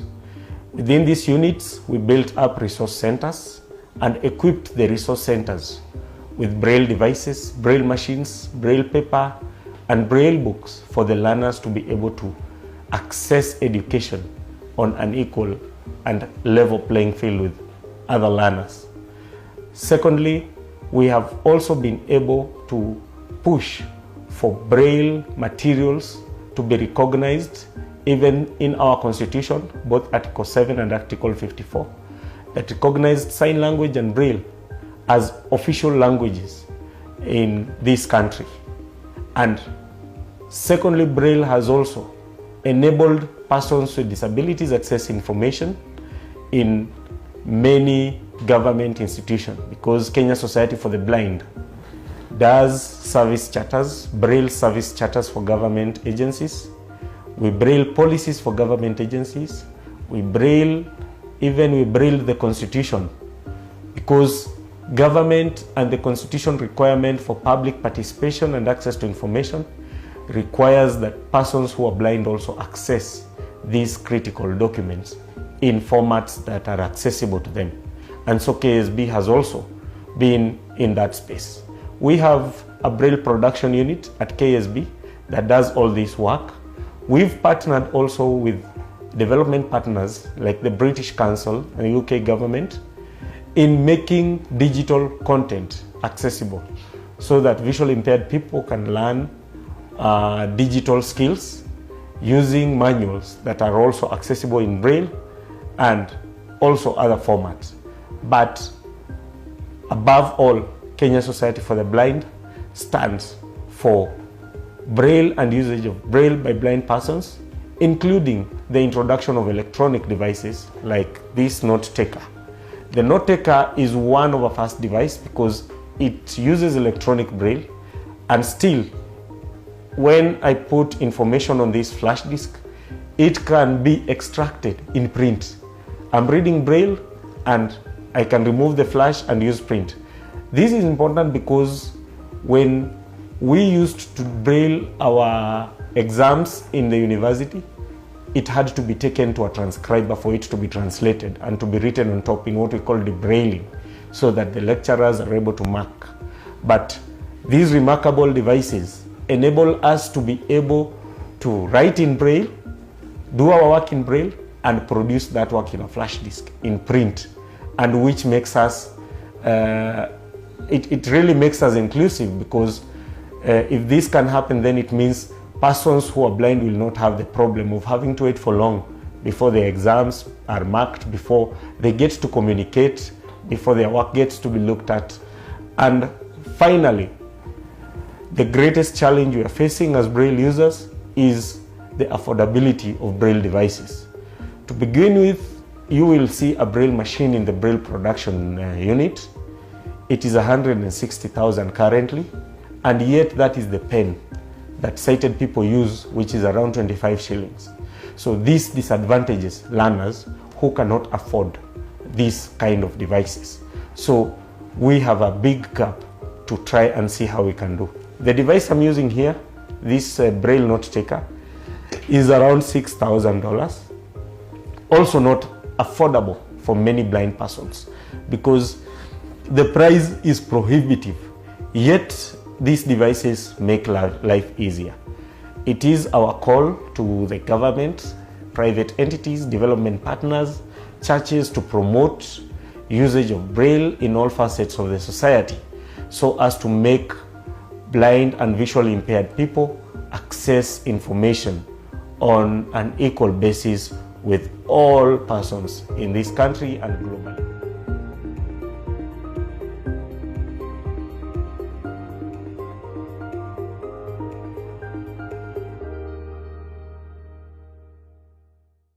Disability is not the end of the world.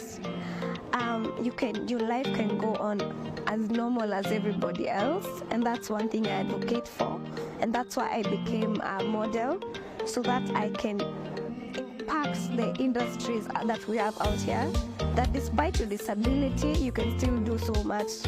And I would encourage many, even if you've lost your sight, you can come to Kenya Society for the Blind, get the skills that you acquire, get the confidence that you require, get the counseling, the help that you require to actually be able to move on with your life.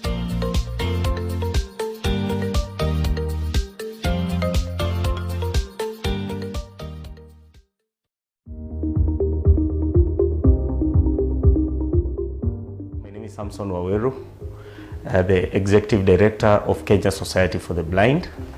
And Kenya Society for the Blind is a statutory body established in 1956 through an Act of Parliament to promote education, training, rehabilitation, employment and welfare of the blind, and to create awareness and advise government and private institutions on all matters pertaining visual impairment.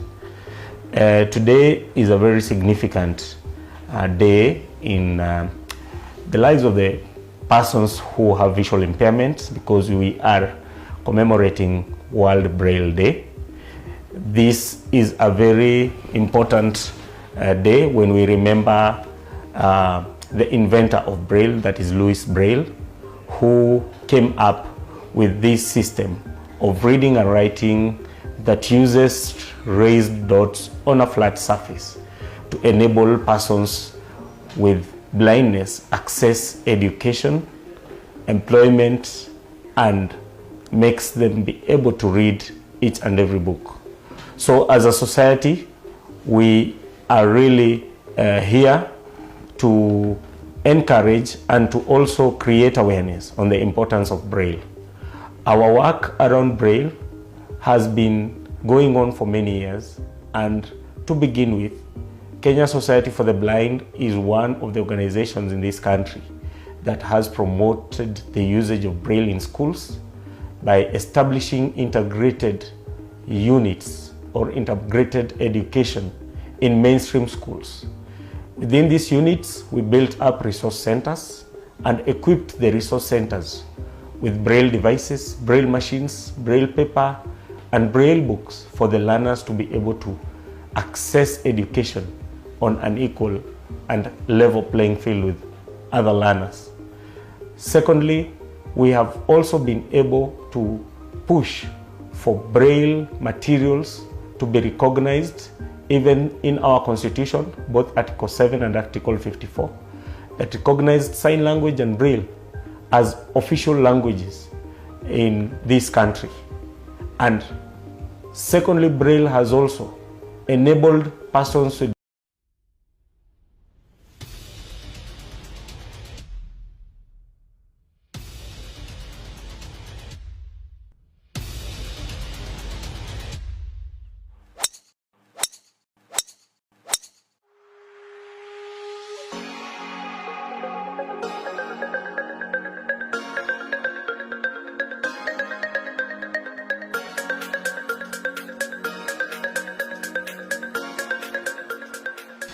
Today we are in Limuru Country Club in support for an initiative that Swing for Change. We are coming together with our friends, partners of the society, members and well-wishers. And one, we've been doing a screening camp in partnership with Kikuyu Eye Hospital in this location from yesterday, and it's going on today, so that the community around can also benefit from the experience that KSB has in the area of eye care.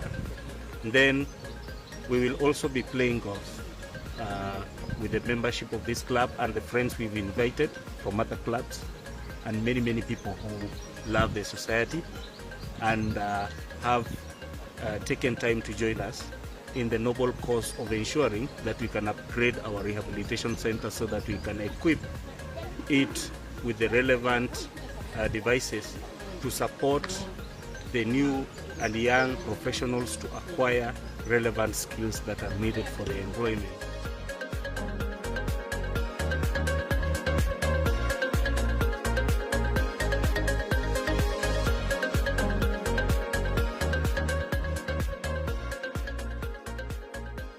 So my name is Wambu Injao. I'm the founder of Fanaka Foundation UK. I partner with Kenya Society for the Blind, and I'm here today because we are playing golf to raise funds to facilitate the build of the optical services unit. So today, Limuru Golf Club. Let's enjoy the game. I've got my shoes on. I'm gonna play and let the best man win. Or woman, me.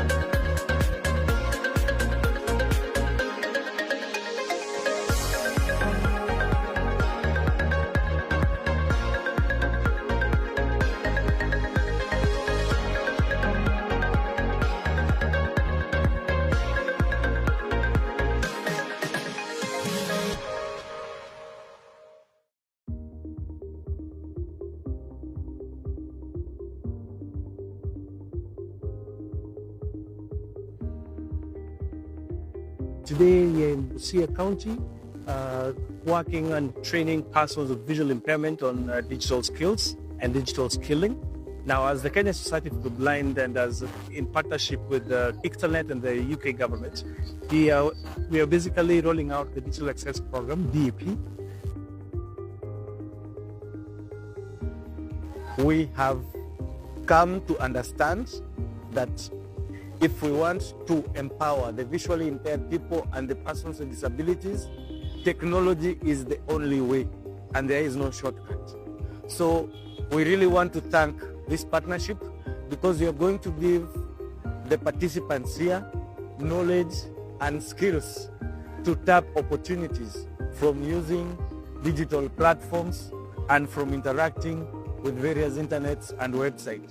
We are also working with the national government and the county governments in making services that have gone digital according to the goal of the current regime, digitizing all services so that the websites, the platforms can be accessible, especially the e-citizen, where all government services are, where persons with disabilities can use the skills and the technologies we are training them here on how to access those services.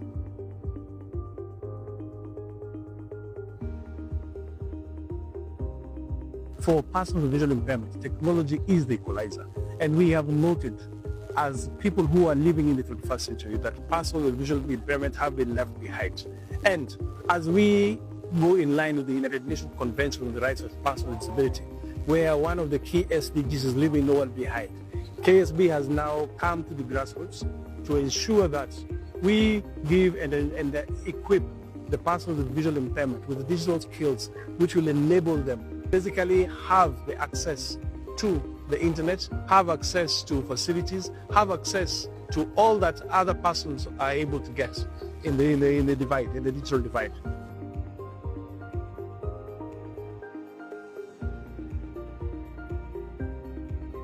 Next 10 days, we will train 200 persons with visual impairments.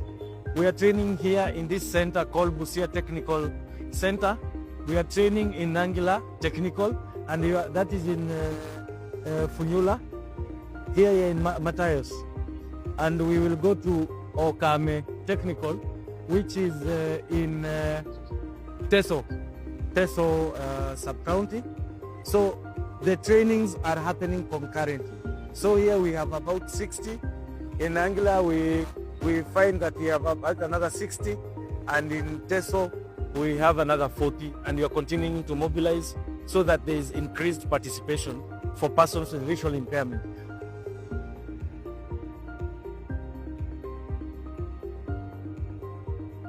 The focus of this project actually is to catalyze local demand, skilling, upskilling, and reskilling for persons with visual impairment, and ensuring that as Kenya move forward towards ensuring that 80% of its services goes online or being on the e-citizen, you realize actually that also looking at communities, especially the disadvantaged communities, to be able to have digital skills and be able to access online services, among other opportunities that come with digital inclusion.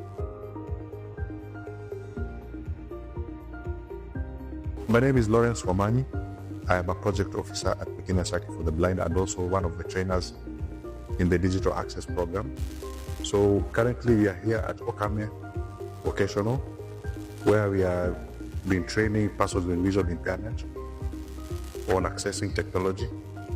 We have installed JAWS, which is the screen reading software that we use, on some laptops and also on some desktops for sustainability purposes. And this has not only happened here, but also in the other training centers.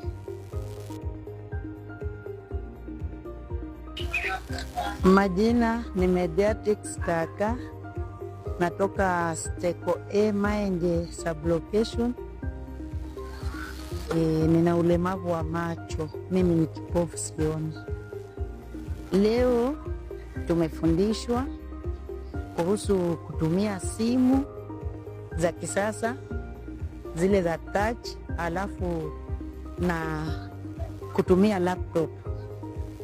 Ni mafundisho mzuri ya kutamanika, sababu tangu laptop zianze mimi huwa nasikia tu, lakini leo nimeziguza na nimeanza kufundishwa jinsi ya kuzitumia.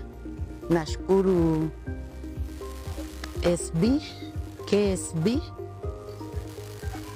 pamoja na walimu wetu ambao wamejitolea kutufundisha.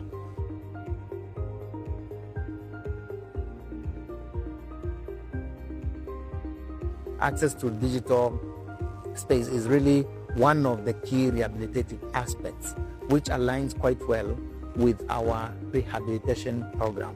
So this program is really adding value for our rehabilitation services, while at the same time, we are taking the advantage to build partnerships with the institutions for the establishment of resource centers and mini training centers within the county.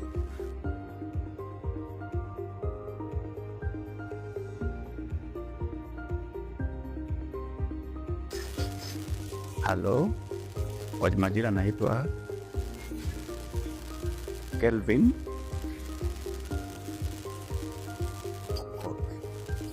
What's my name? K, the name. I'm happy a lot because of what? For the disability, the blind, and those who are here. Number one, we have learned about the computer skills.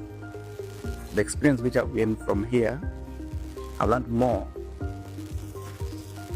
Important where life situation in future possible I can get a job and open my cyber where people I can practice, always help friends, come interact, and teach them the skills about the computer, the family, to interact. Also that is also important. I'm happy about that. Kwa majina naitwa David Munyovi, nimezaliwa kijiji cha Bulagu, Budalangi, Bunyala, na mimi ni mlemavu wa macho, sioni. Sasa niko hapa Nangina kujifundisha mambo kuhusiana na kompyuta. Tangu nikuje hapa nimejifunza mengi sana, nimejua kwamba kumbe kuna ile tunaita cyber crime, nimejifundisha kuhusu cyber crime, nimejifundisha kuhusu jinsi unaweza kuwa mwadilifu ukiwa kwenye mtandao, na pia nikajifunza zile keys za tarakilishi vile kipofu anaweza zitumia. Alafu kitu cha maana ukifinya yenyewe inakuambia kama umefinya A, yenyewe inakuambia A. We thank everyone who has made this possible, led with the UK government, Kiktanet, the county government of Busia, and the governor, His Excellency, Professor Paul Othoma, for the good work and for allowing Kenya Society for the Blind to bring these unique and much needed services to the county. Thank you very much.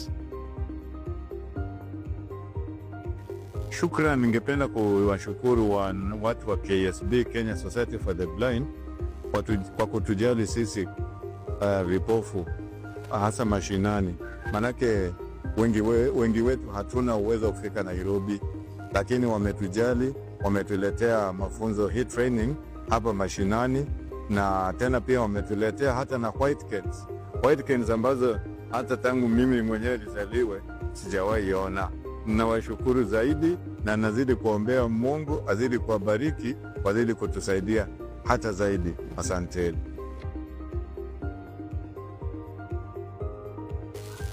I want to take this opportunity to thank KSB for bringing this program in Busia County. We are grateful. Thank you.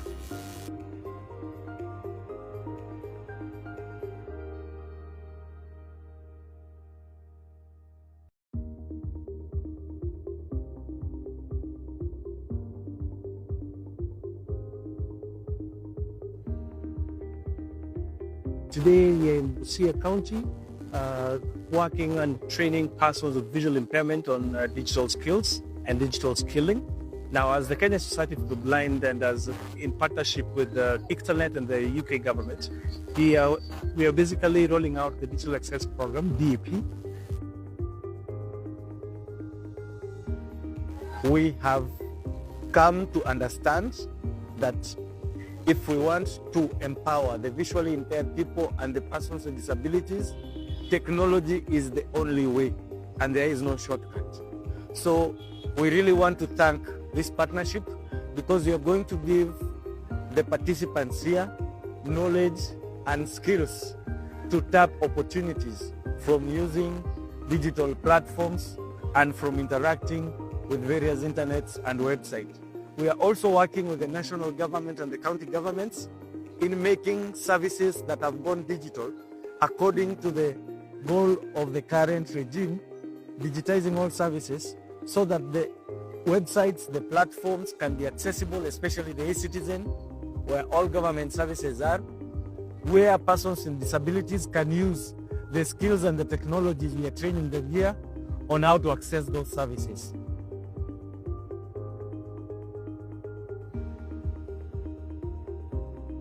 For persons with visual impairment, technology is the equalizer. And we have noted, as people who are living in the 21st century, that persons with visual impairment have been left behind.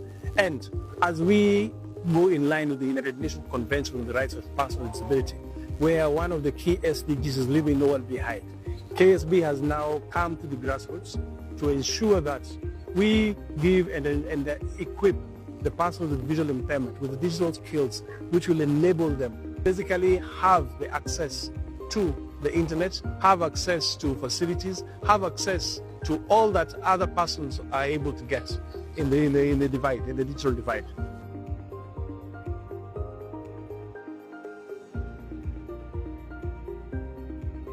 Next 10 days, we will train 200 persons with visual impairments.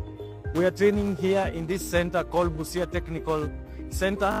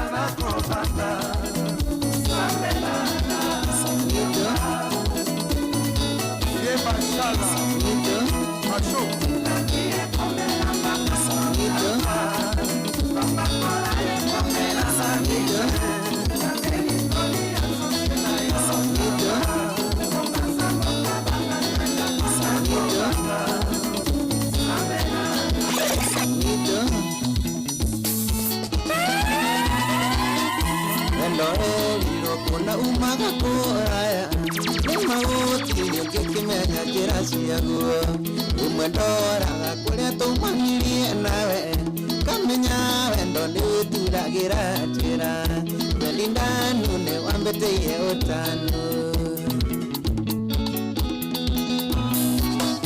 Rĩmwe ndiĩtĩkagia nĩ wandwarire kwanyu Kĩnjĩtĩkĩra mbere ya arata na andũ anyu Irehe mbũri na iheo tũtumia thoni Rĩu ndedi wanyu mũtetagwo mũthoni wa Mũteta waku mũtetagwo mũthoni wa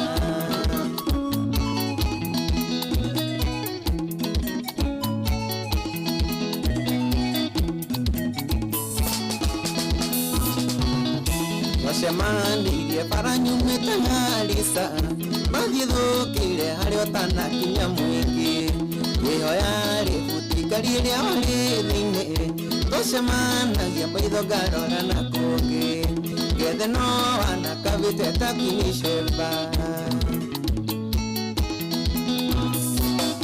Rĩmwe ndiĩtĩkagia nĩ wandwarire kwanyu Kĩnjĩtĩkĩra mbere ya arata na andũ anyu Irehe mbũri na iheo tũtumia thoni Rĩu ndedi wanyu gũtetagwo mũthoni wa Mũteta waku gũtetagwo mũthoni wa Ofa wapikiubania Mkikuyu Noho ya Gĩkũyũ Wanaita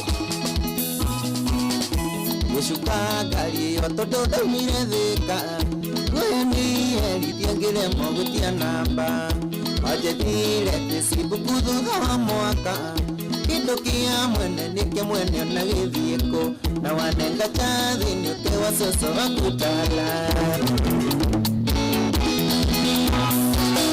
Rĩmwe ndiĩtĩkagia nĩ wandwarire kwanyu Kĩnjĩtĩkĩra mbere ya arata na andũ anyu Irehe mbũri na iheo tũtumia thoni Rĩu ndedi wanyu gũtetagwo mũthoni wa Mũteta waku gũtetagwo mũthoni wa Samburu Mkorogotora Watutoke Wamenyana na kwenda na kiomalia Andirie kana nitura na gutamba Oyoguka kijira tutamahani Kuma hukagura na tukendia Natabio kio kwambu masinge tabie musie Rĩmwe ndiĩtĩkagia nĩ wandwarire kwanyu Kĩnjĩtĩkĩra mbere ya arata na andũ anyu Irehe mbũri na iheo tũtumia thoni Rĩu ndedi wanyu gũtetagwo mũthoni wa Mũteta waku gũtetagwo mũthoni wa No wonaga wacho Kama Udondo nĩtwakĩra nginya aciari Rũtino kĩokanjerire twanatũrata Ũthome mĩtugo ya gwitũ na mĩeranyu Twake mũciĩ tũgĩe nĩ ndona tũthereme Na wendo ũrutũ Ngai aũcothie Rĩmwe ndiĩtĩkagia nĩ wandwarire kwanyu Kĩnjĩtĩkĩra mbere ya arata na andũ anyu Irehe mbũri na iheo tũtumia thoni Rĩu ndedi wanyu gũtetagwo mũthoni wa Mũteta waku gũtetagwo mũthoni wa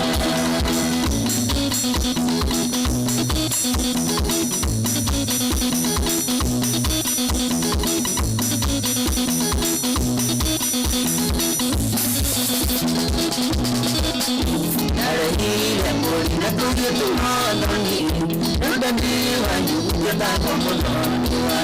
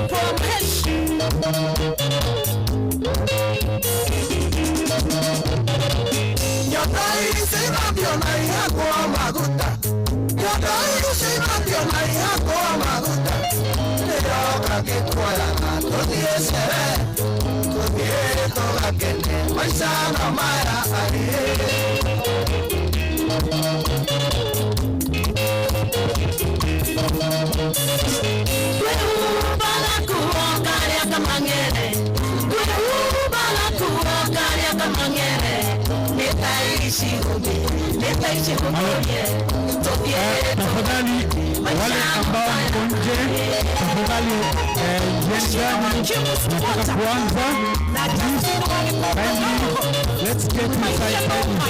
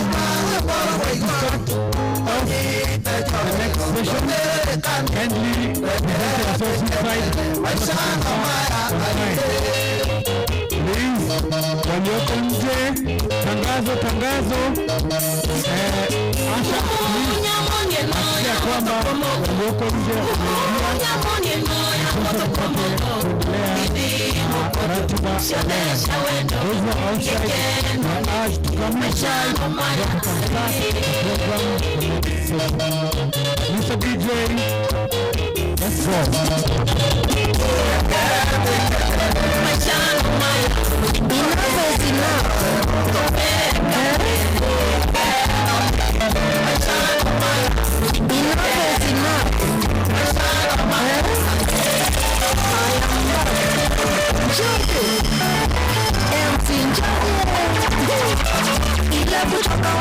tumechoka na maisha, tunatoa majibu kulingana na maswali.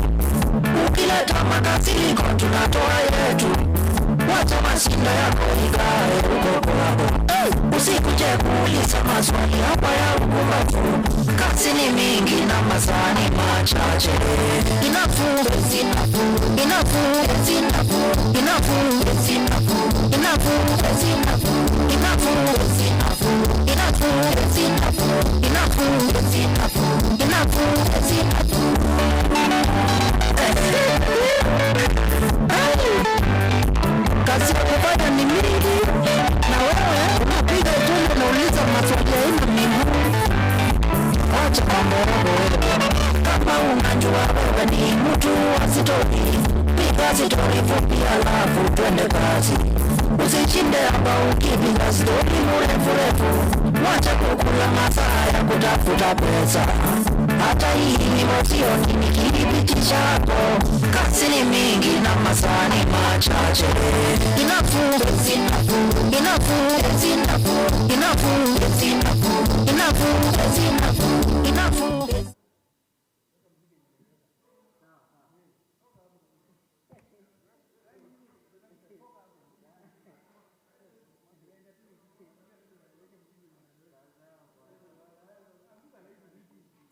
Run the record.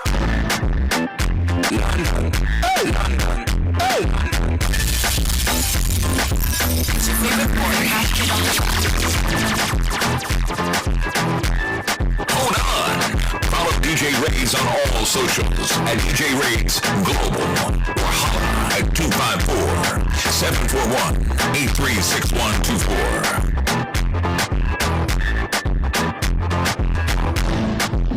Tafadhali tunaomba walioko nje karibu kuanza. Please come inside.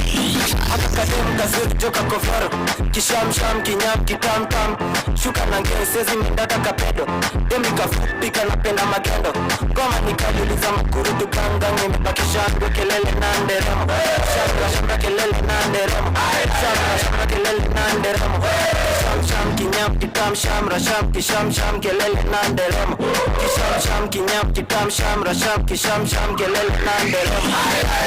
Shereni meja tumekujadi na kamba, tulibeba meja yule alifanya bablas. Uzi ndo rede tunarugadi wa kamba, ole kitanda ole kandanda.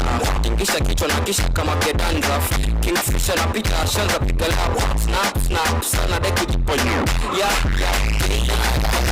Kazuri joka kofaro kisham sham kinyam kitam tam shuka na ngeo sezi mendata kapedo demi kafupi kanapenda magendo ngoma nikaliliza makurutu gangang nimebakisha kelele na nderemo shabra kelele na nderemo shabra kelele na nderemo kisham sham kinyam kitam sham rasham kisham sham kelele na nderemo kisham sham kinyam kitam sham rasham kisham sham kelele na nderemo pesa sabuni ya roho inafanya nini bash na wega minyo na kata maji kino mapenzi mwanga dingonyo kirudi kwa shimo luku ni fly dingo inapiga sampo stivona sijali kwa unachali neza pita na wewe bila tafadhali deki niko majani mbuzi yuko angani mujonga taituza maki hapa sindani haka kadem kazuri joka kovero kisham sham kinyam kitam tam shuka na ngeo sezi mendata kapedo demi kafupi kanapenda magendo kama nikahimiza mkurudu kanga ngene bakisha kelele na nderemo shabra kelele na nderemo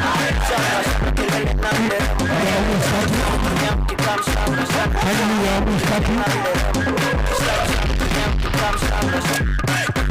Hello, tafadhali tuanze kuingia. The next moderator of this section will be person 2, and the panelists will be Ministry of Education. Number 2 will have Kenya Sight for the Blind. So we need to hear more on these issues around policy.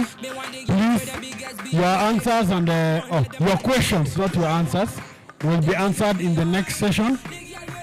And kindly let's get inside.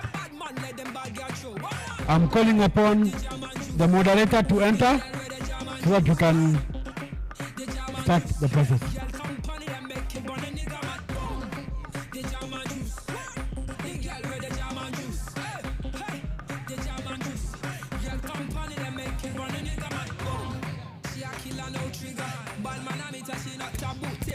Pull up in a bed, she wanna unpan a mirror, step away. She not like them looking ass nigga. She the girl about her paper on the grind. She not never get them hater. Queen of the year, they call her Cleopatra. She a rude one, said it up for later. Yellow wine, hey, I wanna divine. She have me blow your mind and make your man change his mind. Yellow wine, hey, I wanna divine. She have me blow your mind. Remember, tafadhali tunashukuru sana. I would like to recognize the presence of Kenya Society Director, Executive Director, Mr. Sam Waweru. Your presence is much appreciated. We know that you've been busy, and we are very happy to have you on board.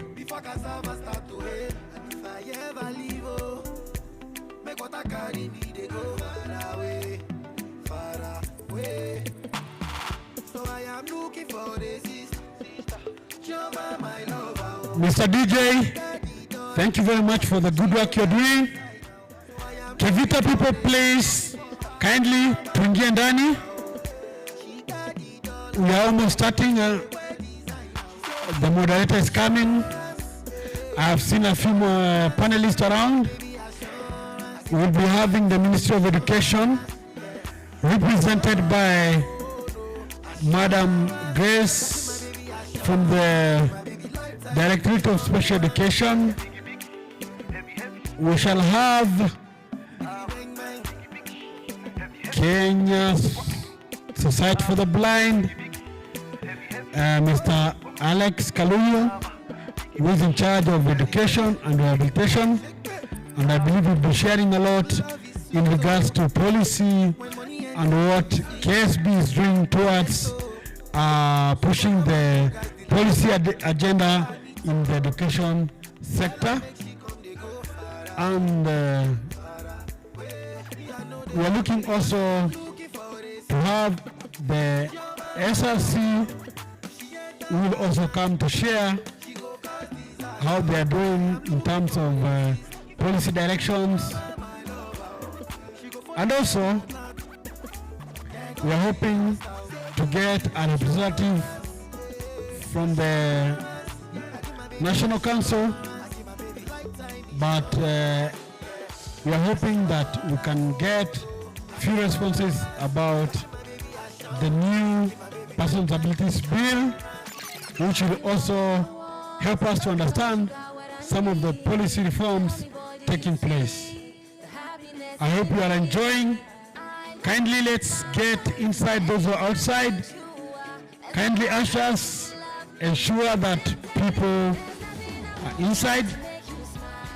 And our ushers at the registration desk, kindly you can come and confirm if people have finished registration so that we can continue with the program. We are almost starting. I would like also to recognize Jubilee Insurance, who are partners with Kenya Society for the Blind. I also recognize Bliss, who are health provider, who are providing free service for blood pressure testing and also dental testing for free. We are also recognizing Kenya National Occupate. We are recognizing Teacher Service Commission, Kenya National Examination Council for coming on board. We are also recognizing Kevita. Let's continue enjoying the music as we ensure it comes on board. Thank you.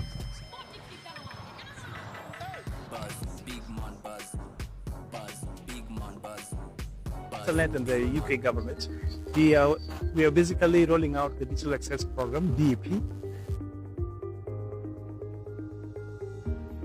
We have come to understand that if we want to empower the visually impaired people and the persons with disabilities, technology is the only way and there is no shortcut.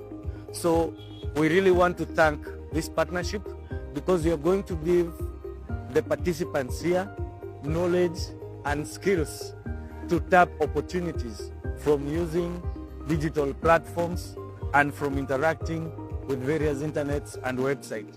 We are also working with the national government and the county governments in making services that have gone digital according to the goal of the current regime, digitizing all services so that the websites, the platforms can be accessible, especially the e-citizen, where all government services are, where persons with disabilities can use the skills and the technologies we are training them here on how to access those services.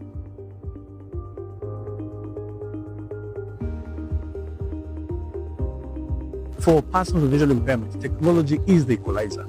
And we have noted as people who are living in the 21st century that persons with visual impairment have been left behind.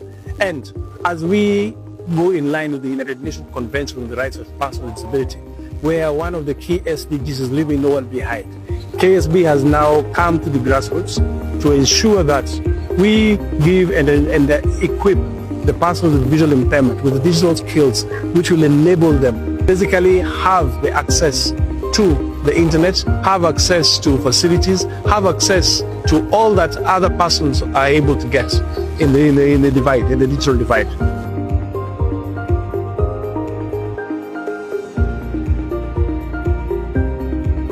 Next 10 days we will train 200 persons with visual impairment.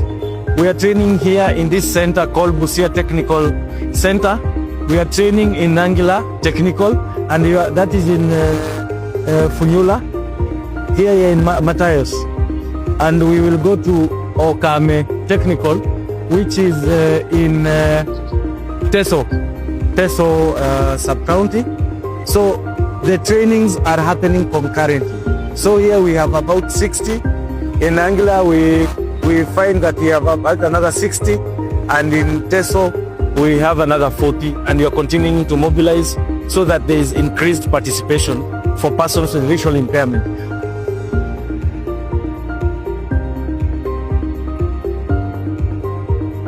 The focus of this project actually is to catalyze local demand, skilling, upskilling, and reskilling for persons with visual impairment, and ensuring that as Kenya move forward towards ensuring that 80% of its services goes online or being on the e-citizen, you realize actually that also looking at communities, especially the disadvantaged communities, to be able to have digital skills and be able to access online services, among other opportunities that come with digital inclusion. My name is Lawrence Wamanyi. I am a project officer at Pekin Society for the Blind and also one of the trainers in the Digital Access Program. So currently we are here at Okame Vocational, where we are being training persons with visual impairment on accessing technology. We have installed JAWS, which is the screen reading software that we use on some laptops and also on some desktops for sustainability purposes. And this has not only happened here, but also in the other training centers.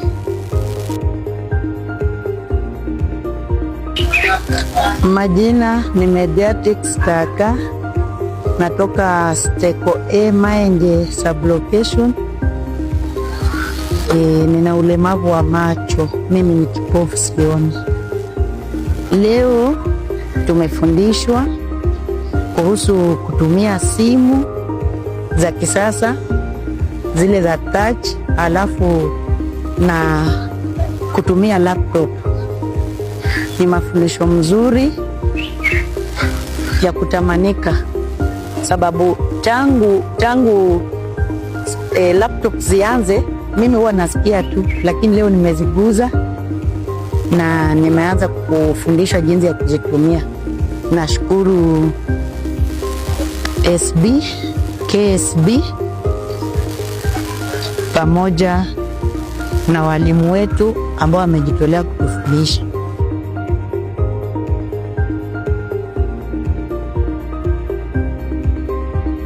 Access to digital space is really one of the key rehabilitative aspects, which aligns quite well with our rehabilitation program. So this program is really adding value for our rehabilitation services, while at the same time, we are taking the advantage to build partnerships with the institutions for the establishment of resource centers and mini training centers within the county.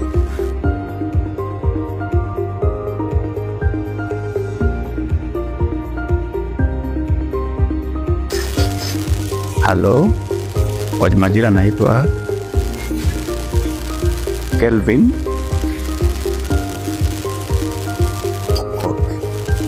What's my name? K. The name. I'm happy a lot because of what? For the disability, the blind, and those who are here. Number one, we have learned about the computer skills. The experience which I've gained from here, I've learned more. Important where life situation, in future possible I can get a job and open my cyber where people I can practice, always help friends, come interact.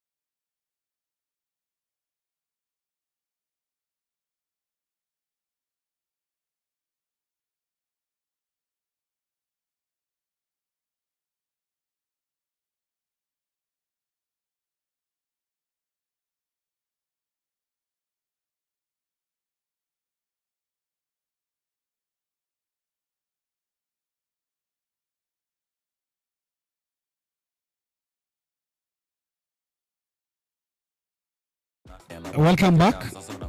Remember, we are doing a live stream of this activity, and we are still on X, Facebook, KSB is represented very well there. And right now, I'd like just to confirm the panelists who are on the ground here. Is why is my Asha here? Because ningependa mtu ainue mkono. Is Ministry of Education seated here? Yes or no? Is SC on the table here? Thank you very much. I think you are solving my problems, which are few. Is Kenya Society for the Blind behind me? Is Kevita on the ground here? No, the panelists, not you guys who... Please. Is the National Council on the ground?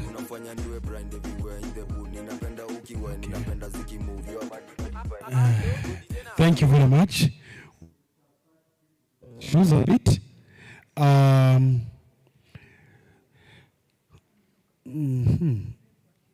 So, I'll now pass on the baton to our panelist. Okay, sorry. Our moderator of the time. We take note that we are now on the topic of policy. And then in summary, after this session, we'll pass on the baton to Kevita. The rest of the people, we shall decide what to do next. So let me welcome Mr. Zach, who will moderate this session. And tumpigie makofi tafadhalini.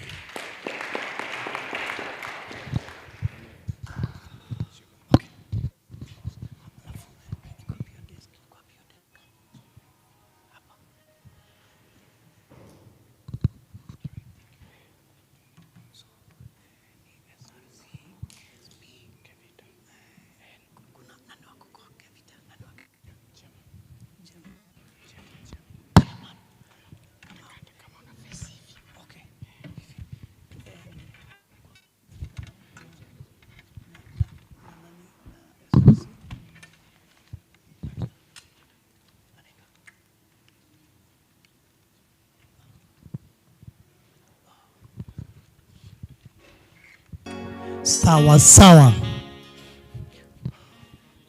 Wow, good after lunch. Kwani lunch imefanya tutulie? Good after lunch. Wengine wamekaa nyuma zaidi kumaanisha viti vya mbele vimko empty kabisa kabisa. Mtachoma picha bwana. Unajua tuko live.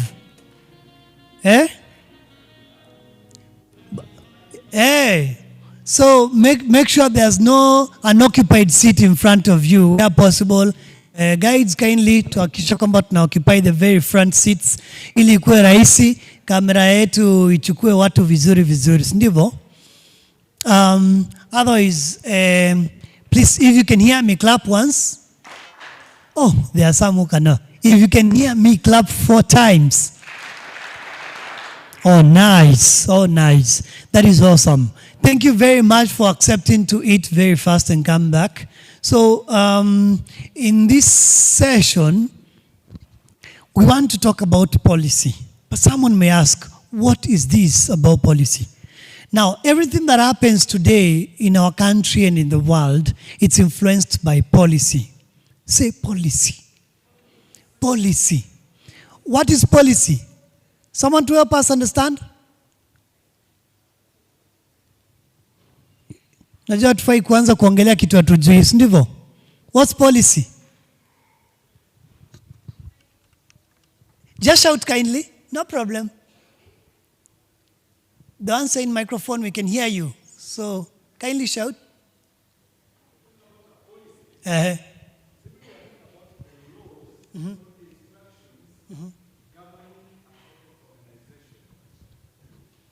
Laws or instructions governing a certain organization. Okay, that's right. Any other trial? Just one last. A structure. Aki, madam, you're soft and you're saying something sweet. A structure?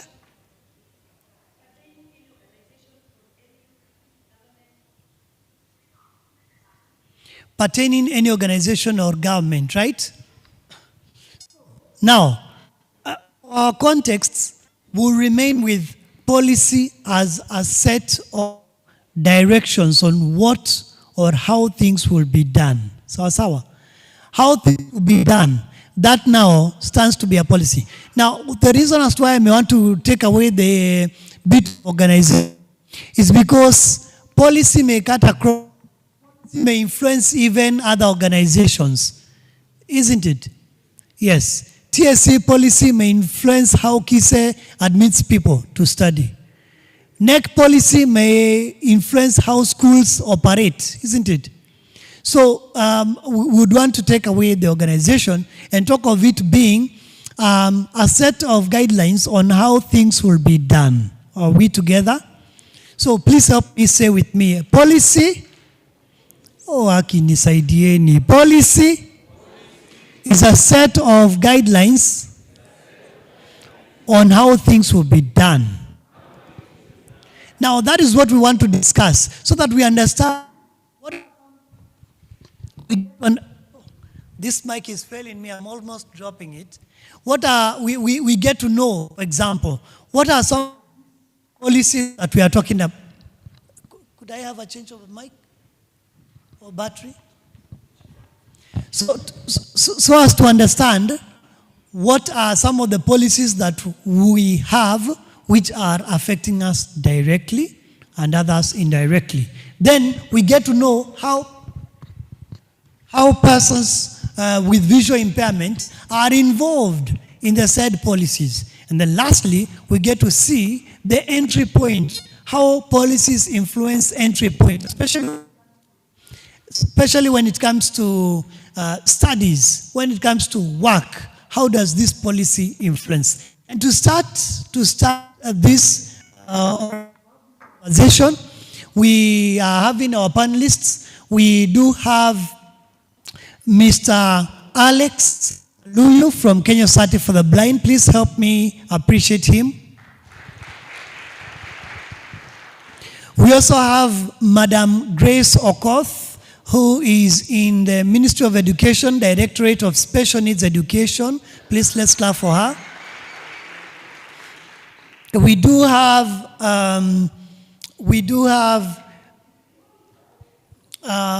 Mr. Paul Mugambi, Mpofu number 1, who is coming in as an innovator because this policy also affects innovator and users. He's coming both as a user and as an innovator. So let's appreciate him.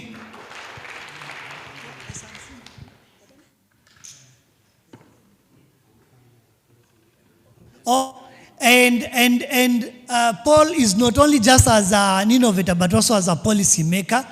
And we also have our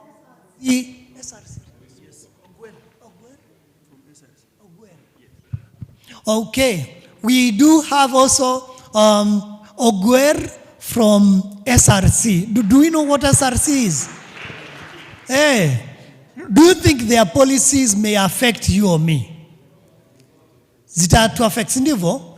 So we need to have this discussion, guys. So to start off, let's even begin with the policy maker, Mr.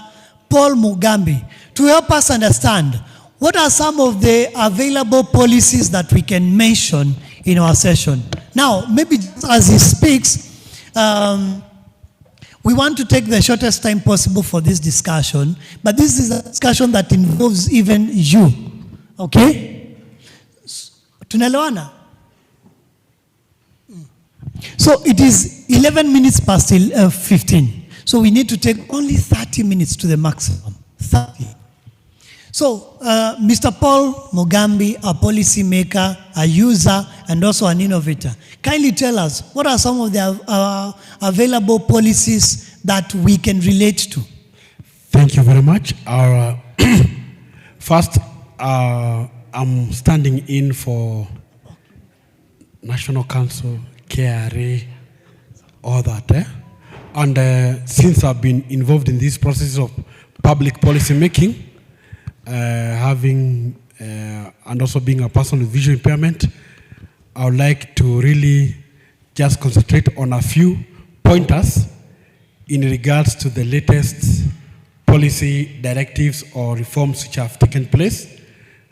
Is a point of just trying to update ourselves to be aware, and then even after that, maybe it will help us as participants to relate, or even when you'll be asking futuristic questions or current update, you'll be able to be aware. Sindio? And since we don't have enough time, I'll just concentrate with one public policy document.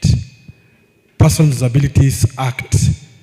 It was enacted in 2003, and currently we are having the repealed version, which has been at the Senate and also at the Parliament.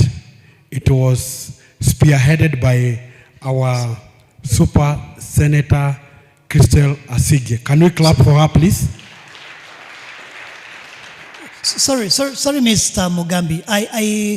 Our minds tend to forget very fast. Sindivyo wapendwa.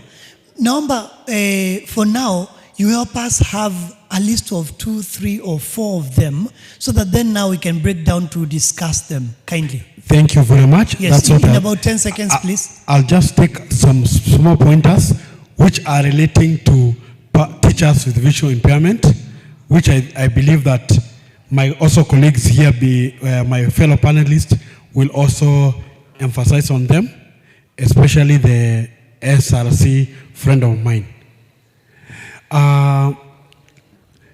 We have been, Persons with Disabilities and also Kenya Society for the Blind has been forefront in terms of ensuring or advocating for policy reforms in Kenya. And one of the articles which I think we've been contesting throughout is issue around medical assessment and tax exemption. Right now in the new bill, if you have permanent disability, you won't be going for another medical process. Please, we should not have debate about that. We have ended in the bill, it is there. So when you'll be doing your tax returns in future, no more vetting, no more those issues. 2, retirement age. It used to be a regulation of 2009, but right now it is anchored in the new bill. So you'll be retiring at 65.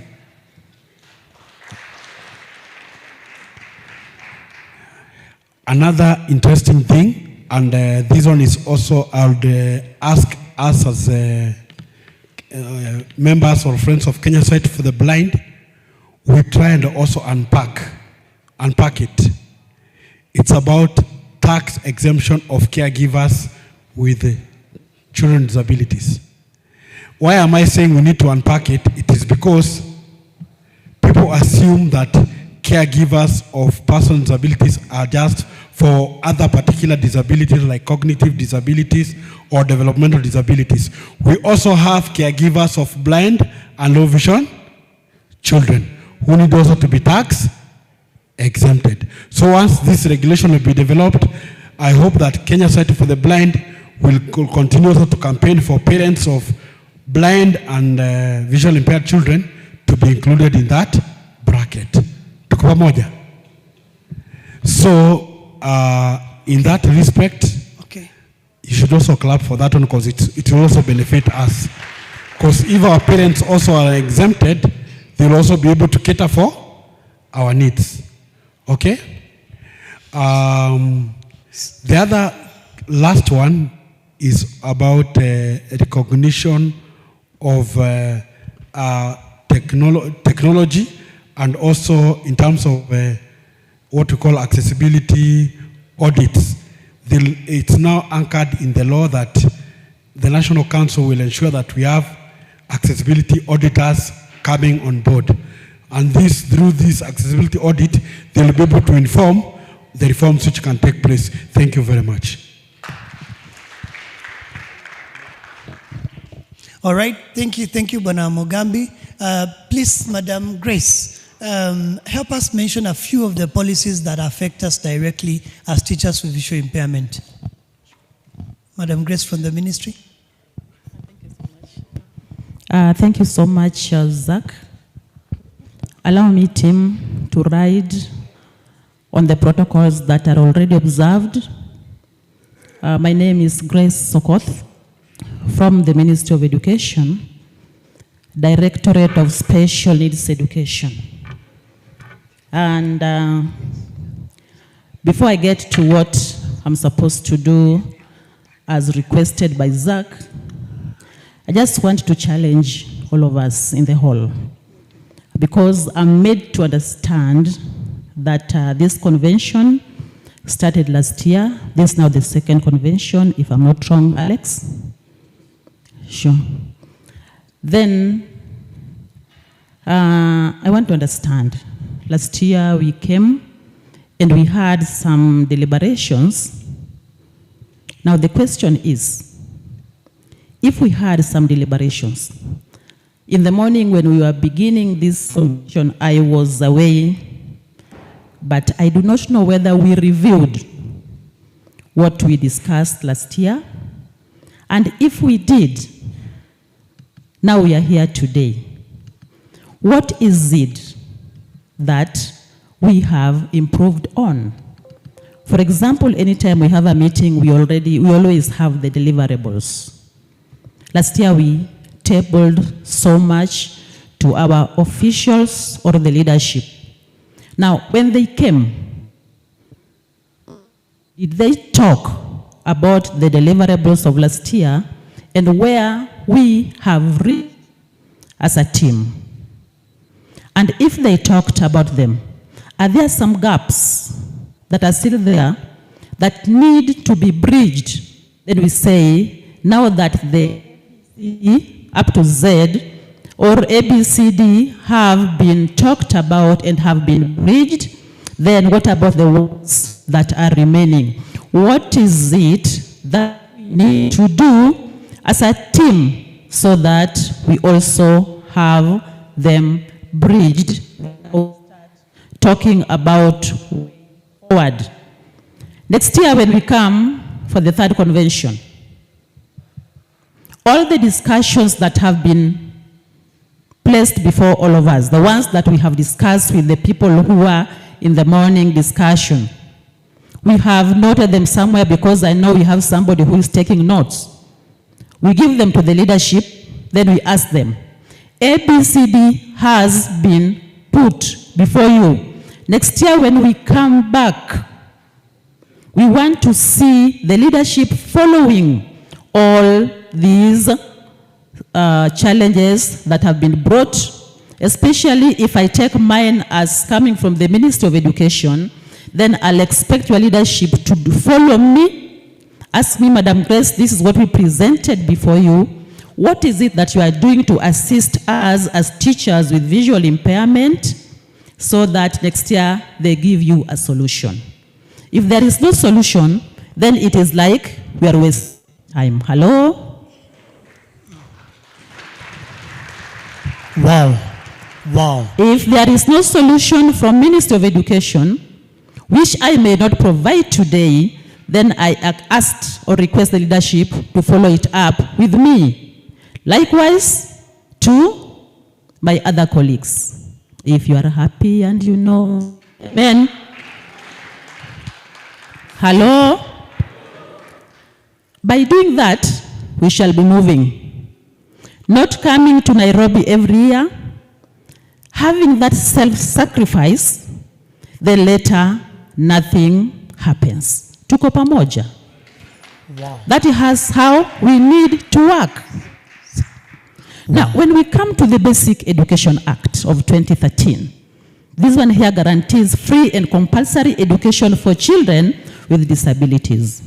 This one here cuts across. The Ministry of Education has several mandates. And remember, we deal with all categories of disability. So we say it guarantees free and compulsory education for children with disabilities. What does it aim at? Eliminating discrimination and exclusion that prevents children from disabilities from accessing education. What are the key provisions? 1, children with disabilities have the right to an education in the restrictive environment. I'm sorry I have not brought the apologies of Director Haga. He was supposed to be here with you, but he's attending a global disability summit, so he could not be here with us. Another thing that I have observed after reading the first key provision, talking about restrictive environment, for that learner, let me now narrow it down to learner with visual impairment. We know how our schools are. Just have it, the mental picture of your institution. Is it restrictive? Basic education talks about a least restrictive environment. I want to say this one here in low tones. As we are going up the stairs here, University of Nairobi, we used a lift.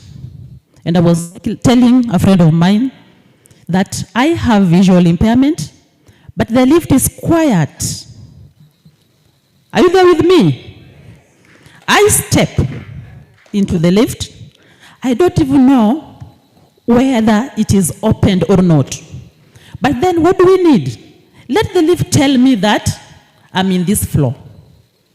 Let the lift tell me to press the button, up, down. It is first, second, third, then I leave the lift. But now the lift is quiet. Are you hearing something? A talk for another day. Another key provision.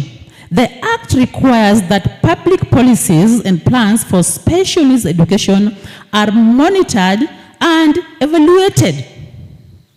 That is why I'm requesting the leadership to come and evaluate me as an officer coming from the Directorate of Special Needs Education. Madam Grace, we presented this one here to you. Did you do it? And if you have not done it, then why?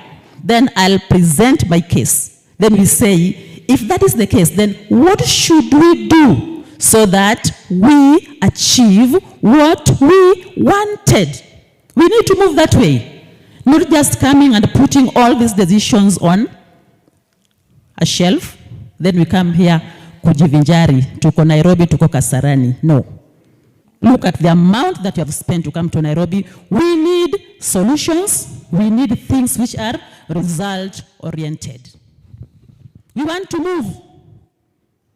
Now, the Act requires that the national and county government promote special needs education. At the county level, is it there? We talk about inclusivity, where regular and persons with disability come together at the same table and about issues equally. Is it there?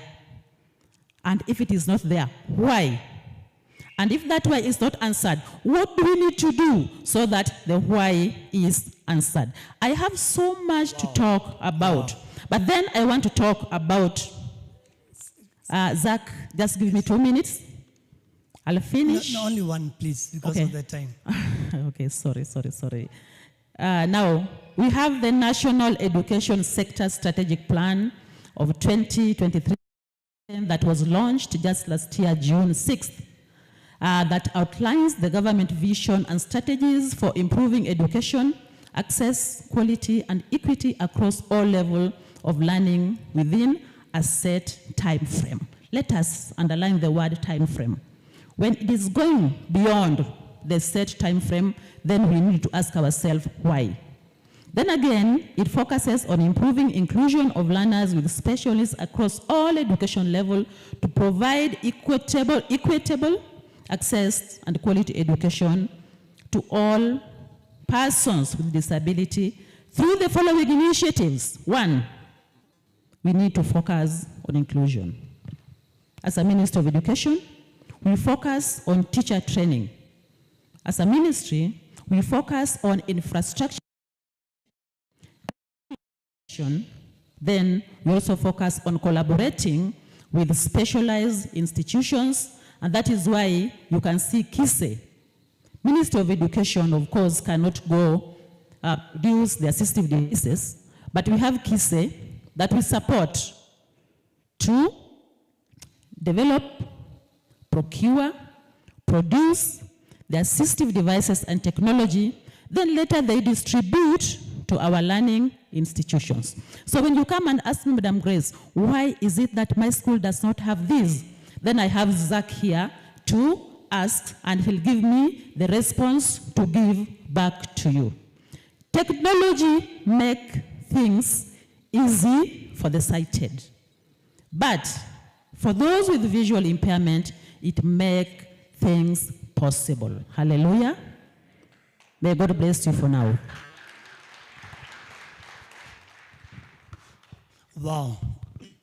Wow. She finishes with quoting that statement I made some time, and I feel challenged. Are you feeling challenged?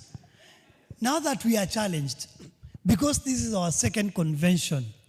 By the way, I forgot to also of the panelists, we do have our representative of KEVITA, the chairperson, Mr. Geoffrey Kamau.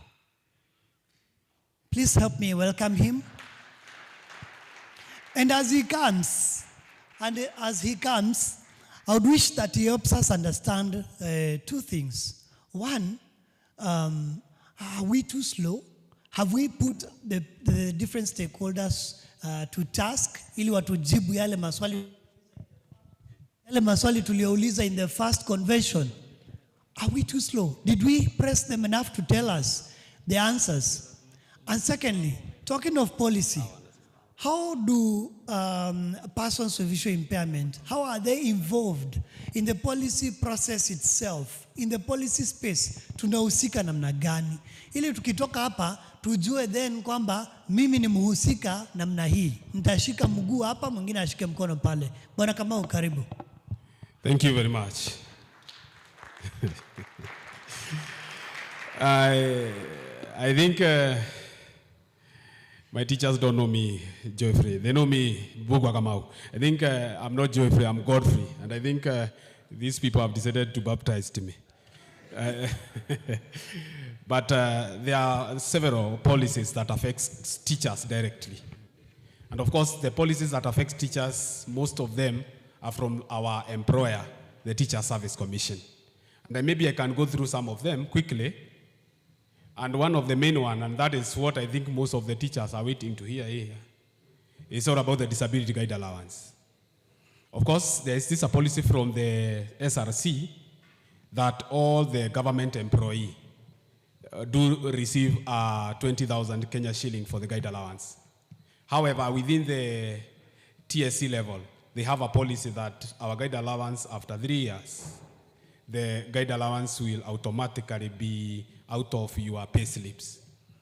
That policy, all teachers who are here knows very well that this policy has affected them seriously. I think that would be well addressed as we continue. The other policy that is affecting us teachers seriously, when we are exempted from tax, of course we get the tax exemption certificate. But within the TSC, before the certificate is implemented and you start to be exempted, it takes quite a long time. It is investigated by the DCI to check the originality of your certificate. This is also affecting our teachers seriously. When it comes to employment, the policies of employment, of course, states well that teachers are supposed to be given the 5% role and all that. I think that also has been affecting our teachers in a way. The internship is another policy within the TSC that before you are employed today by the Teacher Service Commission, you must be in internship.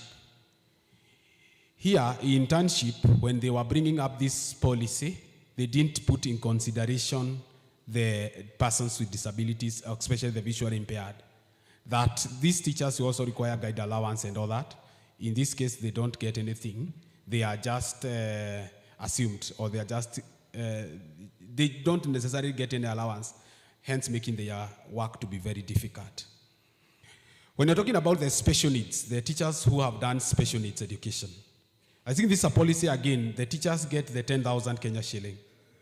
That's a policy that within the SRC, maybe it's in the SRC, I don't know how they came to set or to settle on the 10,000 Kenya shilling.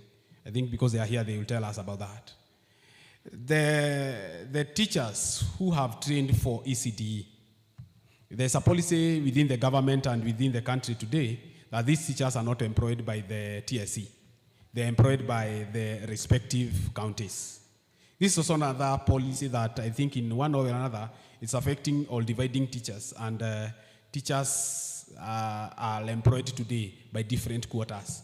Those are employed by the TSC, others are employed by now the county, others are employed by the PSC, the Public Service Commission. The teachers, because again, as teachers with visual impairment, we believe the policies that equalizes us as teachers, or just like any other teacher, however good they might be, but sometimes, yes, you want a teacher with visual impairment to feel like any other teacher, but in this case, it affects us in one way or another, because there is no way a teacher with visual impairment will be the same as a teacher without visual impairment. You know, we may like to beat around the bush, we are equal, we are the same, but the truth remains when you go home and you sleep at night and you remember that you are blind. That cannot change. We need a guide. Yes, we need a guide. Other teachers don't need guides. We use Braille, we use these technologies that they are talking about. They make our work possible. They may not need the teachers without visual impairment, as we need. The issue of being provided with learning materials, the ministry provides teachers with teaching and learning materials. What about teachers with visual impairment? What are you provided with? Those are the things I think Grace is talking about. If nothing changed last year and today, then we don't need to be in Nairobi. We don't need to come here. So we are working towards that to ensure that anything that we speak today and talk today here, most of this will be improved. I rest my case. Thank you. Oh. Wow, wow, wow. Let's appreciate him better. He is telling us that there are several policies. In fact, he's doing exactly what I was looking for, mentioning several that are already affecting us and relating them to whoever probably manipulates them, isn't it? He has talked. I don't want to repeat what he has said, but because SRC, through Mr.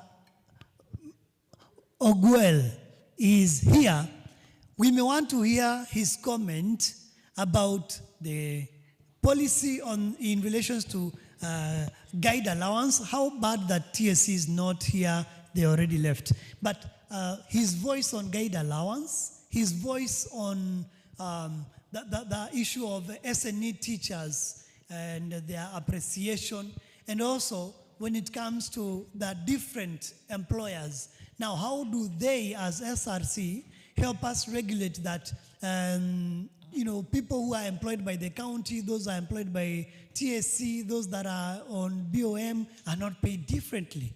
Yes, to you, Mr. Ogwell. Okay. Thank you, Bwana Zak. Good afternoon. Hamujambo. Wenye wanalala waamke, wakati wa mshahara umefika.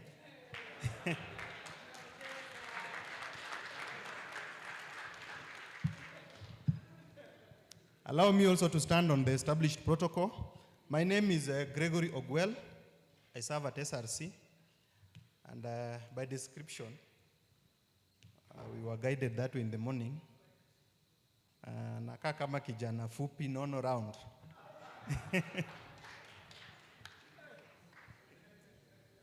So I've been, the invitation requested us to talk about some policies relevant to your respective circumstances. And also a number of issues have emerged based on the discussions that we've had. And I want to be very simplistic because it's in the afternoon, and be very focused on the issues that you've raised. First of all, allow me to indicate that by mandate, SRC undertakes two things. We compensate you for the work you do, and we facilitate you to do that work. There's a mandate in the Constitution that you can always read, but for this discussion, I'll focus on those two things. We compensate you for the work you do as the person doing the work, and then we facilitate you to be able to be at the service delivery point, which in your cases might be the classroom or wherever. Now, that compensation is always subjected to a number of parameters that SRC considers. And this ties up with the requests that have been made on the determination of 10,000 for SNE teachers. SRC considers a number of parameters and then comes up with a rate that is commensurate with the circumstances we are trying to compensate for. And I was also requested to talk about the rate of disability allowance, disability guide. Remember the 20,000? That it has been around for some time, and there's some perception that it is time for review. Now, these parameters, once we've considered them and we set a rate, we then request the exchequer, which is the financier, to be able to confirm for us availability of funding. So at the end of the day, the amount that we communicate for you, and therefore which you are entitled to and you get, might not necessarily be what SRC had wished for you to receive. It also depends on the economic situation prevailing at a particular time. So when the two allowances were set, the prevailing economic situation allowed for the rates that you are receiving. However, SRC always operates on an open door policy, and we always engage with employers, not directly with the officers.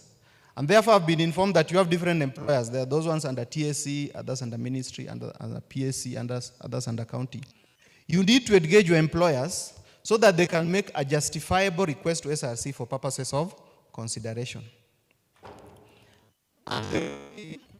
Which ties up to the timing, is that we are entering a fourth review cycle. SRC set up review cycles upon which it will be considering and reviewing terms for government employees. The third cycle is ending in June, and therefore in July next year we are starting the fourth cycle. And therefore this is that time where we are welcoming recommendations, opinions, suggestions on each and every remunerative item that SRC sets for public servants. And therefore I challenge you to consult with your respective employers, implore them to submit your request so that it can be considered. Set 4 years is because the government has a budget framework. Remember, the amount of money that you receive is budgeted for. And therefore, consistent with the budgeting process of the government, which runs for 3 years, we always align ourselves to the extent that we set, the terms are paid for 3 years, and then in the 4th year, we start considering new allowances and benefits for the coming year. So right now, we are in the period of considering every review of remunerative item for the next financial year. And remember what I indicated earlier, all this will be determined by the availability of funding. Now, having said what we do and how we do it, allow me to indicate that SRC is currently refocusing its policy perspective, because we are receiving a lot of, I don't want to call them complaint, although they are, from the people receiving our services. The service delivery and productivity and performance of public servants is not as per the expectation of the people, the ordinary Kenyans. And therefore, when we heard that you are having a forum on innovation, technology interventions that can help improve your performance to Mwananchi, we were very excited, and therefore, that's why I was sent here to come and listen, take notes, and get this perspective that you are coming up with. You are taking initiative to build up your capacity and to use technology to enable you to deliver services better. And SRC, we are telling you we are ready for you. The moment you, as a commission, we are coming up with a recognition agreement to reward individual officers that perform beyond the expected limits that they have set for themselves. And therefore, if this process can enable you to perform better, we are in together with this with you, and we will always reward for that. So other than the compensation we give you, the facilitation we enable you to be able to perform your job, we are moving one step further. We are taking initiative to be able to recognize productivity and performance so that we can manage the public expectation of public officers. Now, there was an issue of interns.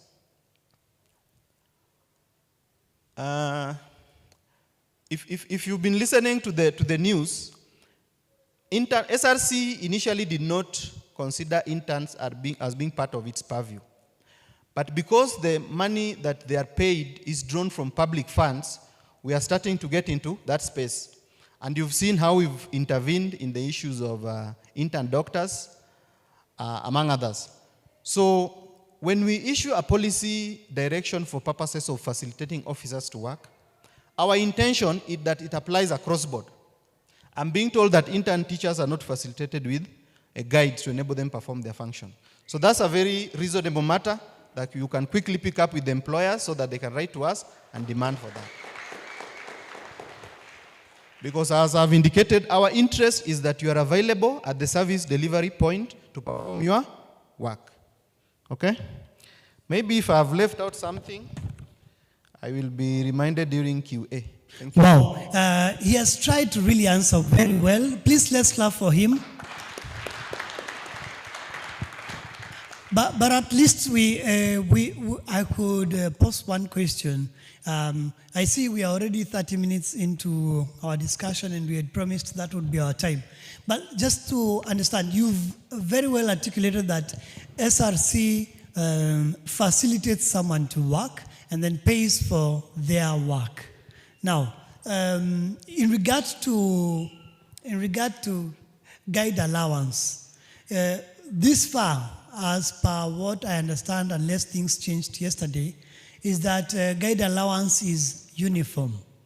Now, I'm just wondering, the work of a person who is a guide to someone who is in ECD, someone who is in different job groups, for example, junior secondary school, and even high school and universities, or even different other places, may not necessarily be the same. I'm wondering, is it possible that SRC consider reviewing the policy to accommodate those changes so that the persons would be appreciated according to the kind of work and not necessarily just because they are someone's guide? Okay, that's an easy one I can respond to quickly. One thing I can assure you, we are not going to discriminate guide allowance by job group. But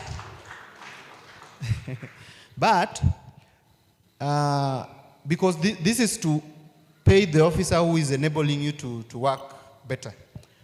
What we can do is, if those individuals are exposed to different work circumstances based on the kind of disability, that's a conversation we can have with the council and also with the other players. If there is need for us to, they will have to justify what distinction there exists between a guide for a person with a visual impairment, person with physical disability. If they convince us based on such variations, we can vary. But on job group, we are not going to do that. Thank you. All right, thank you very much. Now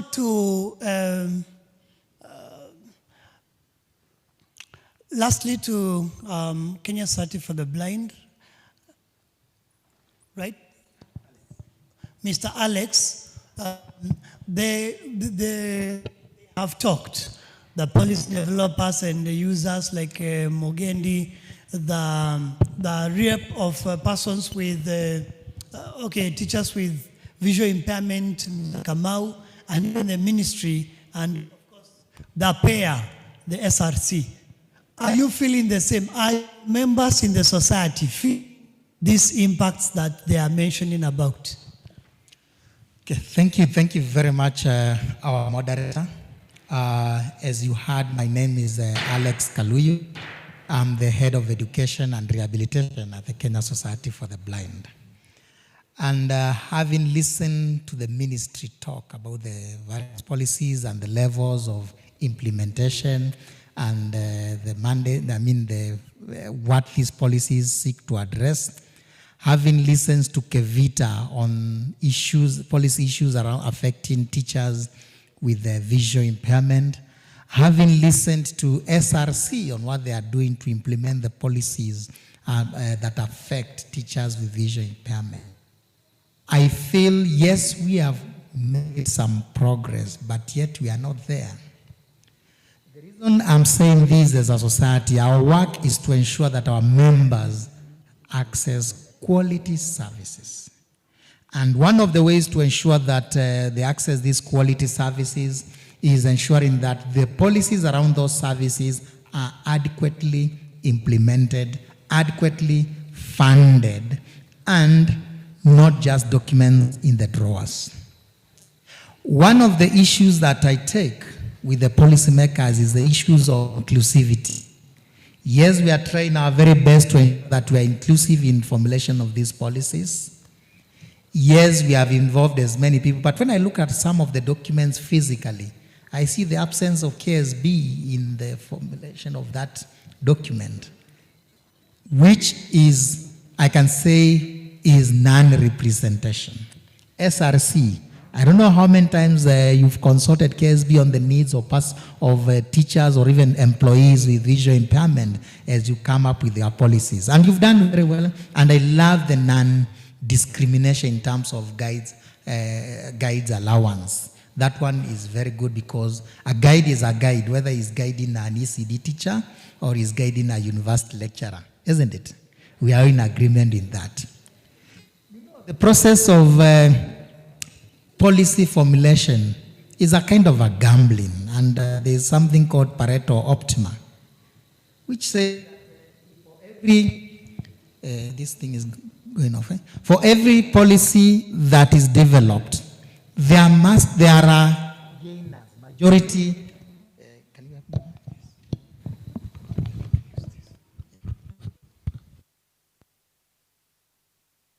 For every there must be those who gain, majority are the gainers, and there are those who lose. I will get up to them. And in most cases, the losers in policies are the minorities, and especially persons with disabilities. Those people who are generally marginalized are the ones who lose as a result of our policy. And one way of testing that policy is, are those people gaining or benefit those policies able to compensate the losers and be left? In most cases, the answer is no. And that's why we have, as compensatory mechanisms, affirmative actions. And these affirmative actions, for them to be effective and sustainable, they must be pegged on policies too. And that's why we have policies around persons with disability, sector policies on special education of learners and trainees with special needs, and amongst other policies that address needs of persons with disabilities. But as KSB, we may know it all. We are not with you on the ground.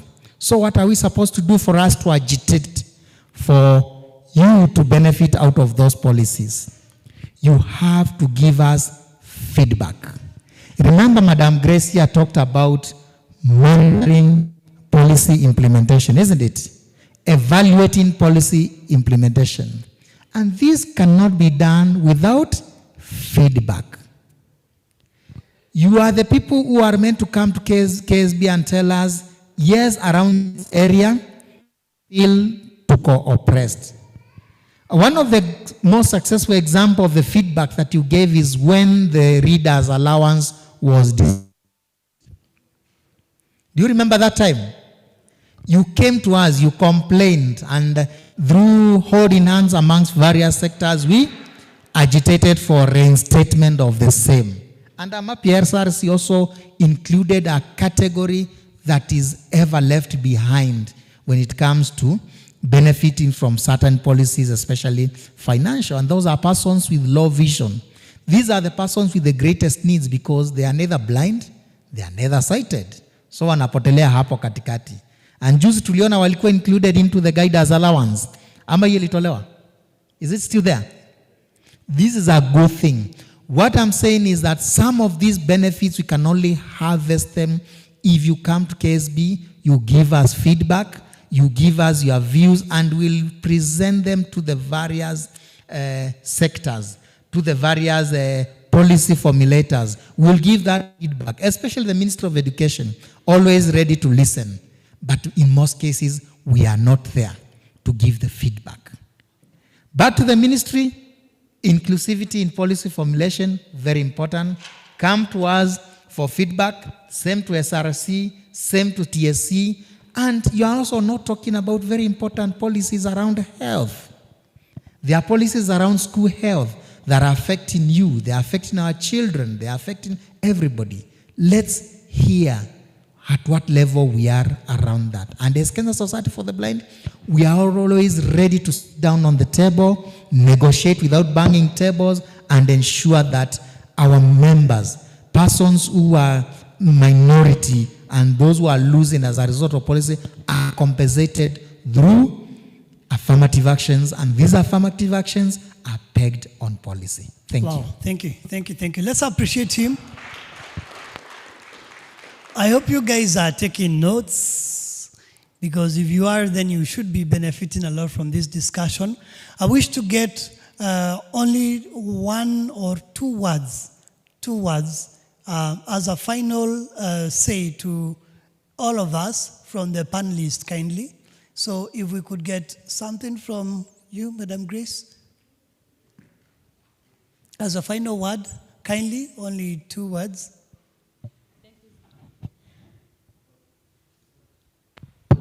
Thank you, Zach. There's something that was raised about the entry grades. I want to say that the other time when we were struggling with the teacher training colleges, when students were not getting into the colleges, I think it was brought to us, it was analyzed, and you saw the changes that were effected. Now, again, the colleges are packed to the capacity because of the feedback that we received from the public. The ones that we have also heard from you about the entry grade to the university, initially, it was considered that those who are having visual impairment and hearing impairment were supposed to have at least a lower grade than the rest, the regular. That one I have picked. We are still going to talk about them. It's not the first time, it had also been raised. So allow me to do that follow-up. Continue giving us the feedback, do the follow-up through the office so that we see where it is placed. Remember one thing, technology makes things easy for the sighted, but for the visually impaired, it makes things possible. My parting shot. Thank you. Follow up on every issue that we raised, and especially on entry grades. Thank you for what you've done. Now colleges are full. To you, Mr. Kamau. Thank you very much. Any policy that is being set by anyone, and this policy is intending to affect a person with disability, the persons with disability should be involved in the formulation of that policy. Let this commission cease from thinking that persons with disabilities have no brains to think on their own. On the other side, when you as a person with disability is involved in these policies, don't go in those forums to become a Mr. Yes. Go there with your brains, think of others, don't think about your stomach only. Thank you. Involve persons with visual impairment in the policy making, and when you get there, make sure you are not a yes, yes, sir person. Thank you very much, Mr. Kamau. Yes, from the SRC. Okay, very much. my parting shot is that SRC has just received new crop of commissioners. I believe you've been seeing the news. They are less than 1 month old. And when they came, they have guided us on one clarion call, that for their term, they want the policy making to be as consultative as possible. Awesome. Awesome. So that means that very soon, within this period, you'll be seeing us reaching out more, engaging you more before we come up with the circulars and policies. So awesome. Be ready to tell us your issues before we make the decision. Thank you.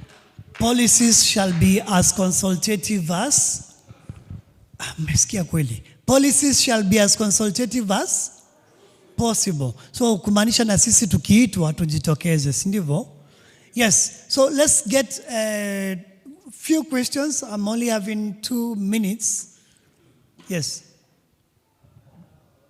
Yes. No problem. Yes, we can hear you.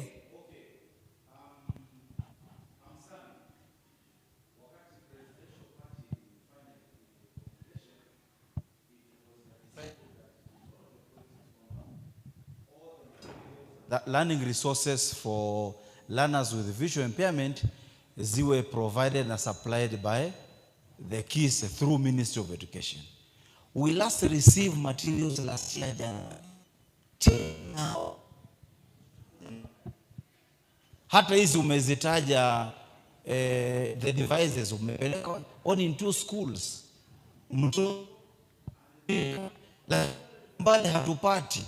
Tutabaki behind. Thank you.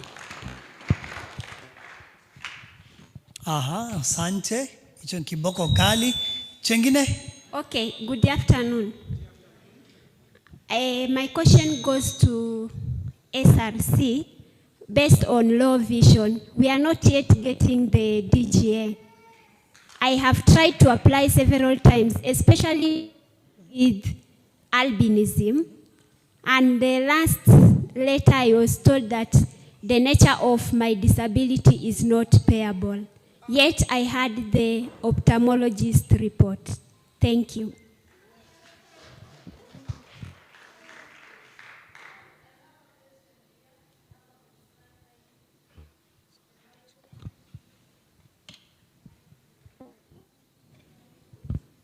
Thank you. Thank you, Madam Grace. Very elaborate. Our brother from SRC, very elaborate. I have one to SRC.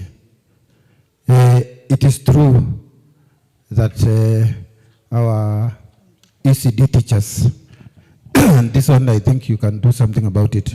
ECD teachers in all the counties, there is a very big disparity in terms of remuneration. Kindly, maybe you can follow on that, because it is really challenging. KSB, I believe that you are also a pressure group. For those with visual impairment, they have certificates, they have diplomas, they are volunteers in different schools in the country. The ECD teachers, a good number of them have not been employed by those counties. As a pressure group, please kindly follow that. Thank you. All right. So maybe one last. Tuinue tu mkono, tutaonekana kuna watu wengi ambao wataweza kutusaidia. Now. I have a concern here. My name is Bani Chere.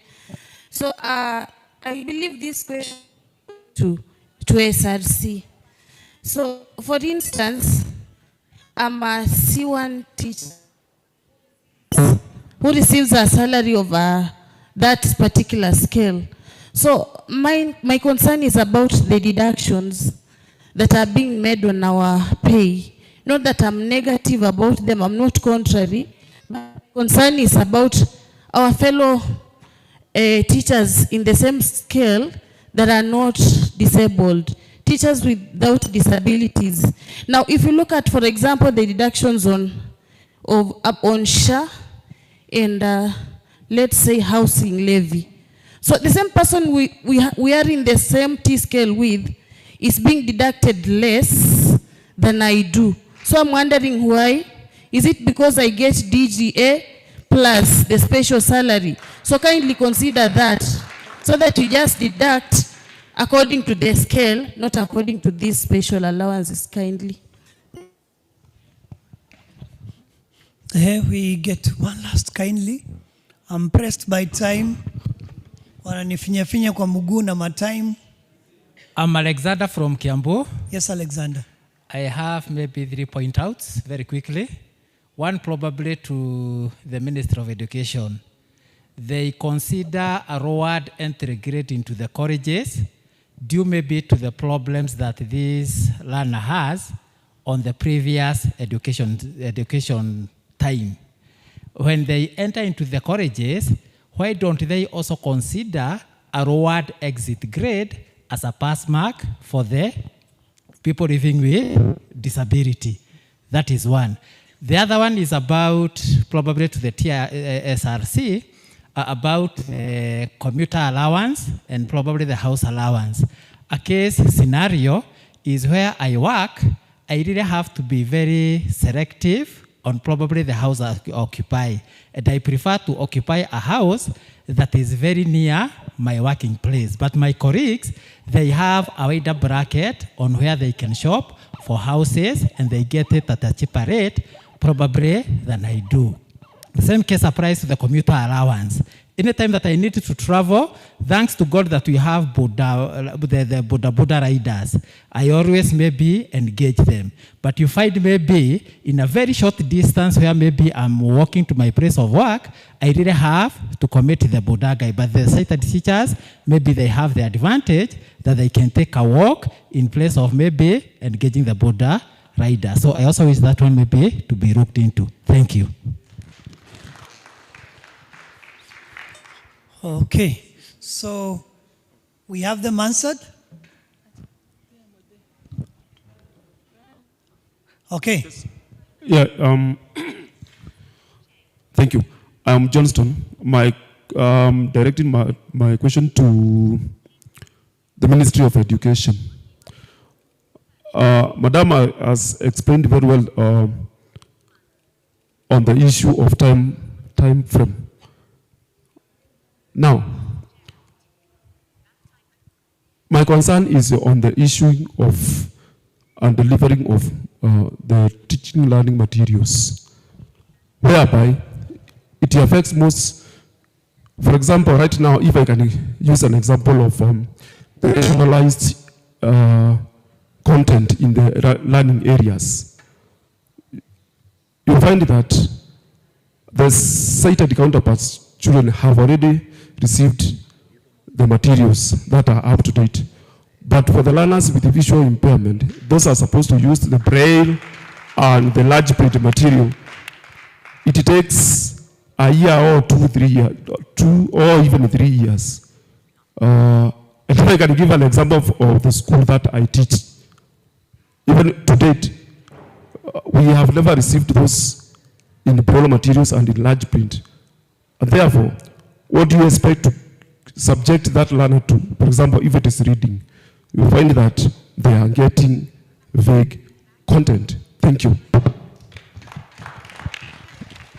All right. So let's have these questions answered. And just in case there are others that are remaining, maana tuko na session nyingine probably hata kesho, they will be able to ask kindly so that they don't also get lost of them. Do we start with the Minister of Education?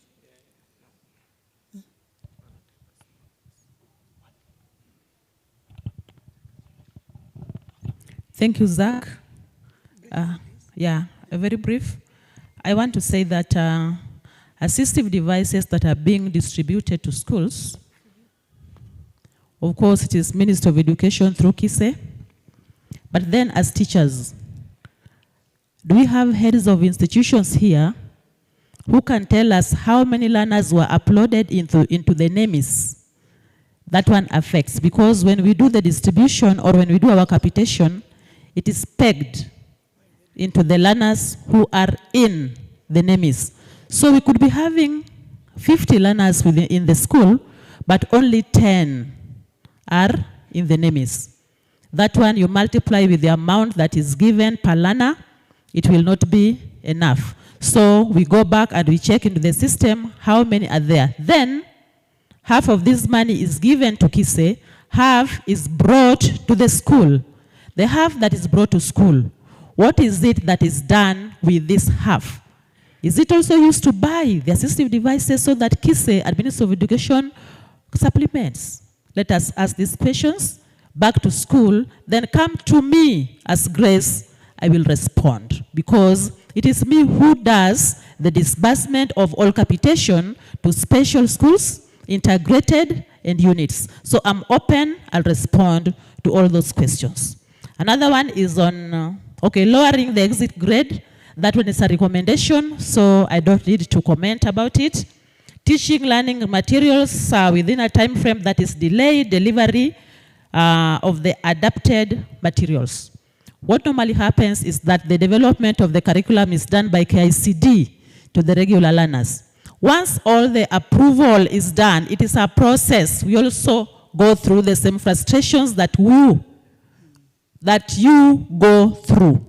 Once the materials for regular learners are developed, back to KICD, approval is done, then they are launched. Then we go and pick them, we start the process of adaptation. Remember, the regular learner will be using the book or the material as we struggle with the adaptation. Once the adaptation is done, then again it goes through the process of approval. So all of us are frustrated. We are on it. The Ministry of Education, KICD, and all other relevant education stakeholders, because we understand what is going on in our special institution, not learners with visual impairment alone, but also the other disability areas. That is where we are. We are feeling the pinch just the way you are. Thank you.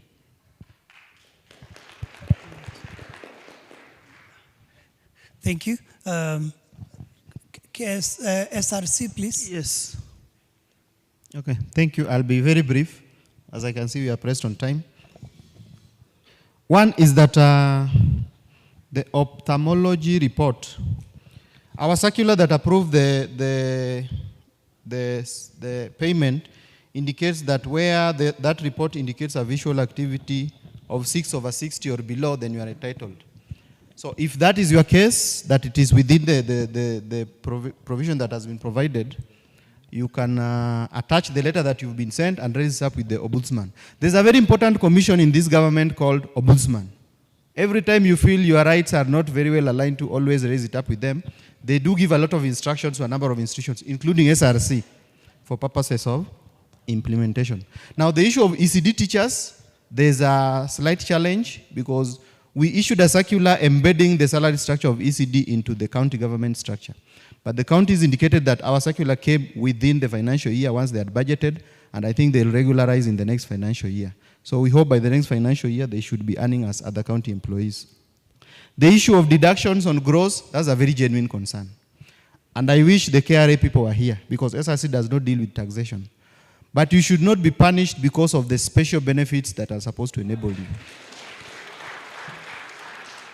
So whether they come today or tomorrow, remind them that the taxation that are being levied on the gross needs to have some exemption. Okay? That's a very genuine case, and I think they need to address it. Similar to the issue of commuter allowance and house that has been raised by one of the members, this is part of the feedback we are getting as we deliberate on the reviewing these allowances in the new cycle. These are very important feedback I'm going to take back. Awesome. Yeah, for purposes of consideration. Thank you. Awesome. Hey, we can clap again, right? Tukiongea hapa bila conclusions, then itaweza kuwa kazi bure, ndivyo? Bwana Kamau atakuwa amechoka bure with the committee. And now, just as before I give back the mic, well, part of my question has already been answered because I'm financed by Grace. Okay? Mimi na financewa na nani? Hello? Na finansiwa na nani? Sasa unapata these challenges that she's mentioning are also finding me, and now it becomes challenging for me to end up doing as much as is expected. I may not have a room to come and start explaining to you that what I receive is half. You know, I may not have a chance to start explaining to you that there is a guideline that is awaited from KICD so that we get to know the approved resources. You know what I mean?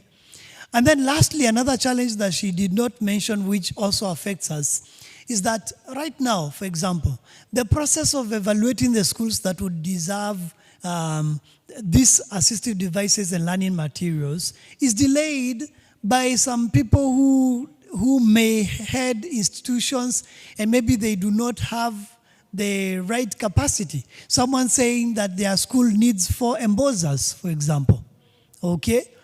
And then they may not have understanding about the assistive devices and learning resources that are appropriate for their school. So it becomes a challenge when someone gives me at inahitaji 12 embossers, then we cannot provide that. The only thing we can do is now get to know if this person really understands what an embosser is. And you see, unfortunately, before you confirm with 3 or 4 people who have already shared their list like that, then you find that it has already delayed the process of the rest 100 who ought to be getting this. So these are some of the challenges that we face, but we say without challenges we cannot grow, isn't it? So if in case you happen to be given an opportunity to be one of those leaders, please make sure you give the correct data. And of course, lastly, on the data, remember to always ask, you challenge your heads of institutions whether they have provided the data that we require, especially now that you are the teachers on the ground. You'd be able to confirm how many teachers with disabilities have you been able to upload on NEC. It's not a big issue. You can just ask. Let them tell you, so that you are sure if all of your learners that are needy are catered for. Otherwise, without that data, it also becomes very difficult from our end. And very lastly, sometimes we may supply and then they are stored, in boxes in the heads of institutions' offices. Please, if in case these things, I think I may need to look for a list, that list of when it was delivered and which schools, and I share on our wall, so that you're able to follow up with the different institutions that we did share, to just confirm whether they are present. Because we did come, we have our evidence and all the documentation required. We did come and share, so that it is clear who is working, who is not working, and all that kind of a thing. Otherwise, I want to end it here, but before I do, I request that we do stand, kindly. I request that we stand. Jo tumekaa sana na nahitaji nimkaribishe Mr. Kamau Mbugua aweze kupeana his final remark, lakini sikutaka kuchukua mic after yeye. I wanted him to be able to also give us whatever guidance he may want or he may have as a committee lead, so that as we live here, then we are well guided on a few house-based matters. Sindivyo? But before that, I would wish that you help me appreciate the council, the panel.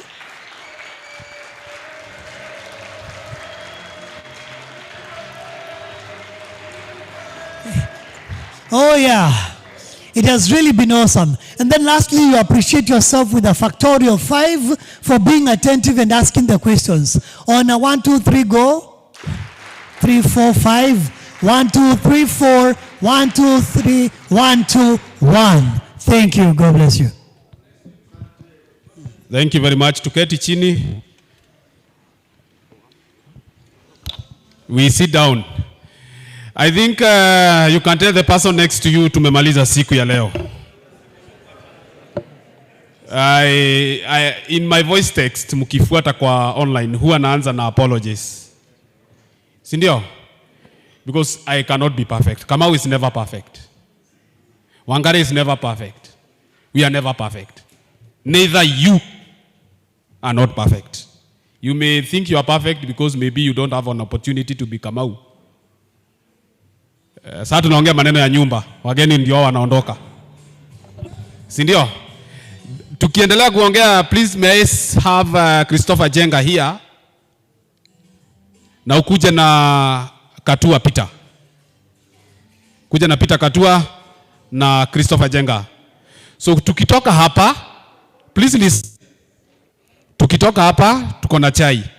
Tumeng'eng'ana jameni. Pigiani sisi makofi jameni.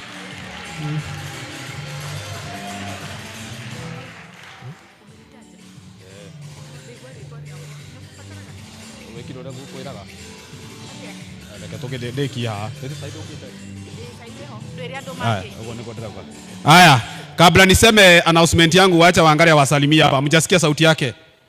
Salimia. Kuna microphone. Salimia. Hi. Mko aje? I am sincerely very grateful because of your presence here. Tumeona mnapenda Kevita. Si mnapenda Kevita? Kevita ni yetu si yetu. Ni yetu si yetu. Haya, mimi niko usiku tuko pamoja maje. Na hope kila mtu amepata mtu wake.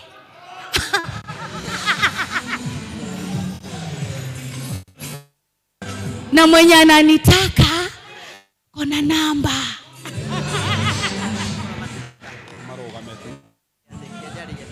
Haya, asante sana. Mtu mwingine anafaa kuwapea announcement hapa, anaitwa Captain G. Tunamwitanga Apostle Washira Jeffrey. Msalimieni kwa makofi. Hello. Habari. I hope you are fine and happy to see you. Announcement goes to the people, any teacher, ECDE teacher. We had contacted the Council of Governors and they sent their apologies for not coming. But they gave us some information which we will give to the people that are in ECDE. Allow us, because it's a senior. So if you are in ECDE, please see me after the convention. Thank you. Thank you very much. Mtu mwingine anahitajika hapa mbele ni Samidongo. Hao ndio tunamaliza na wao nikimaliza announcement zangu. So tumesema after hapa ni chai. Tutakunywa chai hapo. As we take tea, tutakuwa tukitafutia nyinyi transport ya kwenda Kasarani. Jipigeni makofi. Haya, wacha niwaambie program ya Kasarani. Program ya Kasarani. Kuna vitu hatutafanya hapa. Hapa ni kwa wenyewe, Kasarani ni kwetu. So tukikula sapa pale Kasarani, tutaongea maneno ya Kevita.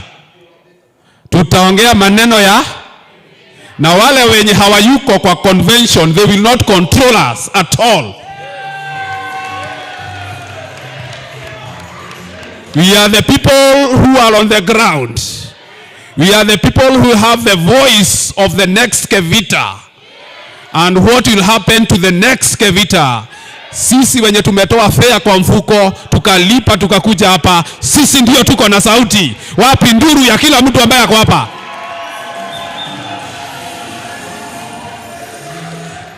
Tunaweza kuwa tuko na constitution, hatukatai.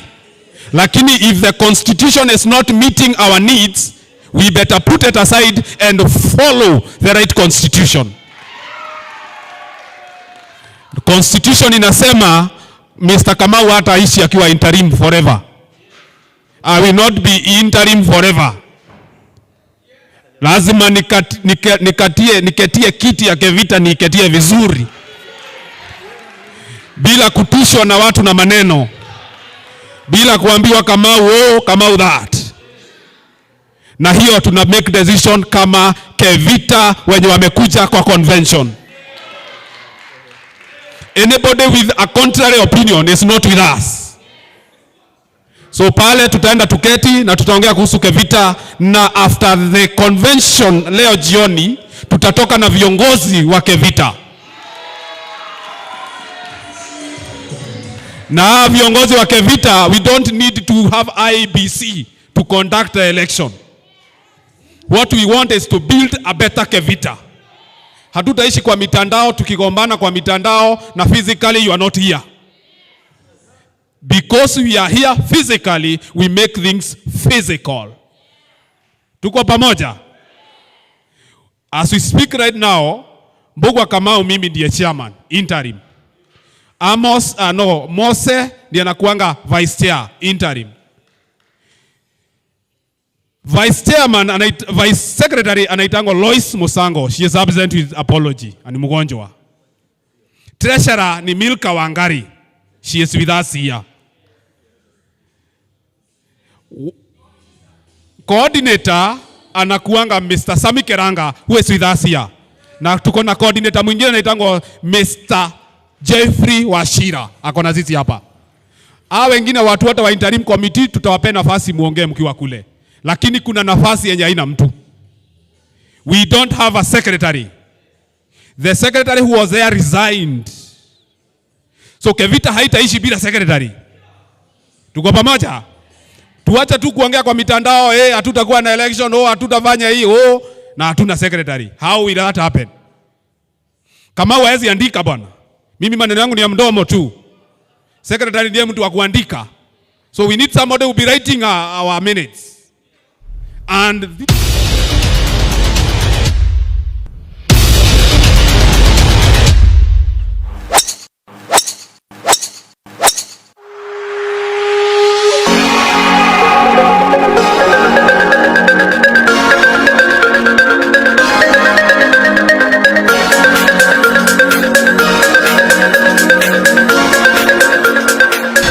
today we are in Limuru Country Club in support for an initiative that Swing for Change. We are coming together with our friends, partners of the society, members and well-wishers. And we've been doing a screening camp in partnership with Kikuyu Eye Hospital in this location from yesterday, and it's going on today. So that the community around can also benefit from the experience that KSB has in the area of eye care. Then we will also be playing golf